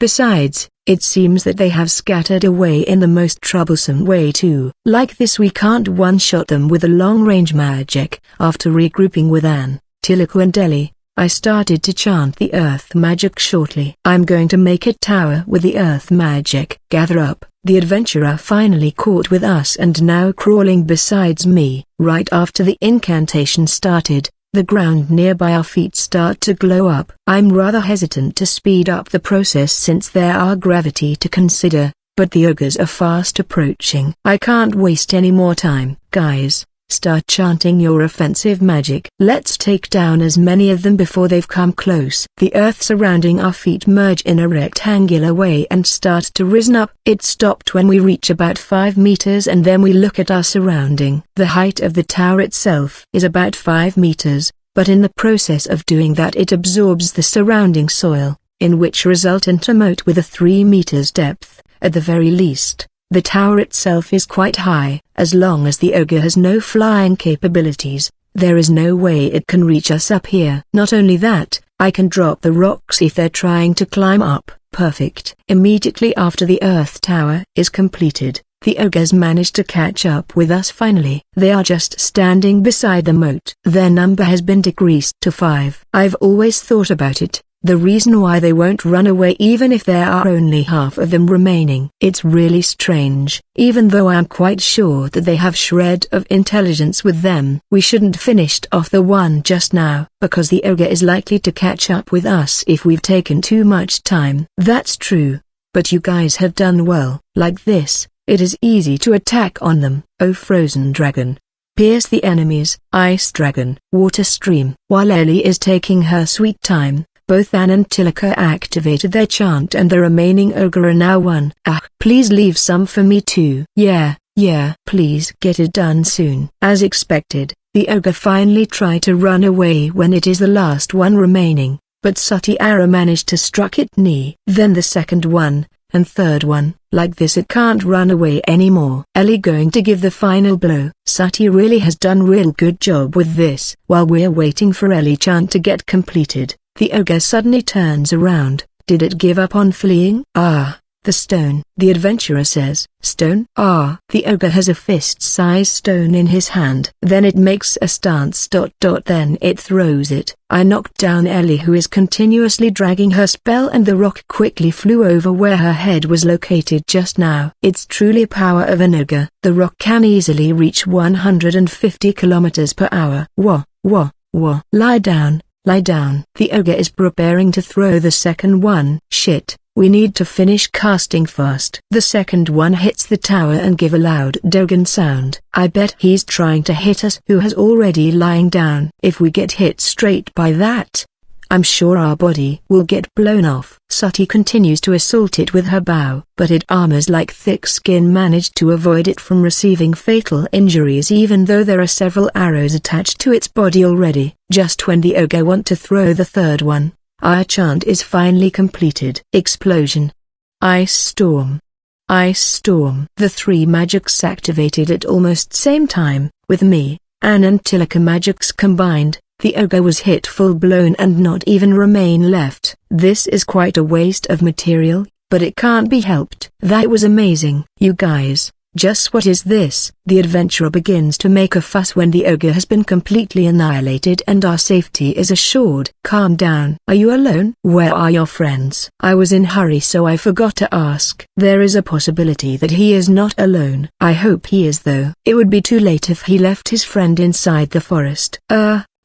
I'm just alone. What are you doing inside the forest alone? Hunting, I think. It looks like you're the one hunted instead. That's because, in short, since his traveling expenses is running dry, he tries to gain some money by going inside the forest alone to hunt. Then he was found out by the ogres, then he tosses out his weapons, luggage, and everything he is and start running away. I heard about it before descending by using the levitation. You're lucky to get noticed by us. Somehow I managed to escape.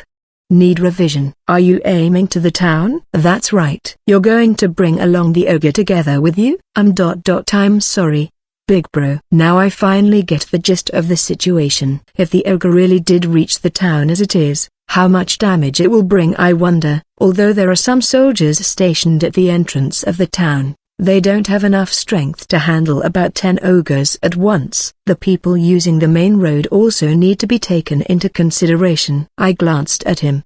He is some young-looking male, though looks a bit like a girl. I thought that he might be an adult since he has a broader back.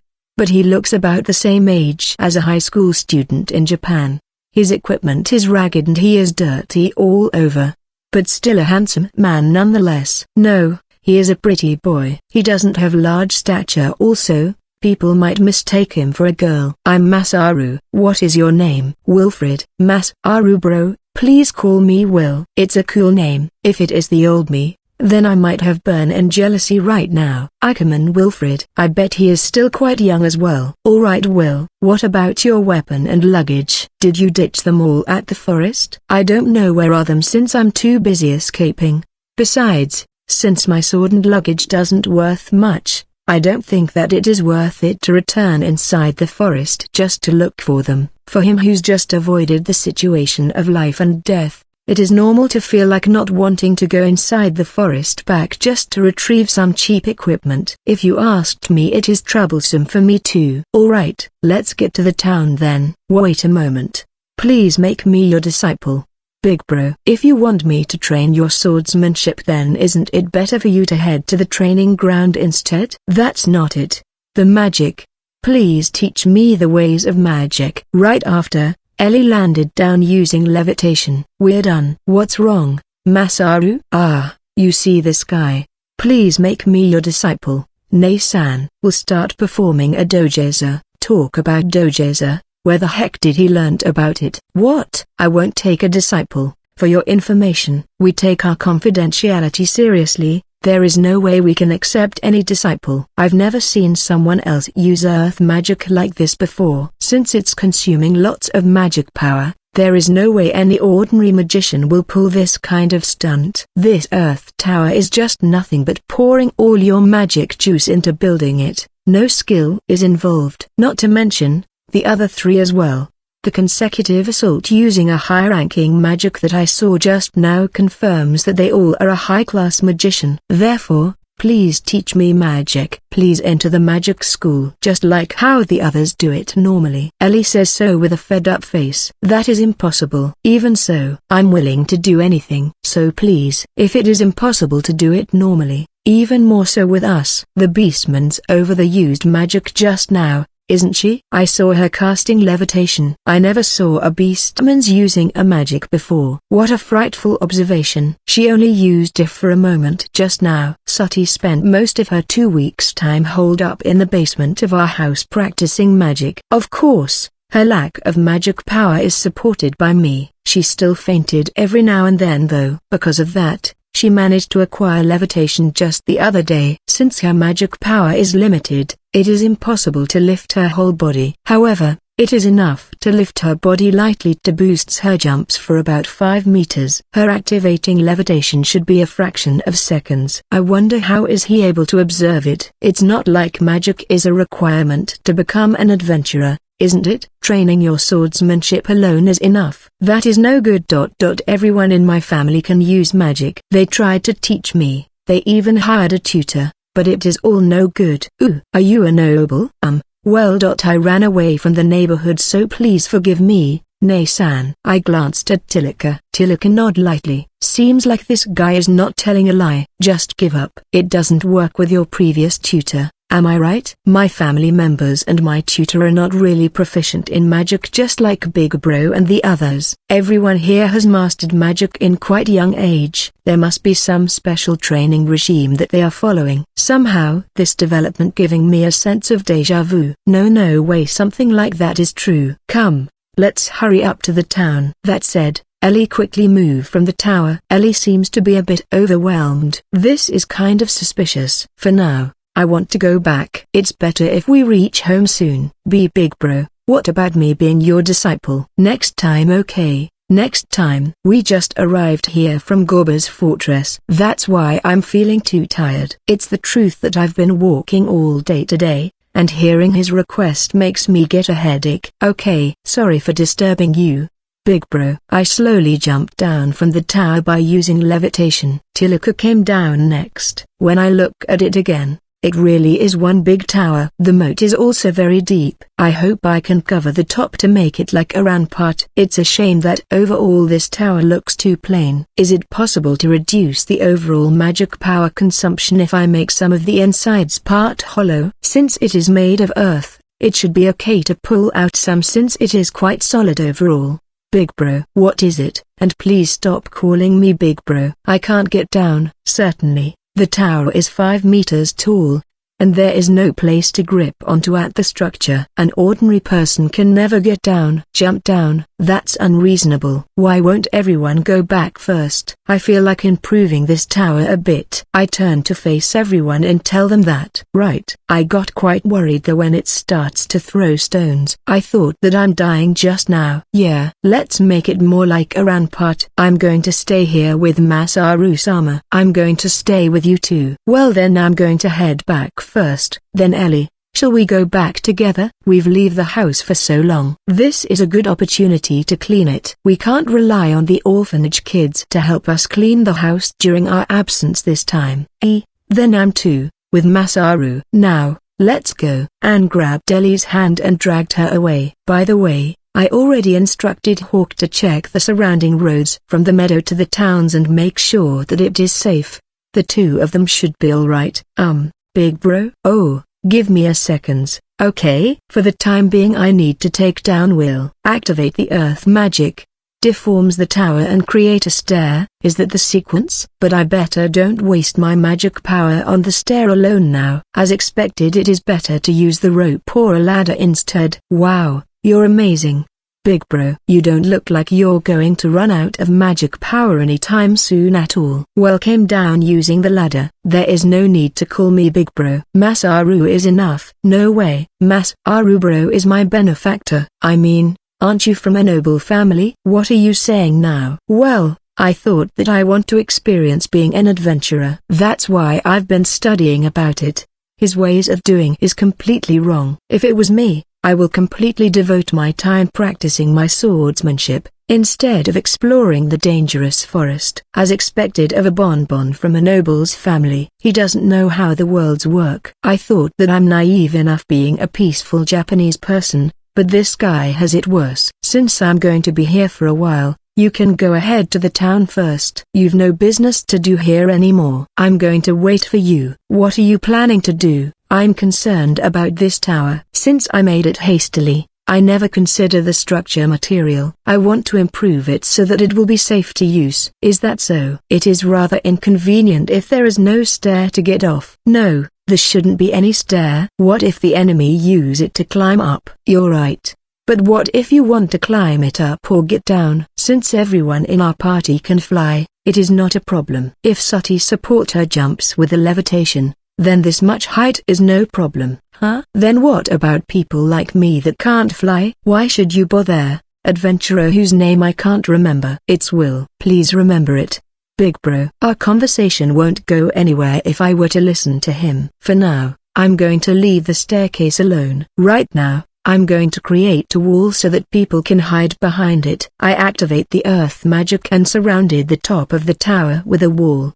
The overall tower's height decreases accordingly, but right now it doesn't matter. I tried to make the height of the wall around my chests. Why don't you put decorations on the wall too, Masaru-sama? By the way, this has the same feeling like the one at the fortress. Following Sati advice, I'm going to decorate the rampart. With this, it is easier to hide and aim at the enemy. I wonder how strong it is. Sati, try it out. Okay. Sati pull out her sword and slash at the wall. The rampart got sliced nicely. Okay, I might have selected a wrong guy to do it. If it is Sati, she is totally capable of slicing even a stone wall. Tilaka is impossible, and I don't know if this unknown adventurer is up to the task. A guy who I don't even know his name. Will you help me a little? It's Will. Big bro. Here. Use this sword and try to slash this wall. You want me to do it? It's dangerous, to walk around unarmed. Don't worry about it since it is just a cheap sword. I'll also toss the sheath in as an extra. As expected of Big Bro. I'll follow you for my whole life. Putting that aside, try to attack the wall. I still have reserve, so it's okay to slash it with all your might till the thing is destroyed. I've never done an endurance test for the earth wall. This is a good occasion to try various things. Please leave it to me. Will hold the swords and unleashes streams of attacks on the rampart wall. Although it is hardened, it is formerly a soil so it can be cut well. Besides that, Will is having a good stance despite being a nobleman. I guess he gets a proper training as a person from a noble lineage. Pant, how is it? The wall strength is still lacking. Only this part is still rigid. I wonder if I should apply a curing. Since it has a proper thickness, it is not weak enough to get broken anytime soon. Overall, this should be no problem. After that, I remodeled the tower, then examined its structure with everyone, and attacked it with various magic to check the strength. Finally, together with Tilaka, both of us demolish it with a flashy magic attack and went back home. Anyway, how long will this adventurer whose name I don't know will follow me? Chapter 16, let's finish thing that we've started. By the way, adventurer whose name I don't know over there, how long are you going to follow us? Currently we're still at the grassland. We're still walking to the towns. Oh geez. Big bro, you still haven't decided whether you're going to take me as a disciple or not. And my name is Will. I've given him cold shoulder so that he will give up, which he doesn't. I hope he will give up soon though. Don't you already have a magic tutor or family member that can teach magic at home? My tutor is no good. He just tells me to do my best all the time. There is no way he can tell his client who is a son of a noble witch screams money to give up. That's why he is cheering for you. Just give up. What is impossible will remains impossible. Sati-san is from a beastmankin but still capable of using magic, right? From where did you learn it? Masaru-sama. I knew it. Big bro is awesome. Please teach me as well. Sati get all smile since I was praised. Isn't it fine if you can't use magic? Normally, most people can't use it either. It is said that only 1 in 10 people have a potential to become a magician. I wonder if there is some kind of prerequisite for it, such as the level of king. Since 90% of people are not able to learn magic. You see, my family is fine with me being the single one that can't use magic, but when I imagine myself not capable of using magic when everyone else does, do you know how ashamed I felt towards my own self? I feel so pathetic. Hearing that makes me think about my dark past. I'm, as well, always feels ashamed to be in my house. Still, the members of my family have been kind, but sometimes I get told off as well. Is the rice that you've eaten without working taste good? Such thing. That's it. I don't know anymore, but you see, even Sati here is desperately practicing for just levitation spell alone. Even that much is enough. The important part is that I'm capable of using it. Sati-san, you understand my feelings, right? I'm very glad to be able to use magic. Right. That's why. Big bro, I'm under your care. No way, I can't do it. In the first place, I can't spend my time to teach you when I have a job as an adventurer. If you include me inside your party, I'm fine being a grunt and do all the chores. Doing chores is already my job.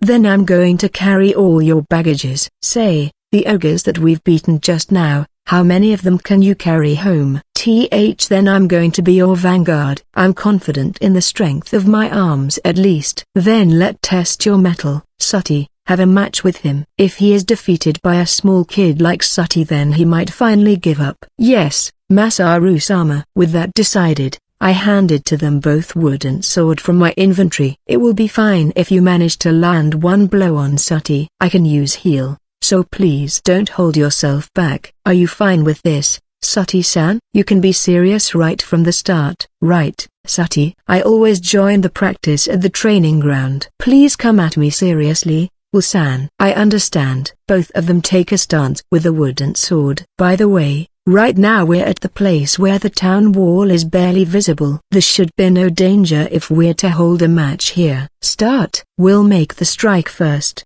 albeit a bit soft. As expected, he is taking Sati lightly. Sati receives the strike calmly and affixed her wooden sword at Will's neck. I already asked you to come at me seriously. Even at the training ground, it is usual for Sati to be looked down. There is no way I can hit such a small kid. That's why this kind of interaction has been happening like forever. You understood? In his next rise, He put some force in his slashes. After 2 to 3 light slashes, he gets blown by Sati attack at his torso. Is that your serious blows? He finally realizes that the girl in front of him is not an ordinary opponent, but realizing that won't do anything good for him. Will is serious this time. He is trying to hit Sati desperately, but without any success. Sati is committed to receive Will's attack, but his attack doesn't show any sign of making hit. But Will's swordsmanship is not as bad as though. He has the strength, and his stance is solid as well. If his opponent is a mere orc, then he might win. He has huge potential for a kid his age. That's enough, Sati. I already seen what I wanted to see, that's why I'm stopping Sati. At that moment, Sati repelled off Will's wooden sword and beat him to the ground. Are you okay? I go to Will and heal the part which has been beaten by Sati earlier. Thank you, big bro. But, hey, how come are you so strong, Sati-san? You won't win even after trying for 100 times. Masaru's armor is way stronger. Sati insisted so. But I wonder how it is actually. Even though we're both at the same skill rank at level 5, I don't feel like I can win over her at all. If I include my magic then I might be able to win, somehow. Are you serious? To begin with, we are from a B-rank party who can single-handedly handle the ogres. You've no chance at all. The only people who is currently B-rank in our party is Ellie alone,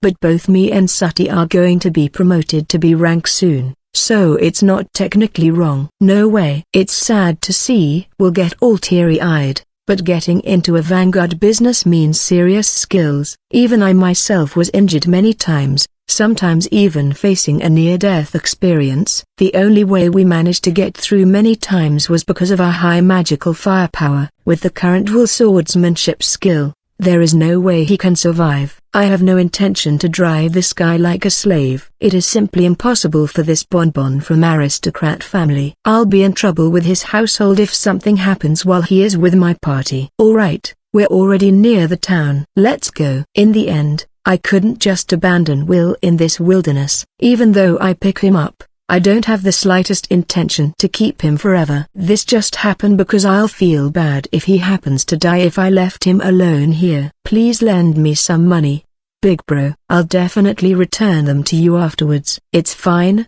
but how are you planning to return it back to me later? I'll somehow try to earn some money. If I can't make it, then I'll borrow some from my family.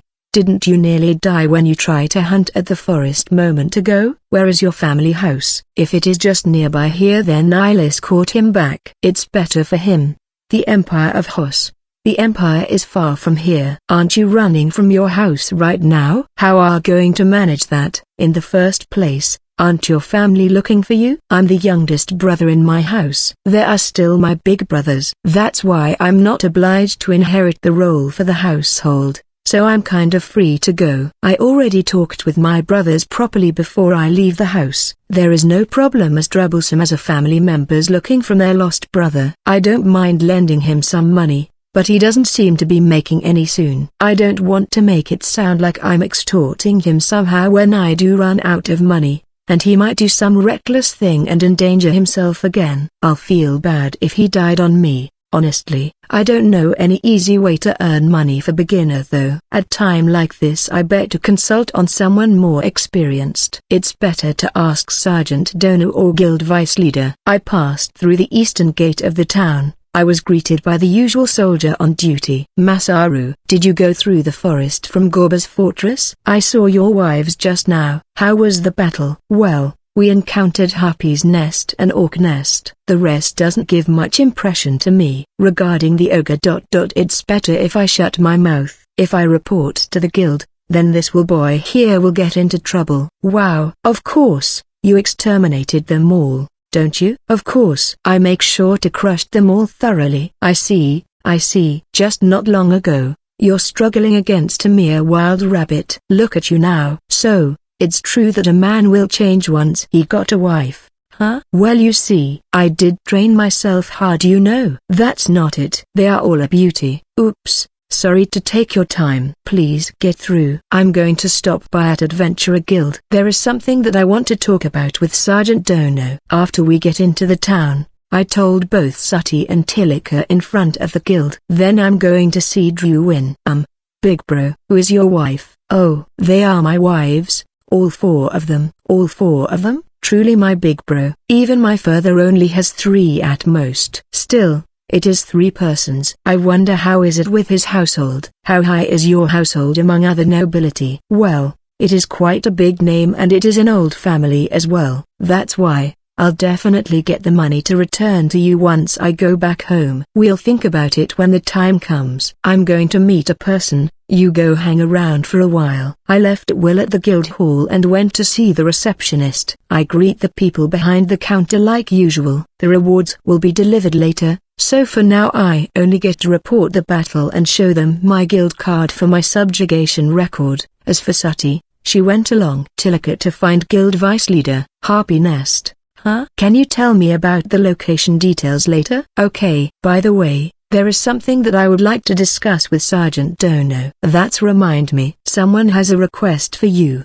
Masaru. Tomorrow, there is a beginner training course, but they are still lacking for a healer. I know that you have just returned from long journey, but is it too much to ask after all? I promise you it won't be a hard work. The request is coming from Sergeant Dono himself. Right? Seems like it. The beginner training course will be held for a week. I want to meet Sergeant Dono, but this really is a bad timing. Since it will take long time, is it fine if I consulted with other members first? Yup. Please give me the reply tomorrow. Oh, if you want to meet Vogt then he is at the training ground. I found Sergeant Dono as soon as I reached the training ground. Ah, Masaru. I see you have returned safely. Yes, Sergeant Dono. I'm going to be busy tomorrow. I was asked to be a healer for a beginner training course. Whether or not I will accept it, it'll be decided after I hold a family meeting later. Understood. If a healing specialist like Masaru is participating,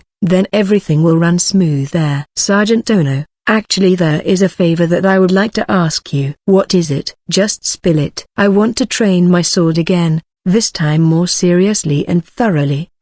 In that case, once the beginner training course is over, I can train you every day. You sure it's fine? I thought that I will disturb you with this, with the training and all. What? There is nothing for me to do other than raise my voices. Nothing too much for me. If that the case, then I'll leave everything in your hand. As for the healer request, I might take it up. I understand. Let's train thoroughly. Oops. I almost forgot the most important thing. Actually, I told him about the event where I picked up Will at the forest. That's why I thought about bringing him over as well. A beginner workshop being held now is like a godsend. Like this, I don't need to specially ask someone to help him train. That's fine, just bring him over. I did feel bad a bit for him, but everything is for Will's sake. Big bro, done with your business? Yup. There is something I want to talk about with you. Will, the guild is hosting a beginner training course. Why don't you spend some time and join? A beginner training course? Will make a confused face. That's right. Instead of just spending your time at home tomorrow, why don't you go and participate? They are going to give you meal. I'll lend you some money as well. Really? I'll do it. I'm going to participate. I see. Then learn seriously. Okay. Alright. Big bro. Good. If this guy manages to survive the beginner course, then there is a chance that he will become a better adventurer. What does a beginner training course do? Will asked while we're walking home. Let's see. Firstly, it's going to be held for 1 week. They're going to be trained by a professional adventurer directly. Not only that, all the cost is covered by the guild. This includes all the accommodation, meals and the lectures. Wow, they are really generous. But still, a week. There are many things to learn. Last time I participated, it is not enough even for 1 week. Even now sometimes I meet the coach for additional lessons. In addition to strengthening your physicals and sharpening your techniques, this training also aimed to teach the beginner about the mental attitude and ways to survive as an adventurer. Even thought I was formerly a NEET. The reason I'm able to confront against the monster without difficulty was because I was given the basic direction from the beginner training course. Never hesitate to kill the demons. They've come with intention to kill. There is no need for any mercy or hesitation. So, Big Bro participated in this training too. Do they teach magic as well? Too bad the magic is not included. Will seems to be dejected, but hearing that I've participated in the same course he looks more determined. I wonder if I continue training, I'll be able to defeat the ogre in a blow like Big Bro and everyone else. Someday you will. For now, just focus on completing this beginner training course. It's important to give some encouragement to this guy. This guy is still young, and there is still many possibilities that this guy can explore. I'll do my best. Ooh, go for it. From tomorrow on, there is no doubt that he will be pushed to death. After I get back home, I found the interior has been completely cleaned. I made Will wait first at the garden. The cleaning labor is not necessary. Seriously, I have enough magic power. I can clean everything at once. It's nice to do some cleaning once in a while. It's not like we will always have enough magic power and make a comeback. I don't have a say in this matter as per which method is the best. But in my opinion, using the purifying magic has its own perks. It's good. Not like everyone is not capable of using magic in this house. Oh well. Looks like everyone has returned. Should I prepare the meal now? Masaru, the food I brought Will along. Please prepare for his portion as well. I told her while taking out all the ingredient from my item box. What, Masaru, you bring that guy back? Why don't you just ditch him somewhere else? Hey, don't be so mean. It's only for today. Don't get me wrong. I thought I can finally relax in the room upstairs for the first time in a while. Then, it's fine as long he is at the garden. Right? I'll let him have his meal over there. Okay. I'm going to create a hut at the garden for Will. Then, next thing is about tomorrow. I explained to them about the request for me to be the healer for the beginner training course starting from tomorrow. I'm planning to take a break anyways, so it's fine. But why would they need healers? Nobody knows about it. I want this information to stay here. Apparently, the beginner training course aimed to train the adventurers intensively. They will be trained until they collapsed, then healed, and the cycle repeat. I tell them more about the training course. It is truly dreadful, as if they are putting on you the slave collar. Wodot and Masaru finished the course too. Yeah, they choose the name beginner course just to camouflage the actual content. That's why everyone just keeps silent. If the truth were to spread, then it will increase unnecessary wariness towards the newbies adventurers. Really? Then it's fine to lend him the garden for this night. So, from tomorrow onwards, both of you will be at the guild. I'm going to stay over there. I think everyone will be confined inside, so there is no way to get out. There is no way to escape since they will put on a slave collar. After I'm done discussing, I went out to see Will, who is waiting quietly. Sorry for making you wait. No, it's okay. The dinner will be prepared soon. You can stay at the garden. Eh? But there is nothing in this garden. Will look around the garden, surprised. Right now, the season is winter. It will be tough to camp outside. I'm going to make one for you now. Didn't you saw my earth magic? Let's make an exclusive room just for you. I was planning to make a kennel, but it will be a bad manner. Sure enough, Will seems to be impressed. Once I've got the rough estimation of the size and placement, I activated my earth magic. Since the basement is made deeper underground, it is fine to dig some soil to some extent. Still, I better replenish it later when I've got time. Immediately, a hut about 5 tatami mats size is created. It is easier since the amount of soil used is not much. Amazing. In a blink of eye, I made it strongly so it will not be blown off by the snow and wind. There is no window, but it is better since you won't get cold. I kept the entrance small. The only thing left is the bed. I go inside and created the bed. I put large amount of rabbit fur from my item box on top of it as a blanket. The rest I used it to block the entrance. This is a fine quality place, coming from an earth magic alone. Yup. This is good enough for a small room. Thank you for doing this for me, Big Bro. Don't mind it. He is going to get it tough tomorrow. That's why I'm going to make it comfortable for him, at least for now. Come, it's about time the food is ready. I'm really tired today. Let's eat plenty and have a good rest for tomorrow. Okay, Big Bro. Chapter 17, Boot Camp. After having dinner, I drove Will out to the garden. It is time for a family meeting. There is no immediate need for it, but we need to plan for our future. I'd like to visit Nania's place. Neither I nor everyone else wanted to go anywhere, and I thought that we should increase the transfer point, so there is no objection towards Ellie's proposal. If we use a horse-drawn carriage, then it will take around 5 days to reach the kingdom. To reach Nania-san's village, we need to take at least 2 weeks. If we go to the capital and sell our prey, then we can get a slightly higher price compared to selling it here. But since the difference is not that much, that is not a deal breaker for us. Since we can use teleportation, that was not an important factor. Either one is fine, right? Even though the other one is buying with higher price, it's not like there is much of a difference. No, you're not wrong. But since this time we're going to sell in large quantities, there will be a significant difference. Are you going to fly? It is possible to fly to the kingdom. It's better if you don't do that. Why? It's much faster than riding a horse. There is no problem with magic power if we take a break once in a while. To be accurate, the speed is about the same as a horse sprinting. The difference here is that we can fly for a long time, compared to the horse. Is it because there is higher chance to get attacked by a demon? We're certainly vulnerable during flight, but we have detection skills. I think there would be no problems if we've made preparations for counterattacks in advance. Everyone has different capabilities when using the flight magic. Normally, people will be able to fly for about 5 to 10 minutes. After that, they will get a cluster headache. It's terrible. It's said that the headache is so painful that you will lose any control you have. Seriously, it seems like levitation can be used for longer period than fly,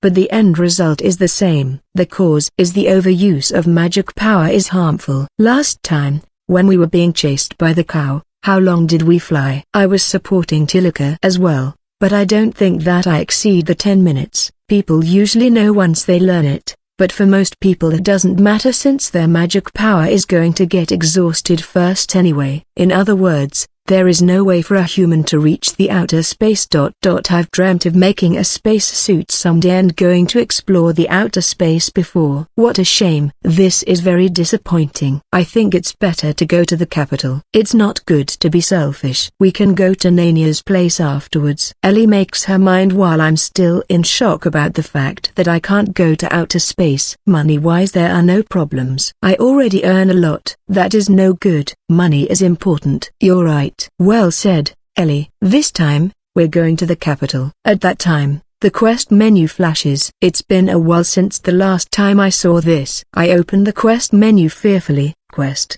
help Nania. Nania, who is unfamiliar with a farmer's life, requires help. This quest is not time limited, but it is advised that you better not go to the capital. Reward: 5 skill points for the whole party. Will you accept the quest? Yes. No. This is very suspicious. As soon as we've decided to go to the capital, this quest pops up. Does this mean that there is something at the capital, or is it because Nania-san is in a dire situation? But seeing that this quest is forbidding me from going to the capital, it's making me feel like wanting to go. What's wrong? Does Masaru does not want to go to the capital? Anne asked me. I was a bit lost whether to talk or not, but in the end, I explained everything to them regarding the quest. We need to hurry. Ellie stood up and urged us. Well, it's Ellie, so it's understandable. Hold your horses. It was said that there is no need to hurry. The quest basically instructs us to do 3 things. Go and help Nania-san. Do not rush. Don't go to the capital. There must be a reason why the instruction is like that. If we want to take the quest, then we better follow the instructions. The previous quest was about the shrine. I wonder if there is something bad happening if we're to decline this quest. I don't think there are any trouble in particular, but I'm still a bit worried. This time, Ito Kami didn't put the quest in the diary. You're going to accept it, right? Of course. It's a quest from God. There is no way he won't accept it. Both Ellie and Anne are pressuring me to take the quest. I'm sorry, I refused the previous one. Can I put it on hold for a while? Seems like there is no need to hurry and I have other things I want to confirm first. If Masaru said so. Anne seems to be a bit dissatisfied, but as of now, there is no way for me to make an immediate decision. For now, why don't everyone take a bath? I sit at the table in the living room and open the diary. Anne and Ellie come along and look into it from both sides. Sati and Tilika went into the bath first. Hey, What are you writing? Secret. I've been using a second diary since quite some time now, and since then I've been writing them in Japanese. Occasionally I'll write about the destruction of the world, and quest details like today and the shrine one. There is no way I'm going to let them read. That is no good, Ellie. You can't simply forcibly ask him about it. This is an oracle. While saying that, Anne is steadily taking a secret look inside the diary. It is a diary for communicating to God written in a foreign language though. There are few lines that are coming from God, but it is mostly my own personal diary. There might be disappointed after reading it. I write a question and put it back inside my item box. I'm asking for something since I'm going to take up the quest. Now I only need to wait for the answer. In the meantime, should I take a bath? I want to get washed by Sati. I'm going to take a bath. Both of you want to join? They declined. What a shame. Once we all bathe together, but it's kinda cramped inside. Maybe I should consider to remodel the bath soon. What do the both of you think about the quest? After feeling satisfied being washed thoroughly, I hop into the bathtub together with Sati and Tilika. I'm fine with whatever decision Masaru-sama take. I agree. It's important for you to decide it. If you really want to take it then just accept the oracle. You're right. There is no need to rush it. Although I feel that it will not be possible except for yes this time, I have a murky feeling about it. Well, I'll reach the conclusion once I get out of the bath. Here it comes. You are free to choose this time just like previous time. However, please be alerted with your schedule once you accepted the quest. Tilika, come and look into the diary. Since Sati is responsible for bath,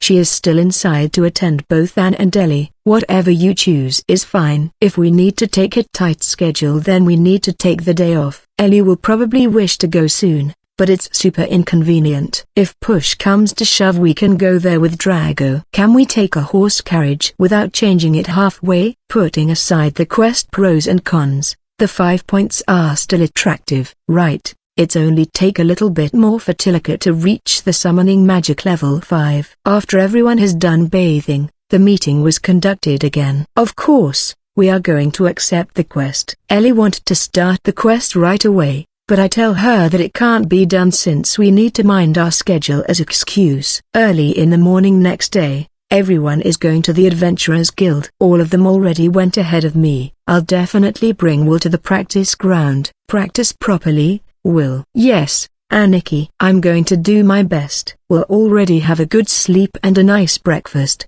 so today should be a great day for him. However, considering the misery that he's going to face in the future, his smile kind of looks sympathetic, including Will. The participant for this round is 10 people, which are 6 people more than the time I took it. Since it's winter, many people are taking a rest. That's why they need to secure much more healer. I'm in charge of the second half starting at afternoon. After halfway day, most of the participants will get exhausted. That's why it's the toughest time for the healer. However, there is no problem since I can continue it all day long, and it's a good condition because I can train with Sergeant Dono later. I leave Will with everyone on the ground and he waved back at me, smiling. Today we're getting the reward from our trip going through and coming back from the forest. The reward can be collected at the guild warehouse. There are guild vice leader and the new truth official. Alongside them is 5 members of the merchant guild. They all are coming for appraisal and remuneration. Ellie already submitted the ogre the other day so the inspection already started. It is exactly 10 of them except for the last one since it can't be recovered due to its condition being in pieces. My item box is nearly full now. I doubt Ellie can store in much ogre in hers as well. I'm going to organize the rock once all this is over. Thinking about it carefully,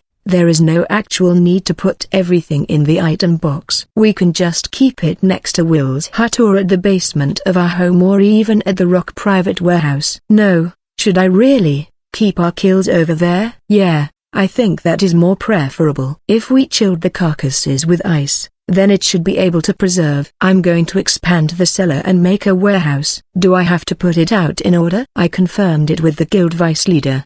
The new truth official seems to be a young man. I just saw a glimpse of it, but he also has a strange eye. The officer exchanges a word or two with Tilika. Earlier, But now the mood is silent and it's frustrating. I wonder if all truth officials are like this. Yes, I'm counting on you. First of all, I'm taking out the harpies. It's quite troublesome since I need to take them out one by one, because if I take it out all at once they're going to overflow. There are about 200 harpies. The warehouse is large, but I wonder if it can fit everything inside at once. Next is the orc. There are also lots of them. In addition to the one from the orc settlement, we encountered another group while traveling and we kill them each time. They are the most common enemy in the forest. This is truly a spectacular sight. Isn't it too much for a 2-week worth? We hunted from the entrance to the end of the forest. After I'm done with organizing the orcs, I take out the next kills one by one. Large bear, large boar, troll, goblin, hobgoblin, lizardman, forest wolf and black leopard. There are about 10 kinds of insect, such as mantis, spider and ants. Although they are insects, they are in huge size. When the ant came out, my heart skipped a beat. I'm glad that it's weak. We also saw a large bat, lamia, cyclops, centaur, cockatrice, huge monkey or gorilla. Also encountered inoki and large earthworm. It took me, Sooty and Hawk to search for them. Such chaotic times. The detection range of our party is fairly extensive, about 50 kinds in total. I guess it covered almost all of the monsters in the forest. People from the merchant guild is already calling for more support, and since the space at the warehouse is not enough, once they're done with the orc and harpy, I put them back inside my item box. Surprisingly, you've hunted lots of prey. Looking at the wide variety of kills in the warehouse, the guild vice leader said so. Impressed. Let that one out, Masaru. Is that fine? I thought we're going to bring to the capital and sell it for a higher price. We're just going to show it. If they're willing to give us acceptable price, then we can sell it here. Do you still have more? This is it. I took out the superior orc and harpy from item box. Since it's obviously bigger than the other variant, everyone can tell that it's a higher class by a glance. They are the same type as the normal orc and harpy, and the description for them in the card is the same. That is why the subjugation reward is the same, but the material and the meat can be sold for high price. I don't know. Since we defeat the harpy by using a magic assault, it is not in a very good condition. As for the orc, the head was broken. Ellie explains to the people of the commercial guild who have gathered. We plan to sell it at the capital, but if your offered price is reasonable, then we might sell it here. Of course, we want to sell it quickly, but for now we can just leave it inside the item box. I will leave this negotiation to Ellie for the time being. I wonder what we should do with the orc and the harpy. There is a vacant warehouse, so just put it there. Can you ask for ice for refrigeration? It's fine.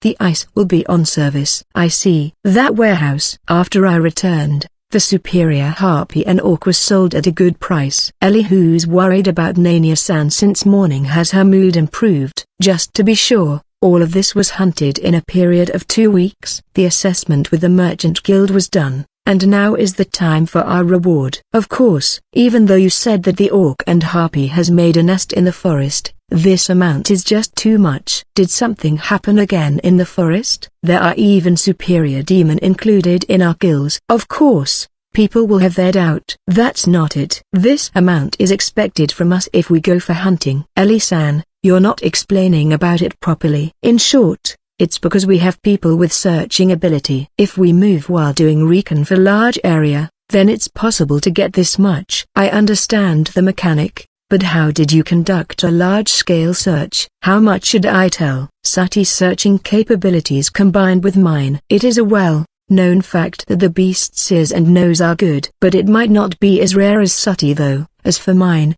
I've an earth magic called Earth Sonar. Originally, it's used to detect the shape or circumference, but after using it lots of time while building the basement, I've found other use. Although accuracy is still somewhat frustrating, it is convenient when digging the underground. It's easier to understand than the feeling when using detection. Of course, that's not all.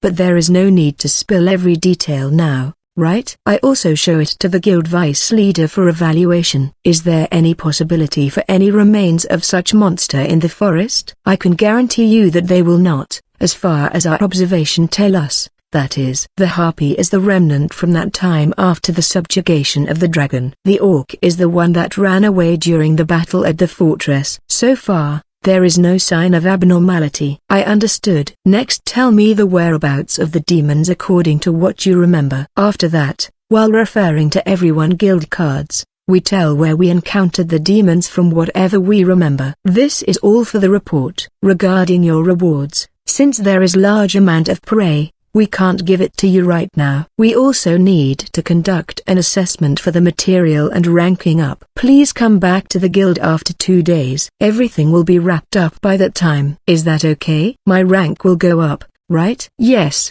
there is no doubt. But a rank is impossible. I understand. Next time we will go for bigger hunt. Wahahaha. I'm looking forward to it. Since it's afternoon, it's time for me to check up the training session. Did Will manage to survive? According to my own unpleasant memories, the first day is the toughest. It's hard enough to make me want to die. The current training ground entrance is closed. In order to go in, I need to go through the guild's office. The door here is also locked with guards. I only can get through after I tell them that I'm a healer on duty and after they check up my guild card. It's strict like hell. Entering the training ground through the door, I saw a total of 10 newcomers carrying a heavy baggage and silently walked around the ground. 2 people wearing a wizard-like robe are sitting and waiting near the door. Oh, you are? I'm the healer in charge of afternoon duty. It's still early. I come here because I'm feeling bored after having lunch. It's still very early. We're still in duty, so for now why don't you just observe first? Okay. I borrow a chair and sit next to them. While I was watching, one of them fell. One of the healers rushed in after getting the signal from Sergeant Dono. Looks like Will is not the one that fell. He is doing better than expected. That Will, while I'm watching them march, will notice my presence. Aniki. What the heck is this? He's screaming while getting off track and come running towards me. Oh, he still looks as lively as ever. What are you planning to do going towards the healer? As punishment, you're going to carry more weight. Sergeant Dono scares him away when Will comes to grab at my shoulder. Sir, yes sir. Will cried and rushed to the place where the weight is located. Now, Will, it's not my fault. Please stop looking at me with those look full of grudge. Your acquaintance? Something like that. Is Will related to me? I think it's not wrong to call him my acquaintance. It's nice if he managed to survive this. I agree. Will, your hell has just begun. For a whole week, I want you to work very hard. Chapter 18, Special Training for Each of Us. The sun has fallen, indicating that the first day of the boot camp is officially over. All the trainees walked towards the dormitory. Will stopped in front of me and looks at me with a teary eye. Aniki, I understand your feeling. In fact, I know it too well. However, I need to keep my demonic heart. I managed to finish it. I'm sure you can too. The truth is, the training is not that hard if my memory served me right. Although people won't agree with me, I feel like the pace was considered properly and there is lots of time to rest. Not many trainees actually fall down. The reason I fell down over and over might be because I lack physical strength. For the first day, they will ask you to carry the loads for the whole day. Only after they had reached their limit and faints then the recovery magic will be applied. Then, the training continues. Their strength will be pushed to the limit and the spirit will be grinded. Aniki. Here, everyone else already left. Why don't you follow the rest and go to the dormitory? Yes, I see. Will walk off wearily. That guy can't take it anymore? Sergeant Dono came and asked. Well, they are bind now. There is no other way. He managed to walk to the dorm himself. That makes him better than you. I guess that's true. That's right. At that time, I was forced to lean on Silver and ask him to bring me to the dormitory. But you managed to get stronger. It's thanks to Sergeant Dono. Although I have strong skills, the fact that I'm alive is all thanks to the training from Sergeant Dono. You do have talent. Even Sati managed to grow so much in short time. It's still not sufficient. I agree. Let's do our best for this week. The training ground is illuminated by light magic brightly. Sergeant Dono is wearing leather armor, while I equipped the half plate that I normally used. We use an iron sword for training. Together with that, I'm equipped with a shield as well. Come at me whenever you're ready. My swordsmanship has gone from level 4 to level 5 since the last time I sparred with Sergeant Dono. But even Sutty with level 5 can't win against him. I need to be serious and give it a serious shot from start. Although the practice sword has a blunt edge, it still can deal a serious blow, same like the steel sword. It would surely hurt like hell if I were to be hit by that. I closed our distance and leaped towards him in one step. I'm coming at him seriously, but he brushes my advance as if it's a matter of fact. I'm going for the second slash, and the third slash, but it's all been deflected by his sword or his shield. However, the important thing here is to attack continuously and don't leave an opening. I continued to hit him, but none of them managed to land on his body. To my surprise, Sergeant Dono is still at his starting position. Just how should I destroy his defense? I don't know. I saved my breath, but when I tried to take some distance, Sergeant Dono hastily closed our distance. This is bad. Right then, he managed to hit my shoulder. The shoulder part is still covered by the plate mail, but the shock still reverberates inside. If it was a real sword fight, then my shoulder should have been torn from my body right now. First hit kill. The attack doesn't end there. Sergeant Dono continues his barrage of assault. This time, I'm the one forced to defensive measure. But that alone is not enough to stop Sergeant Dono. That's why whenever I received the attack, I'll try to let it land on the hard plate as much as possible as to not make it a fatal hit. Still, it's a strong hit. If it was a real battle, then I would probably have been taken down in minutes. A few minutes later, I got hit at my head and I fall flat on my butt. The attack on my helmet seems to have stunned me. The place where the blows landed feels painful and I can feel the concussion rushing in. I can't use recovery magic. I need to get permission from Sergeant Dono first. Enduring the pain is also part of the training. Stand up. Your enemy won't wait for you.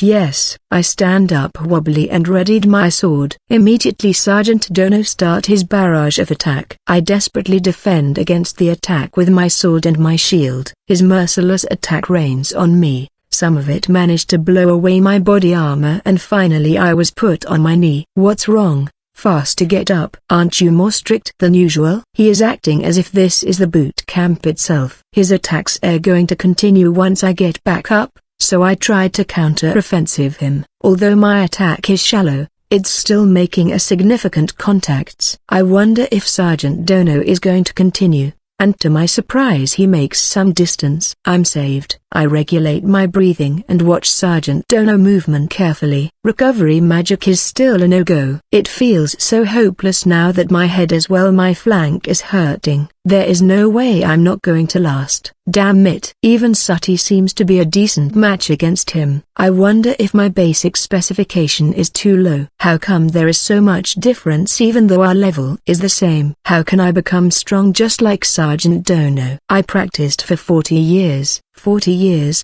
huh? By that time the world is already destroyed. Or will it be saved? Whichever is it, there's no way I have enough time. I bet you can only need 10 years to catch up with me. Alright, the break is over. Looks like I'm exposed. I was hoping for longer break by initiating some conversation with him, but it looks like he outsmarts me. But, beside my body pain, my breathing has calmed down. I also have enough warm-up. Let's do it more practically. From now on, think of me as an enemy. I can feel Sergeant Dono murdering intent rising.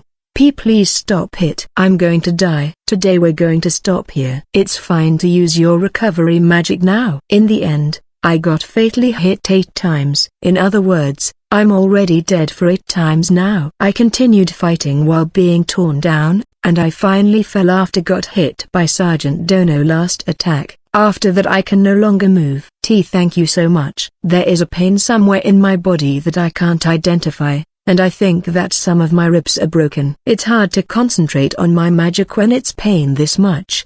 But somehow, I managed to cast small heal. After a while, the pain gets extra nasty, so I heal myself again with extra heal. I thought about asking for help from Anne tomorrow. Then I realized that using a recovery magic to heal myself is one of the training as well. Thank you for your hard work. Sergeant Dono as well. Please receive my recovery magic. please. I cast extra heal on Sergeant Dono. Recovery magic really is convenient. Although it hardly recovers our stamina, it's sufficient to relieve us from muscle cramp later, and no matter how much we train we'll never notice it. That's why this sword training can be as reckless as the boot camp. How strong is Sergeant Dono compared to the rest of the world? While walking together from the training ground, I expressed my doubt about Sergeant Dono. In this training center, there's no doubt that Sergeant Dono is the strongest. But how strong is he when compared in public? If he said that he barely scraped by, then I'll lose my confidence as a swordsman. It's been many years since my foot was injured. I was certainly strong when I was still young. But right now I'm just a shadow of my former self. No, even though he said that he has weakened, I still am no match to him at all. Wasn't level 5 skill being the highest and the best? I wonder how strong Sergeant Dono was during his prime. Did you ask Volk about his younger year? At the entrance of the guild hall, Instructor Samson greeted me. Together with him at the same table is Sati. Did you wait for me? Good work, Masaru-sama.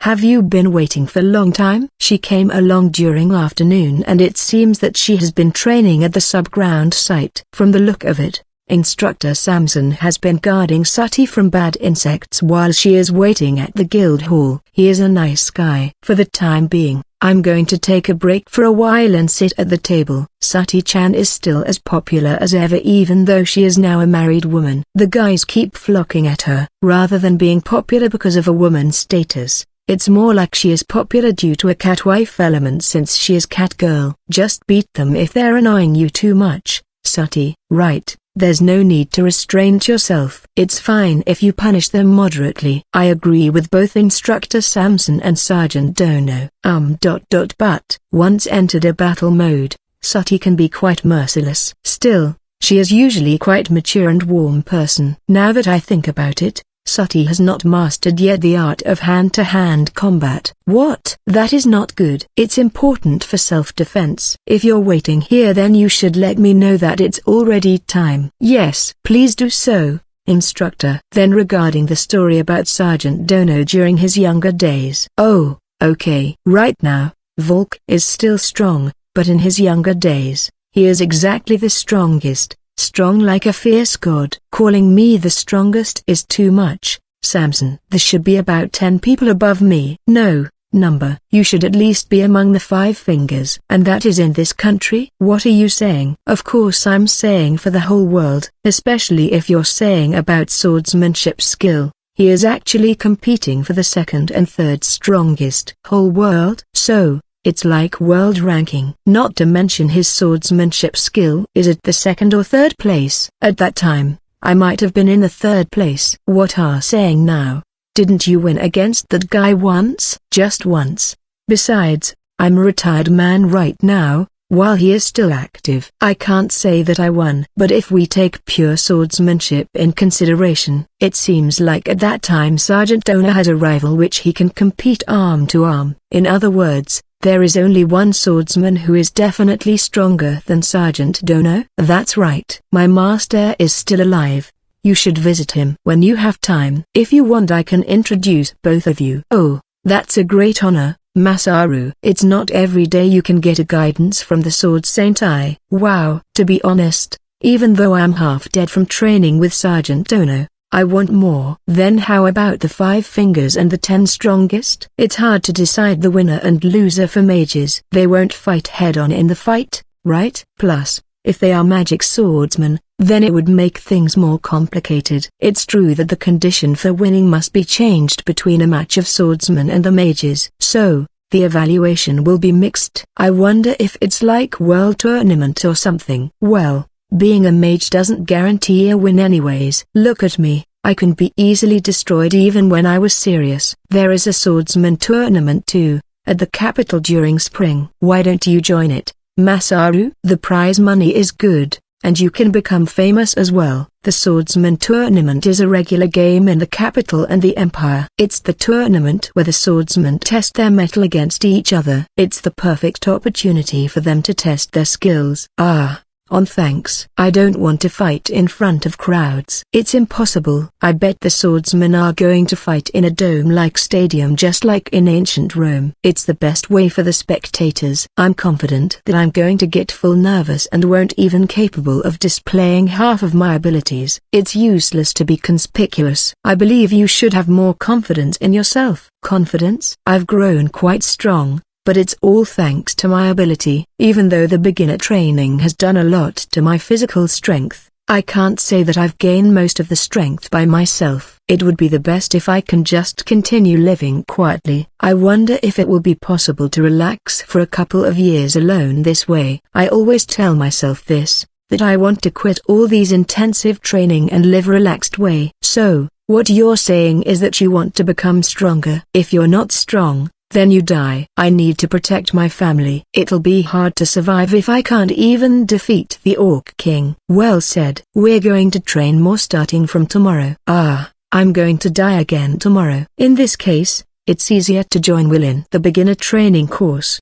What's the matter, Sati? While feeling hopeless about tomorrow, Sati comes and poke next to me. Aren't you hungry? Let's return back home. I nodded at Sati. It's been a while since the sun has set. Normally it's the time we're eating our meal and take bath. It can be help if Sati wants to eat. Let's go back home and eat my wife's cooking. Then have them comfort my wounded heart. Today is Anne's turn. Yeah. Just by imaging it I can feel the comfort. What was waiting for me at home is Ellie's cooking. You're just starting now, Ellie? I thought I can eat right away. I thought that since I'm late, the food is ready. I should be able to cook a decent meal now. Just leave it to me. What left is just the main dish. Anne says it worriedly. So, Ellie is going to cook the main dish too. I tried to confirm it from Ellie's menu, but the cooking skill is not there. Everyone please wait here. I'm going to check on her progress, so it should be fine. Anne and Ellie exchange looks. Seems like today's dish is pasta. In this case, even if she makes a mistake somehow, it won't turn out into some super weird dishes. You shouldn't monitor me, Anne. Isn't it you who said that we can't cook together? I did say that.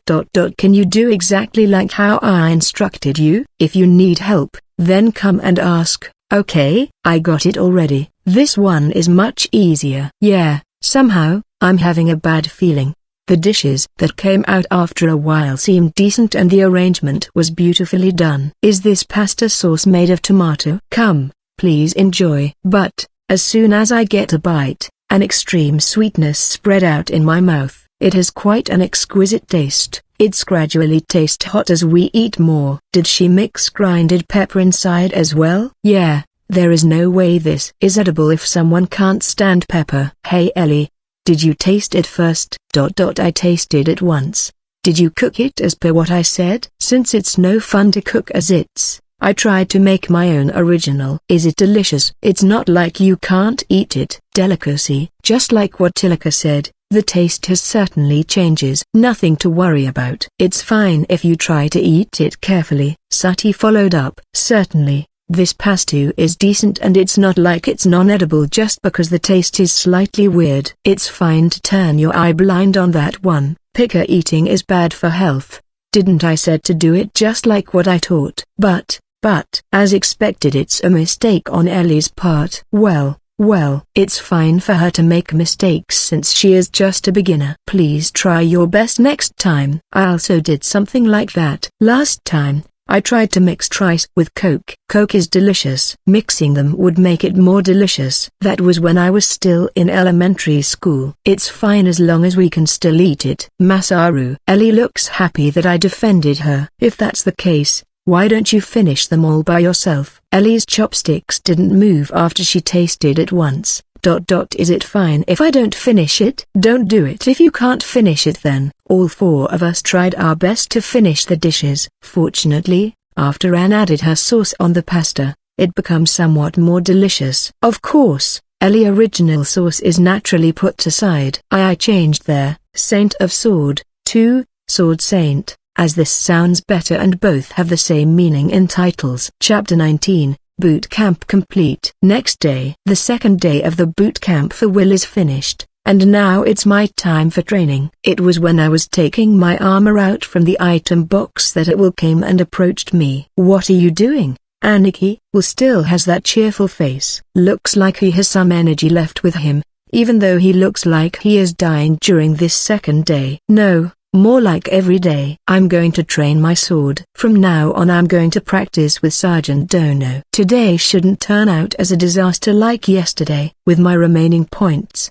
I've increased my evasion from level 3 to 4, also activated Mind Eye. Although Sergeant Dono might get suspicious on my sudden power-up, I can't do anything about that since my life is at stake here. There's no way I'm going to pull any punches. Can I see it? Aren't you going to have dinner soon? You won't be able to replenish your physical energy properly unless you eat. I don't mind. He can watch as an educational session. Just get yourself prepared, Masaru. Sir. Thank you very much, sir. Will immediately salutes Sergeant Dono. I guess that's the effect that comes from the slave collar. It's effective even though it's just the second day. Are you seriously going to fight Sergeant Dono? He looks like he is too old for it, Will asked while Sergeant Dono went off towards the dormitory. For your information, he is hell a lot strong. When he is still a swordsman in his younger days, apparently he was the second strongest in the world. I told him while wearing my equipment. Second strongest? He was the Sword Saint's disciple. He claimed to be weaker now that he has retired from the front line,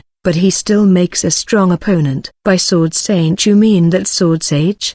I don't know what's the difference between and how many Sword Saint exists out there. That's not it. The only Sword Saint is Balnabash Hader. Well, the name of the Sword Saint doesn't matter to me. I'm going to die first if I don't hold up well against Sergeant Dono who is in front of me. Can I really hold up against the former world second? Thinking about it making my stomach churn. Are you really going train? Won't you die? I'm going to be continuously dying. It hurts to the point of dying even though I'm not dead. My brain is full with the desire to escape. But if I don't hone my skills now, it'll be like I'm going to my own death. This is not time to take it easy anymore. Do your best, Aniki. It's kinda sad that this is the only cheering that I've got. Since only people involved in this training course is allowed to enter, Sati is waiting outside today as well. Are you ready? While making the final check on my equipment in front of Will, Sergeant Dono came and asked. Yes, I'm in your care. Sergeant Dono's attack is at an extreme level. Each of his slashes is full with killing intent. The clashes of our swords resonate within the training ground. Obviously, his attack is fiercer than yesterday, but here the higher evasion and mind-eye skills are proven to be useful. Somehow, I managed to evade Sergeant Dono attacks. If it continues like this, I think I won't die today. Your movement is much better than yesterday. I'm surprised. Once we're at a distance, Sergeant told me so. I'm sorry for not meeting your expectation yesterday. Then, let's raise our pace for today. This will turn out to be a good training. Seems like I'm going to die today too. Aniki. Are you okay? Looking at me who is sprawled over on the ground full with dust and stains, Will asked, worriedly. He'll be fine. Quite a disappointing performance though. You didn't miss the vital point? Sergeant Dono won't hold back on me. The moment I nearly get caught with the deadly attack, I need to force out more strength at the moment of contact. If I don't then I'll get the full brunt. The difference in our abilities are clear. It's big enough gap to not be filled by evasion and the mind-eye alone. I'm forced to heal myself up many times. Even my plate has become worn out after taking many hits from Sergeant Dono. At this rate, I need to send it for repair again. That armor is pretty beat up. Sergeant Dono said so while looking at the dent made on the half-plate armor. Seems like it. I'm afraid I need to order a new set. This armor is still repairable, but it's already torn up here and there is some improvement that I would like to add to. If that's the case, tomorrow you're going to train without wearing an armor. If you depended on armor too much, I'm sure it'll turn into a bad habit.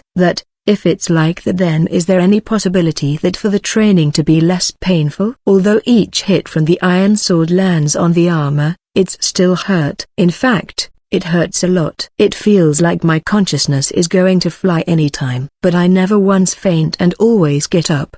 Perhaps Sergeant Dono is adjusting whenever is necessary. This is the best method. Do you want to have a go again? I still have time to spare. There are many ways to train if the given time is about half a year or a whole year. Since there is only a week, the training is forced to be a real combat mode. Still, to continue training without armor is still too much. Nothing to worry. If I get a little rough, then you can always heal it with recovery magic. It still hurts, Sergeant Dono. Although the wounds heal, it may leave a permanent scar on my memory. If it doesn't hurt, you won't remember it. Anne also said something like that before. Is that a saying in this world or something? That's the word from Sword Saint. Aniki. Seriously. He said he is going to introduce us later, but it seems that it's better I don't go. Will, you're going to start sword training starting tomorrow. Be prepared. Sir. Yes, sir. Let's do our best. Will. Third day. Will and the other trainees are busy swinging their swords while shouting. All the healers present wore a tired face. It's still early, but do you want me to take over? I'm sorry. Somehow there are many injured today. While chatting, another person fell, indicating that Sergeant Dono won. I'm going. Counting on you. Since they're wearing proper gears, the injury is only in the form of scratches. A heal should be enough. All right. You're recovered. Stand. Sir. Yes, sir.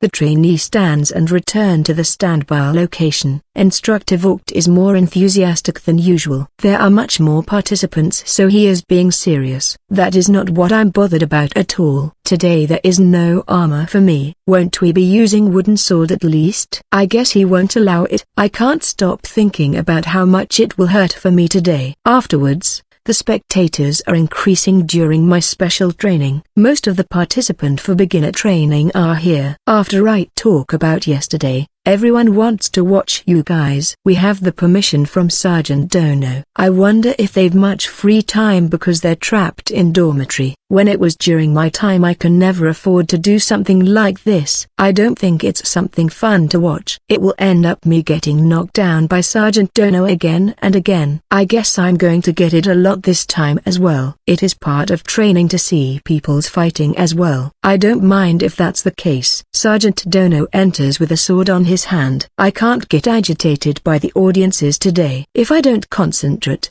I'm going to die. I don't have my armor now. I'm dead. Are you ready? Yes. But just like always, my heart is not ready. However, he won't wait even if I asked for it, so I just steal my resolution and prepare my sword. I still have my helmet for the worst, but without proper armor this is like no armor at all. You afraid? But nothing good will come out even if you sit still. That's quite an extreme comment. I'm feeling quite conscious of the trainees watching me. What he said is true. I'm indeed scared. I'm concerned with the beginner adventurers present here. After stealing myself, I activate the stealthy step and quickly attack him from his right. Usually, an ordinary guy won't even notice when I do this. Of course, this means nothing against Sergeant Dono. I'm just afraid to attack him from the front. In order to keep myself from stopping, I'm going to continue attacking him continuously while moving. Sergeant Dono has a bad leg. If I use a hit and run strategy, then he'll have difficulties dealing on it. But that is quite naive of me. He managed to close the distance whenever I move. I can't attack continuously, so it quickly becomes a defensive battle. He told us how he has bad foot and there is no problem if it's just walking, but now even if I try to escape at full speed, he never has problem to close the gap. And finally, I receive a blow on my exposed shoulder. I get on my knees because it's too painful. I have a bad feeling about my bones. My voice becomes hoarse due to the extreme pain. It hurts, it hurts, it hurts, it hurts. You can use recovery magic during our fight. Now, heal yourself. Although I've received permission from Sergeant Dono, right now I'm incapable of concentrating due to the extreme pain. My magic power just won't gather. The blood is gushing out and my face is filled with sweats even though it's still in winter. What? Don't you want to get stronger? Do you think the monster will wait for you? Stand up. Easy for you to say. Still, there is no way I can escape if I don't recover from this pain. I take a deep breath and concentrate my consciousness for gathering the magic power for a bit. There are some magic power gathered. Heal opening parenthesis small closing parenthesis invoked. Alright. One more time. Heal opening parenthesis small closing parenthesis invoked. Heal opening parenthesis small closing parenthesis invoked.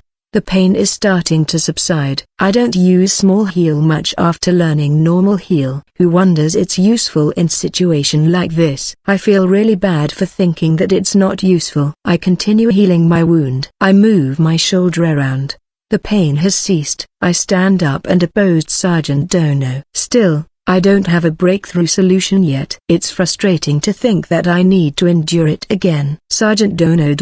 Whatever I do, I just can't win. You can only continue fighting if you can't escape. If you don't give up, then a miracle might occur. That might not apply for the current situation. A difficulty that will require a miracle. I'll just give up. I'm going to try not dying at this training at least. This looks like it's way beyond normal standard, but it's still a training. Get injured, and I can at least heal myself. Alright. Everything is fine. I can do it. It's not scary. I'm not scared at all. It was after I rolled on the ground for the fourth time that Sergeant Dono gave a sign to stop. Armor is seriously great. Let's appreciate whoever created it. After applying recovery magic, I continue sitting on the ground because I've no stamina anymore to stand up. The first and second day of this special training feels lukewarm compared to today. Are you okay, Aniki? I'm mostly fine. I just need a short break. I wonder if I'll just create a golem and ride it back home. I don't have any motivation to use magic now though. If it's too hard, then why don't you ask for an easier one? Or, is today the last one? No, please keep it like this until the end. Although it's an attractive offer, the current atmosphere won't let me say that. When I replied to Sergeant Dono seriously, Will and the other trainees makes a meek face. It's a face as if asking me for help. No way, I can't do that. I can't let Sergeant Dono disappointed. Well said. For the next 3 days, we're going to continue training like this. I muster my willpower up. I clean up my body which is stained by dirt and blood. Then I cast heal again. Sati is probably hungry again today, and everyone should already be waiting for me at home with the dinner ready. The wounds are healed, but the fatigue remains. My heart is still beating so hard, and my feet is all wobbly. But I can never show this side to Will. Please take care of me again, Sergeant Dono. I lowered my head to Sergeant Dono and leave the training ground. I pick up Sati who is waiting for me and went back home. Sati hand-to-hand combat training seems to do well. The instructors have a philosophy of praising her continuously, unlike mine. I'm thinking of switching over there, but their prepared hard menu for me is turning me off. I guess this is what people call fate. Anyways, the special training is for more days and after that we'll continue our adventure. All that's left is to hang on my dear life for these coming 3 days. Masaru, why are you less lively? After having plenty of fun that night, Tiliku asked me while we're cuddling. I tell her the event that's happening since day one. Then I told her about me not allowed to wear armor during training anymore. I never told them earlier because I don't want to make them worried. I've used up quite some energy during today's training. I'm injured both physically and mentally. Thanks to recovery magic I still have some shot in me though. Some? No. That is quite. There is no use lying to an evil eye user like Tilika. When I think about it, Tilika is older than Anne, so she might have richer social experience than myself. I wonder if it's okay to let her spoil me. I tell her everything including the state of the training where I felt like dying every time. Hearing Tilika's comforting word, I regained back my spirit to continue fighting. This world is too dangerous since the destruction of it was set. A slight amount of carelessness in my planning may threatens the life of my wives as well as my own life. That's why severe training and pain is fine by me. No, sorry, that is a lie. Sergeant Dono's special training is terribly hard. I've thought of running away. While enjoying Tilika's soft body on the bed, I think about how I'm going to pull a bit more effort for these kids. Special training, 4th day. I rack my brain hard thinking about how I can defend myself. Sergeant Dono is aged. He must be tired from conducting the beginner training for every day. Speaking about myself, I don't do anything much except for the special training with Sergeant Dono. This is the same scenario with the previous Nania-san. Attention to the details, push the stamina. The amount of people who got knocked down today is more than yesterday. They're already turned into a rag. I'm worried about Will. To get worried about other people, must be nice if I can afford it. Special training. 5th day. I just can't get it right. I can't defend. I can't attack. I can't risk it. What should I do? Sergeant Dono keep on saying stand. To me, I heal myself, and then resume the training. The battle continues right after I stand up. I don't have time to recover my breathing, much less to think. I decided to take some break while pretending that I can't stand up. But then he start launching his attacks. There is no mercy at all. Rise up when I fall, hold the sword again and face against Sergeant Dono. It's just like the beginner training all over again. Moreover, I need to apply the recovery magic on my own. Like this, I think it's harder than during the beginner training. It really is. Today we end it here. My knees collapsed after I heard the word from Sergeant Dono. Hey Aniki, are you okay? Does it look like I'm okay? His head must have some problem if he thinks I'm okay. Though, Will is genuinely worried for me. I'll let it go this time. Nah, I'm sorry. It's all fine. You're just a worrywart. Go back to the dormitory and get some rest. If Aniki said so. My recovery magic is flawless. Even the scars will get completely healed. That's why it doesn't hurt anymore. I'm just a bit tired. It's fine for my flesh or bones to get torn, because I still can heal them. I must never let the pain to cloud my mind. I must not get trapped in fear. I have to fight. Isn't Aniki a mage type? It's not necessary to have this kind of training. Listen, Will, an actual battle won't be like this. It's a training without any risk of dying, even though it's painful enough for you to wish you died. This is just a training. An actual battle is far more horrible, though I've never met such a horrible opponent like Sergeant Dono yet. I regained back my energy after talking to Will for a while. I get up, cleanse myself, and apply heal. Tomorrow is the last day. I'm finally going to be released from this hellish special training. Comes the 6th day, the last day of special training. Today Will is here as well. I got beat up every day, so now I could care less about spectators. It's useless to think about it now. But, regardless of my desire to impress them, I just want to win against Sergeant Dono just once. I'm going to leave the town the day after tomorrow and stay the rest of the winter at Nania-san's place. At that time, I won't have any more time to practice. Sergeant Dono, am I getting stronger? Ask your sword. Here goes nothing. Miracles will happen for those who are striving without giving up. I'm coming. However, miracles won't happen easily. Whether you're prepared to die, or you've given up, both are useless in front of an overwhelming power. I need to buy some time, just to survive for another minute. That's what I thought, but death comes in any second. I endure pain, apply recovery magic and get up. Together with my sword, I get knocked down again. A blow is fine, just a single blow. That's enough, but even that wish is denied. I got knocked down again. Once again. Pain. How do I reach Sergeant Dono? I wonder how many times did I fall today? I stand up against the pain. Recovery magic tears a gap in the moment. Surely, I need to use the recovery magic. But this is the only moment where Sergeant Dono is distracted. The time where he uses to arrange his breathing. My body moved before I thought. Body lowered. I rush with full power. My body can still move. Ignoring the pain, etc. I need to kill him right now. Of course, Sergeant Dono is not completely caught off guard. He receives my full attack with his sword. Our swords clash. My rush was stopped. Invoking air hammer. No, wait, magic is prohibited. Sergeant Dono's attacks that I've eat full brunt so many times, his sword flashing over my head. If I don't push it here, then I'll definitely receive a painful counterattack and a lethal attack. Fear of the pain, and also death. Perhaps there is still some desire left for victory. That alone fueled my momentary decision. Air hammer.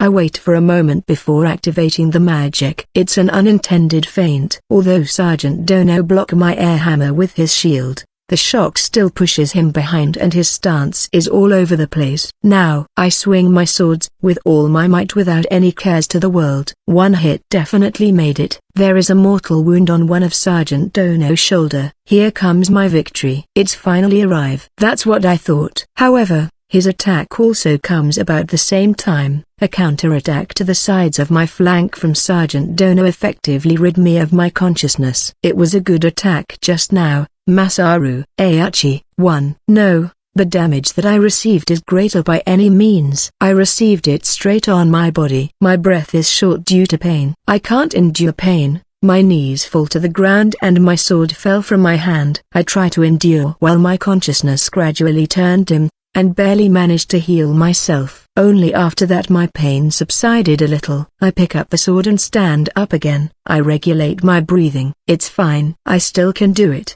I'm already near just now. Next time. This marks the end of our training. Sergeant Dono is standing while using his sword like a cane. Is that so? It's ended. No, it's over. It's bad for me to use magic so suddenly.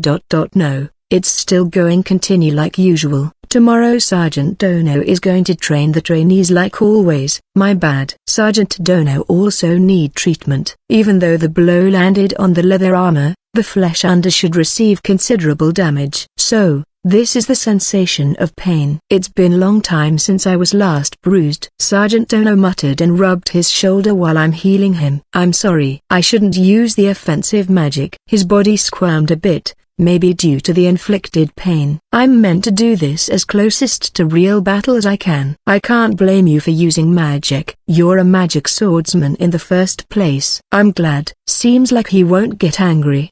Besides, Sergeant Dono continues, you attack without relenting until the last moment. That was a good spirit. I'm just desperate to win at that time. That's fine. What you need is the willpower to strive and survive. Even so, the Heihachi doesn't count. Your sword definitely landed first. But if it's a real battle, then both sides will surely be down. If it's a real battle, then I'll be dead 10 times before coming up with stuff like this. You managed to land a blow at me and make me go serious, albeit momentarily. You've really grown much these past days. I don't feel anything different, but if Sergeant Dono claimed so, then my skills surely have gone up. With this I finally master the swordsmanship level 5 skills. You surely have a strange talent. When I first met you, I thought that your sword skills are somewhat stupid and that you've got more talent in magic. But after these few months you've shown me your spectacular growth in swordsmanship. More talented in magic? This maybe comes because Sergeant Dono doesn't know about my skill ability. Thanks to my ability, my swordsmanship skill has a massive boost. Just like Sergeant Dono's observation, I actually have zero talent with sword. His is a valid evaluation. For the past 6 days, you've endured the harsh training. Although your technique is clumsy and stupid, your firm will leave you standing. Perhaps that's what makes you grow. That kind of thought, never forget about it. This was the same as the time during the deadly battle with Orc King. That's why I long for strength to survive. The reason why I don't give up is because I don't want to disappoint Sergeant Dono as well as Will. But then, it is my own efforts and thoughts unrelated to the skills that God gave me that let me survive till this point. What I truly want is not to win against Sergeant Dono. It's to get recognized by him. Perhaps, now I'm recognized by him even if it's just a little. Not the skill, I mean my own might and mettle. Don't forget to practice always, Masaru. Yes, Sergeant Dono. Thank you very much. Someday, will I become a proud warrior and get full recognition by Sergeant Dono? While I'm practicing with Sergeant Dono, Sati has raised her hand-to-hand combat skills to level 2. Also, the instructors are shouting something like, Sati is a genius. Well, she managed to increase her fighting level to level 2 without any help from me at all. I guess that statement is true. Ellie finally managed to obtain the cooking skill at last. After my last day training is over, we eat Ellie's cooking again. This time should be okay. It felt like she said something like that before. Now that it's in front of me, I see that the appearance-wise there is no problem. Even the smell permeated from the dish is normal. Suddenly, Everyone is waiting for me to take the bite first. I want Masaru, who's training hard with his sword, to have a taste first. Everyone knows I'm undergoing harsh training through Tilika. It seems like she wants to reward my labor through her cooking. Ellie is waiting eagerly for me to start eating. It'll be fine. Her previous work is something that I can't eat. This time she supposedly did it under Anne's tight supervision. This is a given. That's what I thought. And when I look at Anne, she just shook her head. Apparently, Ellie cooked this herself. They all have a grim face, and to think that I'm going the first one to taste it. There is no need to hold back, you know. Alright, I'm going to eat. I put the pasta in my mouth. I chew them slowly. Nothing is wrong. There is no strange flavor. Rather, this pasta tastes like normal. The tomato sauce tastes exquisite. It's well adjusted to the flavor of the pasta. Awesome. You can eat this. It's delicious, Ellie. If you strive forward without giving up, a miracle might happen. It's eatable. Fine. What about the skill? Oh, the skill is obtained. Great. This is amazing, Ellie. The dishes that Ellie cooked might not be special by any means, but it's such an achievement that all my fatigue from training with Sergeant Dono is blown away, especially when I think about how hard she is trying for me. Now, the time has come for you to teach me how to fry a chicken. That's right. That's the only reason why she is trying so hard. On the next day, the beginner training session ended without any problems. Their trainee collar is finally removed. Together with me, Sergeant Dono make a speech that left everyone with tears. I also teared up after remembering about my hard time during the special training. Will said he's giving up on becoming my disciple, and that he's forming a party with friends that he made during training together. We're leaving the day after tomorrow and head to the Olbasan and Nania-san's village as per the new quest. Idle talk. Let's think about the possibility of Olbasan prosthetic leg. During the time when we're preparing for our wedding ceremony, I was ridden by guilt for not trying to find any possible solution to heal his leg. I saw a prosthetic leg user during my time at the fortress, but the design is too simple. That guy wears a wood in exchange for his foot. Though it doesn't hurt to walk, it's still inconvenient during sword fighting. During my time at Japan, I saw they made a prosthetic leg with a spring on for Paralympic athlete on TV. I thought of making something convenient like that. Though, there is many challenges if I tried to give birth the idea. So I decided to train my earth magic more until I reach a more flexible level. Transmutation change the material. It's a magic of state alteration. The changes that can be done is soil to stone for the most. It's impossible to change iron to steel, much less iron to gold. As the skill level increases, there are more things that can be done, and depending on how you used it, it can be pretty useful.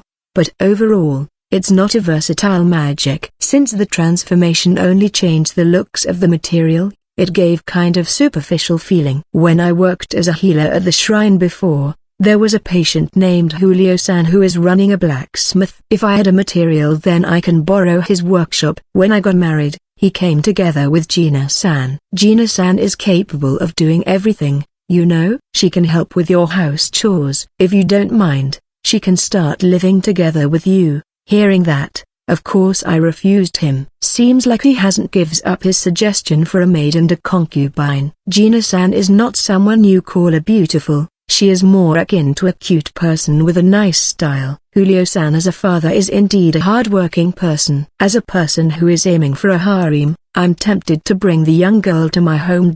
It's a pleasure to accept their kind gesture, but I'm looking forward with my life together with everyone else. My new life is full with fun and happiness. But there are much more things to think about now compared to when I'm alone and when it's just both me and Sati only. There are already 4 people in my house now, adding more is just insane. When I told Gina-san that, she gave up easily. Well, that's expected. I borrowed the blacksmith studio and I tried to make an experimental spring by transmutation, but it has problems in strength and durability.